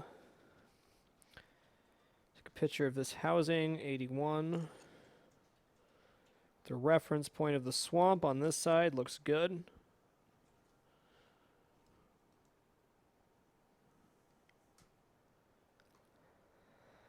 Wait, is there a tab underneath that? Okay, that's different. That's for something else. Good.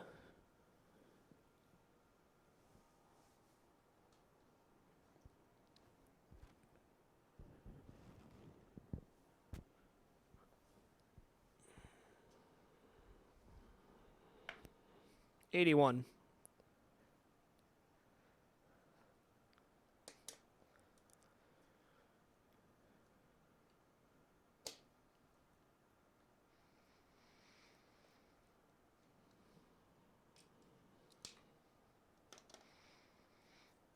Oh, it's nice and easy.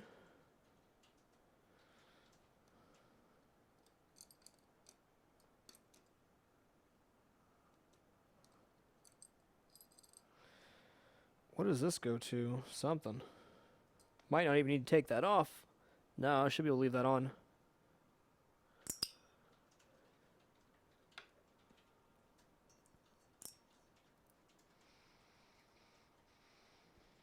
$81.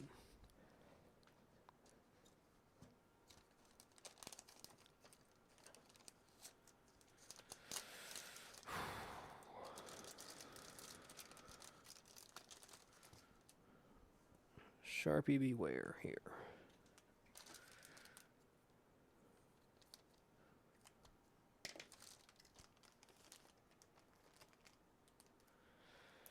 Okay.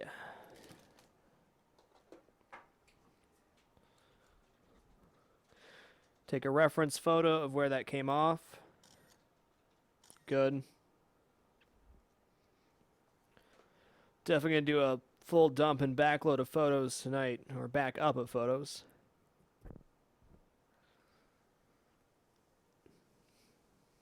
Right, I'm definitely going to refurbish the top of the table as well, for sure. 100% on that.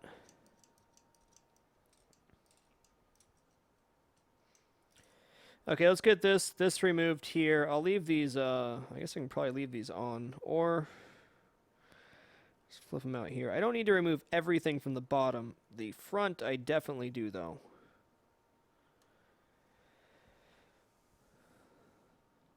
Okay, this will be the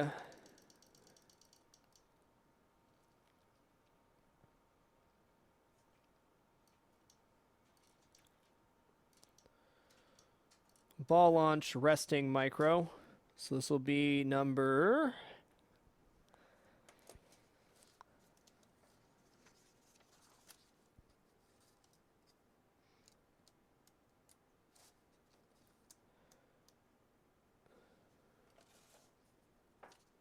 29. Ball launch. Oh. Rest micro.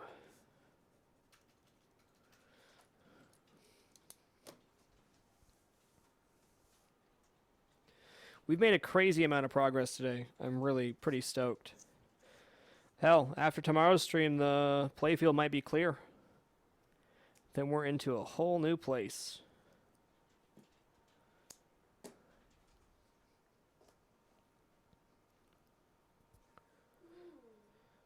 Have a good one, Mirror Detroit. That looks nice. Is that for a camcorder? Yeah, I'm not sure what weight. Well, if it's camcorder, it's got to be pretty standard weight. That looks freaking amazing. Okay, so we're going to label this with a piece of tape. This tells me that this tells me where it goes. I'll also, in addition to adding this piece of tape, I'll write it on the board.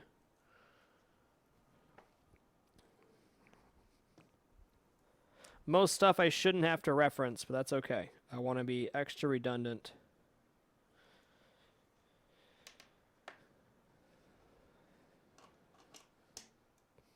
I'm gonna order it. Yeah, might as well get one and see how it works. It's 27 inches. Wow, that's great. Yeah. Awesome. And people have pictures of it holding up, like actual cameras. Cool. Well, if that works, then we'll get like 2 more. Okay.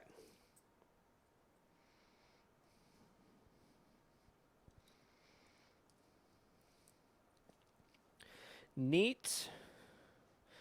Okay, now we're going to take off this assembly, which is... dirt all over my face, I'm sure. This assembly is the... God, that's filthy, man. And a bit pitted. Okay, this is the swamp exit launcher.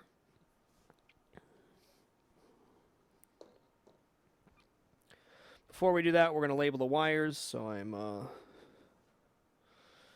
same place here. Man, those are weird. Why is this so cinched down?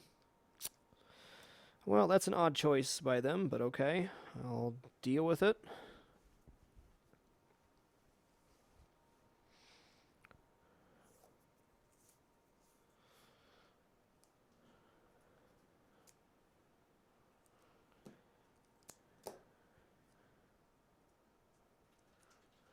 Okay.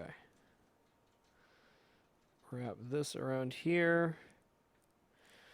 This will be 29, 30, excuse me. 30. Swamp. Kick out. Solenoid.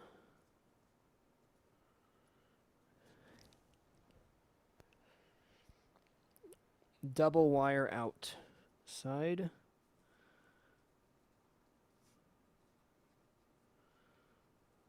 Very good. Give this a little snip snip. There's a lot of carbon on this solenoid. Definitely needs replaced. I understand why it wasn't replaced, because it's in a very odd spot to get to.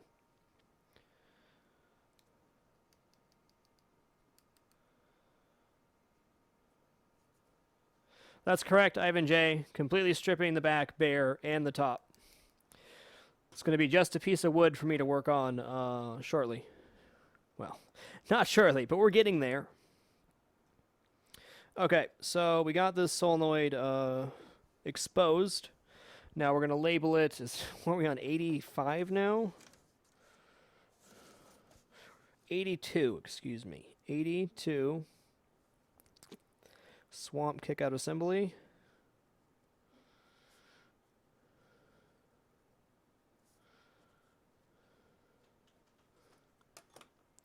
On a great note, when we go to put stuff back on, it's going to be a lot easier to work with because I can put all the hardware back on before even touching the wiring, then just kind of lay the wiring over and plug everything and solder everything back in. Whereas right now I'm working around wires.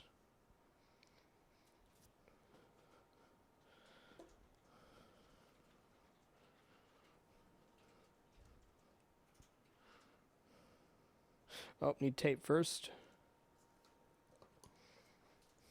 How much would you say that camera weighs? 2 pounds? 2.5 maybe? 3 at most. What? It's a Canon. G20. I'm sure you can find the weight on it.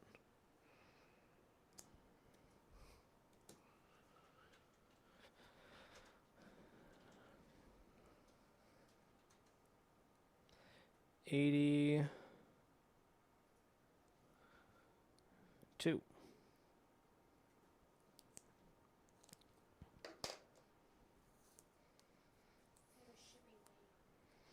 a shipping weight. Shipping weight? Okay.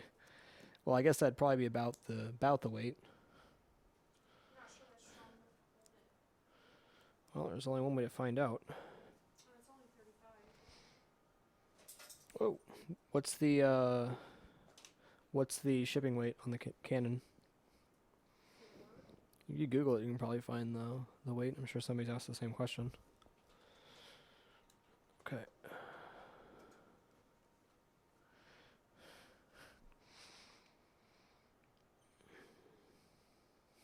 1.3 pounds. Then it's probably good. Okay, get a reference next to the magnet here so I can see. Good.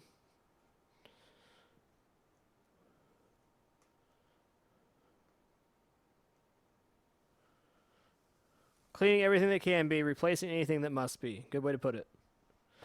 Okay, cool. So we're on 82 now. I'm going to grab this.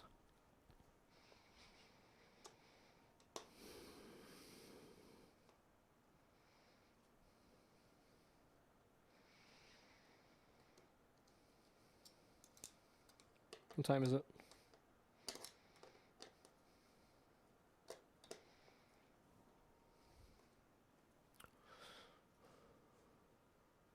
Oh, 12:30.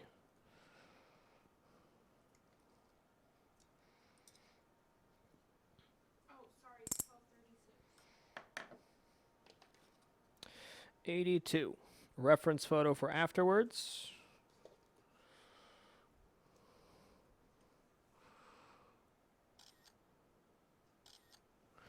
Cool. Thanks, Toxic Rat Man. I'm pretty stoked with how far we've got today. Pretty much this side of the playfield's done as far as hardware. Definitely some miscellaneous drop targets and crap. They're going to be taken off, but that's okay. Okay, 82. Let's get this crap labeled.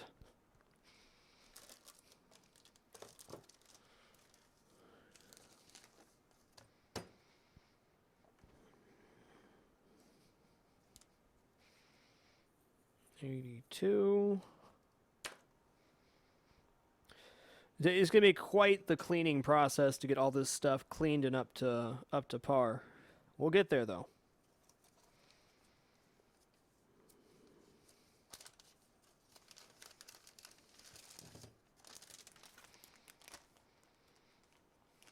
In fact, the deep cleaning might take almost as long as the pull apart at the end of the day.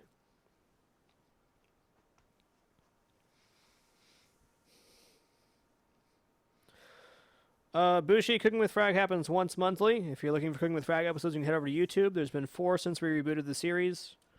And, yeah, 1 a month. If you click on the scheduled events below the stream, you can see when those happen.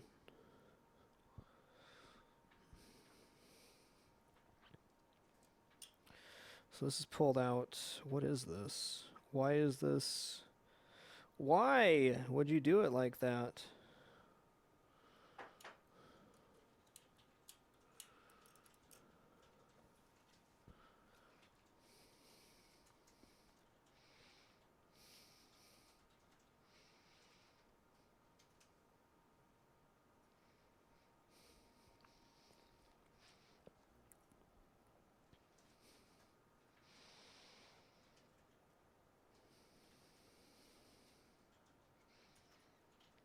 What's this? Is that the... Okay, these are the...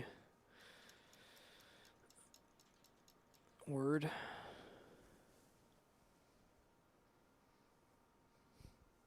Excuse me for just a second. Take a short break. Then we're going to...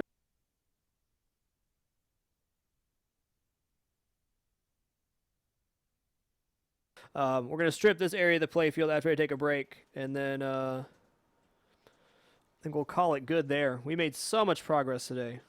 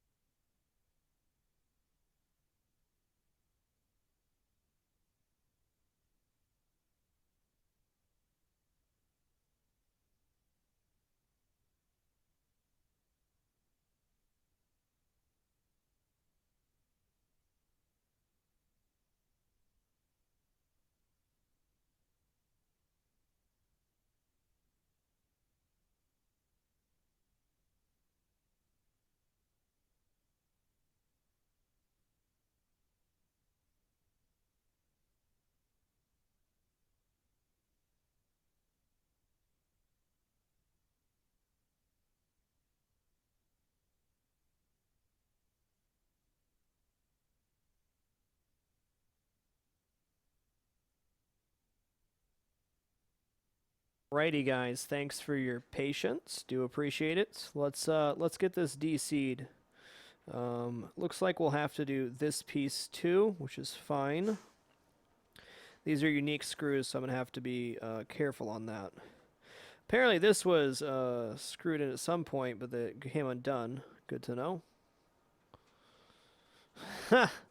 Nice, Driz. Okay, so we're just gonna start wrapping these bundles of wire in tape, and then we'll number them, and then mark the board.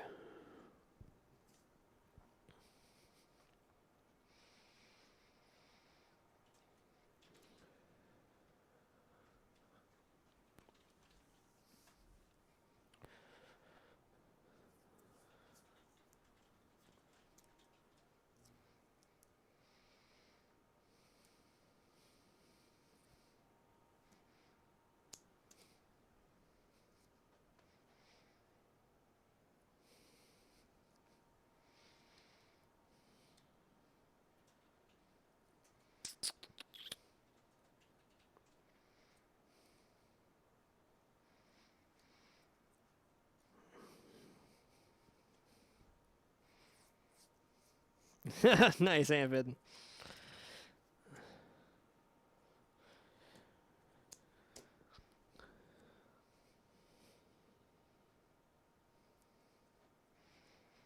Okay. Quad wire madness up in this piece.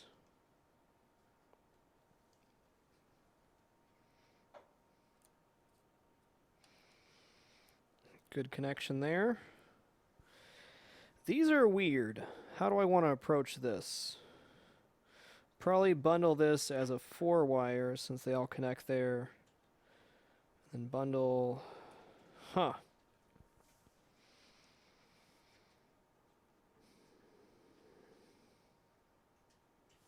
No, I'll just do the left two wires. Oh, they're all smudged together. Okay. Do like the... Oh man, this is like messed up. It's like wires going all over the place on these lighting things.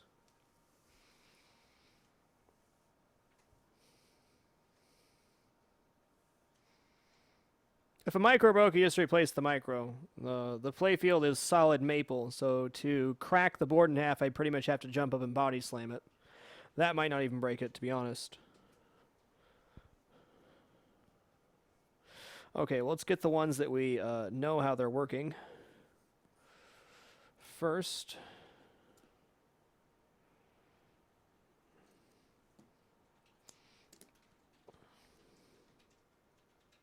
Ferritus, thank you for keeping it dapper, sir. Appreciate it, man. Much love.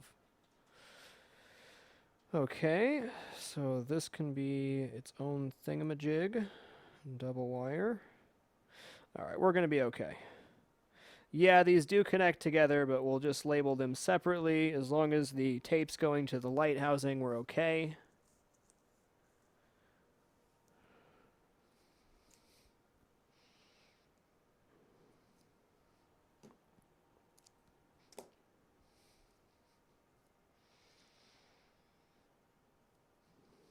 Okay.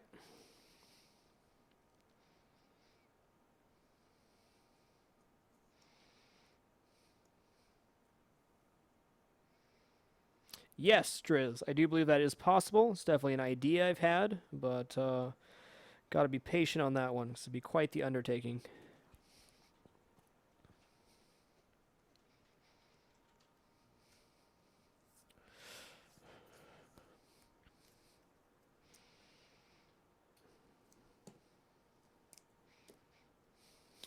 Afraid not, Draco. Not very passionate about body slamming. I'd only run a Kickstarter for something I needed funding for and something I was very passionate about doing. Pinball for me, I looked at a bare minimum, a 10-year commitment of my life. Bare minimum. Well, thank you, Beatboxer. I'm glad you enjoyed the show. I really enjoy these restoration streams, and I gotta say, we're killing the progress. Progress is being made for sure. Okay, so that's kind of weird. Oh, never mind. We're good. We're good. Why does this one have 6 freaking wires going to it? I'm not even gonna question it. I'm just gonna roll with it.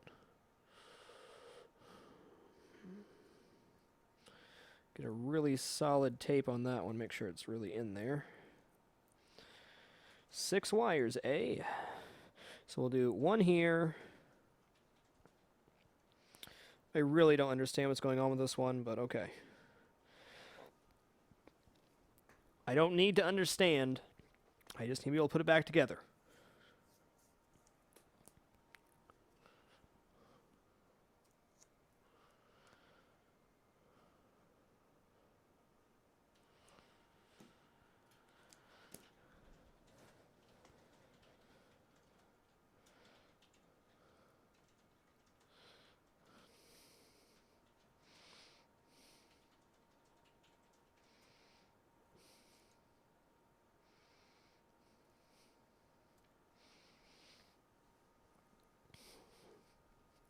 We'll do all the lights at once and then pull the... Oh,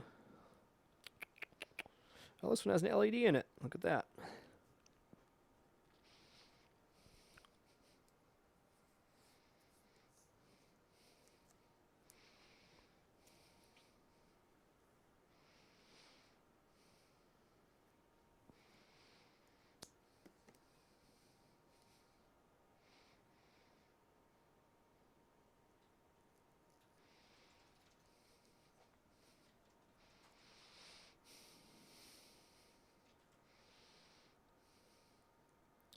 What I just realized I can do on the next stream, which I might just do, is get all of the wire harness stuff labeled and cut and just kind of lift up the wire harness as is. We'll see. Thank you, Bliss9 again. Appreciate it, sir. Okay, so we got this, and this. What micros do we have left? We have this one labeled. Good. This is labeled. Looks like we got this cluster right here. I don't even know. I'm going to label it right here, which is the in-between those two. No, wait. This one's already labeled as is, so I just need to label these two, which have a pretty odd wire setup. Okay, I'm going to make a double marker here. So this one has 2 big wires, probably 12 volts, feeding into this one, which then feed into this one, which then feed into this one. So we have like a chain of wires going on, which is tough to label, but we'll make it happen. Jules, 666, thank you for keeping it dapper, sir. Appreciate it.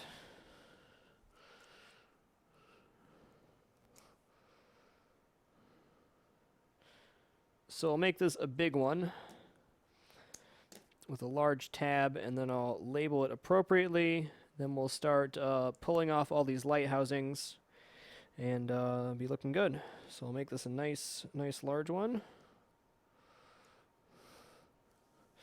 Okay, so let's see where we're at for wire stuff. We're on 30 right now, so we'll go 31, 32, 33, 34, 35, 36, 37.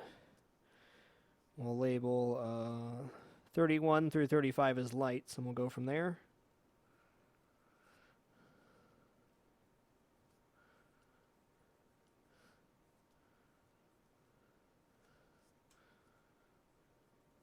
Okay.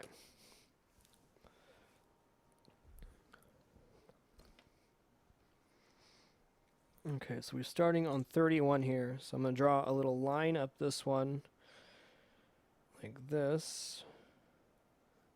We'll do 31, 32.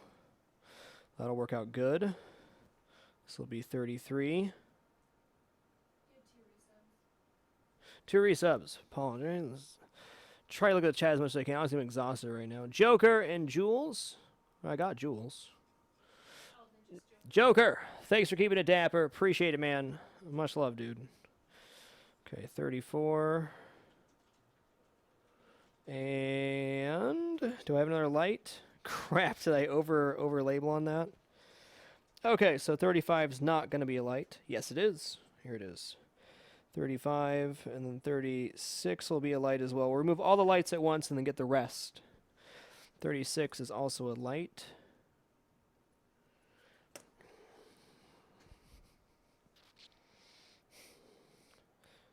$36. Okay, so we're gonna unscrew this stuff from the playfield, and then we'll just write on the board where stuff goes. Nobody will ever see the bottom of the board, so it's not like bad to mark it.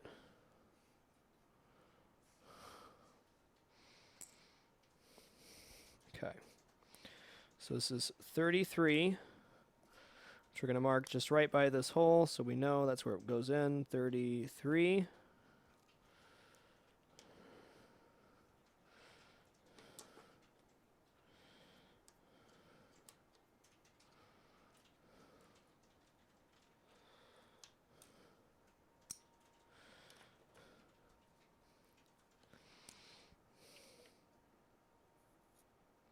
$32.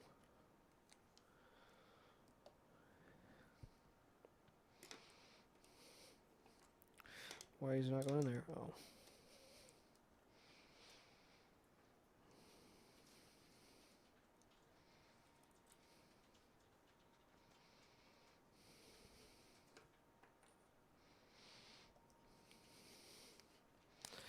$31.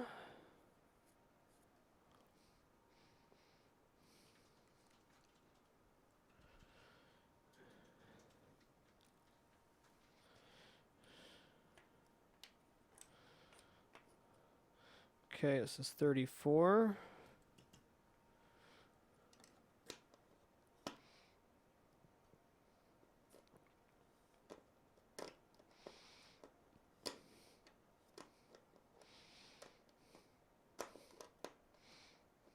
Try not to press on the board here. There we go.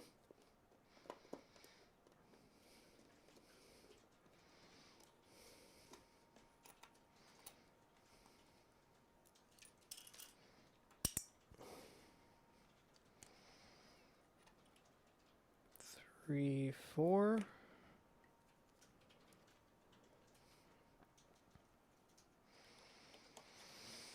So that's good. And we got 35, 36 up in this piece.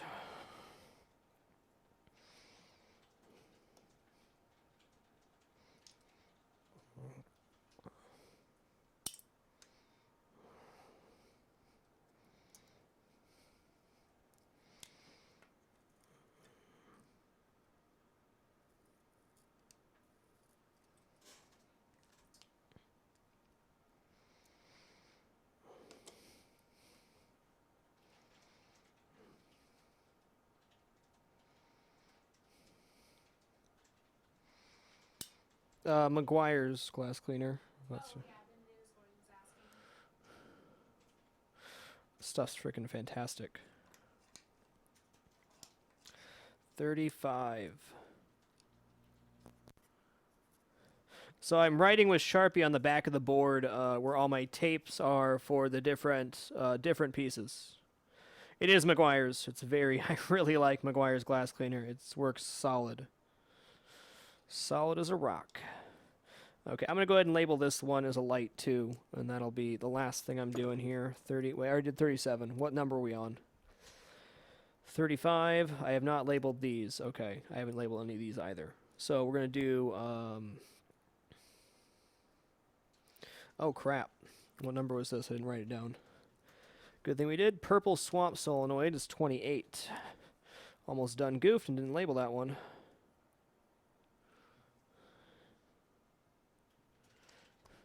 I just kind of bought it on a whim, and it ended up working out really nice. So very happy with the McGuire's products. Okay, we'll leave this as 37. And then we'll get the other stuff off.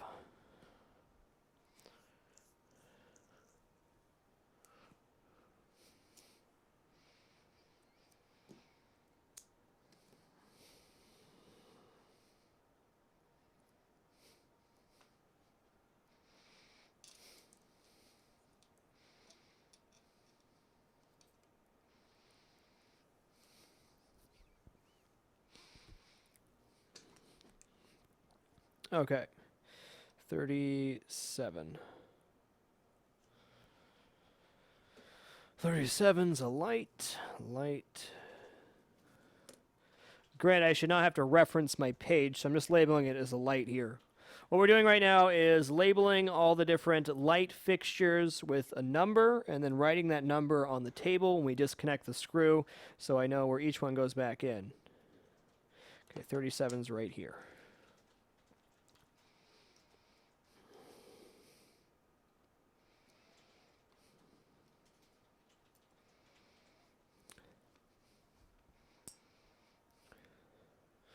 So there's 37, and now we can take off the kicker assemblies, which will be 38, 39. Oh, wait, I need to write on this one. Which one is going to? Right there? Yeah, okay. 37.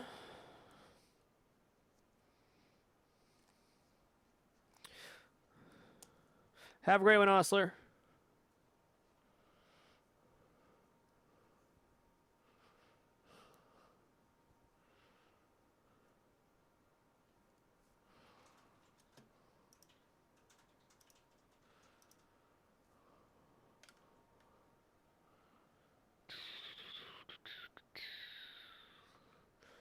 We get these. Let's do the micro switches first. Though labeling them should be good. So this is in lane, out lane, left in lane, left out lane for 38, 39. 38 left in lane. 39 left out lane. Nice.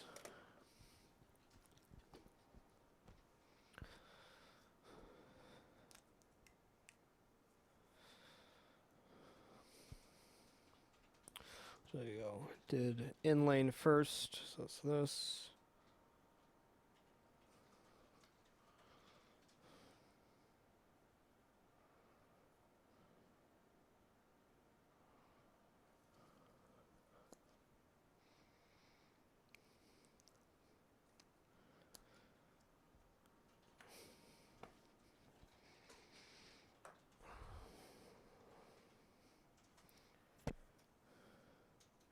Imperial hand glaze, okay.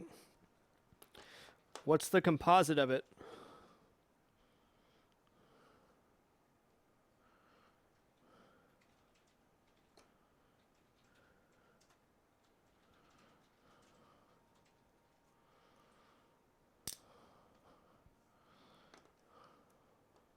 You're fine, Zando. Don't worry about it. Or Ando, excuse me. We don't hold grudges here.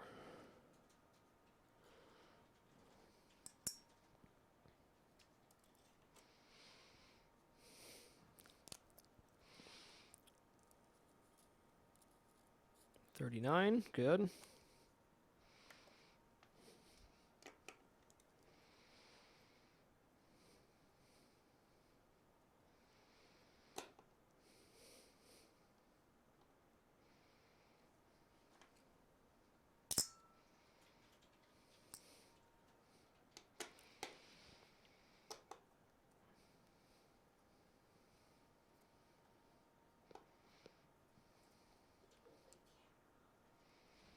What?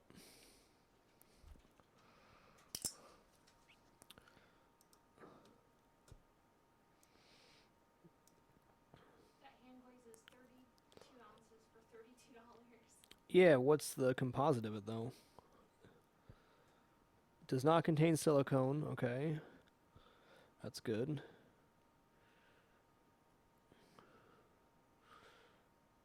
Looks really nice.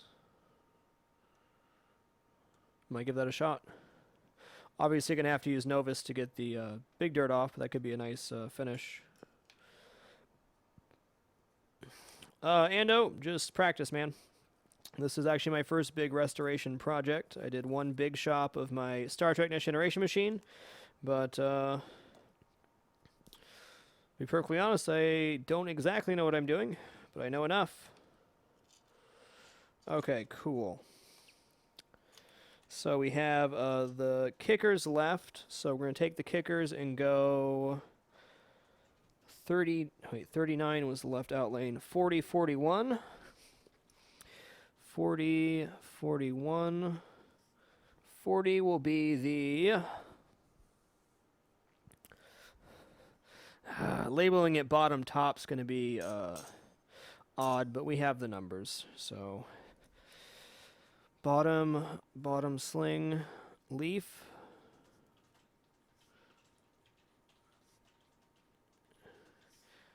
.41 top sling leaf.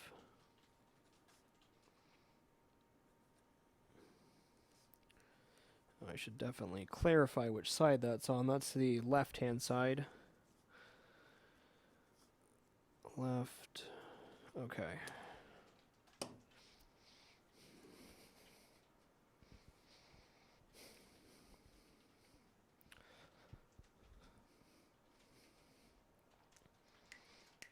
Oh, I believe you, Stiffy. I'm more than willing to, especially for a nice cleaner when I'm about to go get something clear coated. I'm definitely willing to fork over for some expensive cleaner if it works good.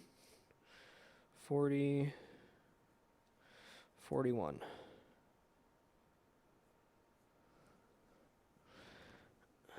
Okay. Then after this, I have one more switch to remove, and we're good.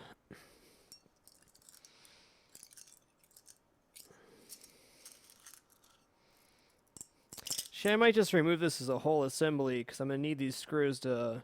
They're kind of... Yeah, they're odd shaped screws.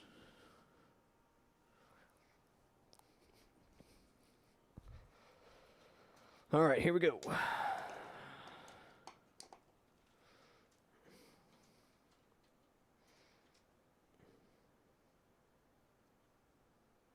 Especially a non-silicone based cleaner is good. Real good. This machine's from 1992, made by Bally Pinball Company.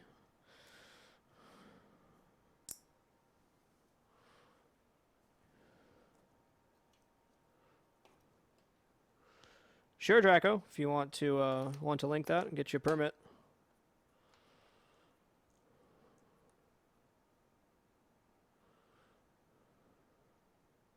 For sure, Stiffy. Okay, cool.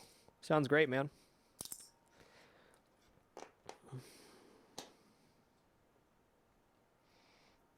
I mean, if it doesn't contain silicone, that's the big one for clear coating. Novus 2 does contain clear coating. However, I'm going to have to use it to clean. There's some major dirt on this thing. Okay, so we got the slingshots removed. We got all these micro switches removed. All of this wire stuff is now pulled up. So this wire assembly, except for these two micro switches, are we're free and clear.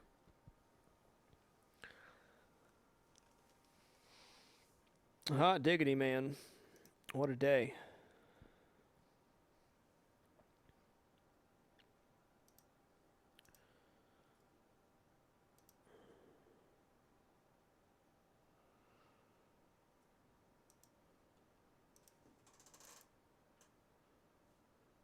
All right, guys, it's 1 a.m. I've been at this for about 8 hours now. I'm going to stop here. I want to say thank you, everybody, for coming out to watch. We got so much done today. So much. We got the top of the playfield almost completely depopulated. We got pretty much this side of the board finished. We have the pop bumpers left, the magnets, and the boards. But past that, this...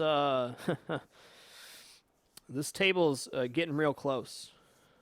Be back doing the same thing tomorrow. After tomorrow, I really hope to have the wire harness removed, and then we'll be into the final touches and whatnot. So, looking good.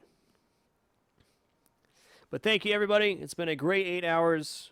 Thanks for keeping me company, and thank you for providing me an outlet to show you guys my hobby. It's been an honor and a pleasure yet again. Look forward to doing it again tomorrow. Until then, keep it dapper and be good to each other. 7 p.m. Pacific, or maybe earlier if we have another day like today. Frag out.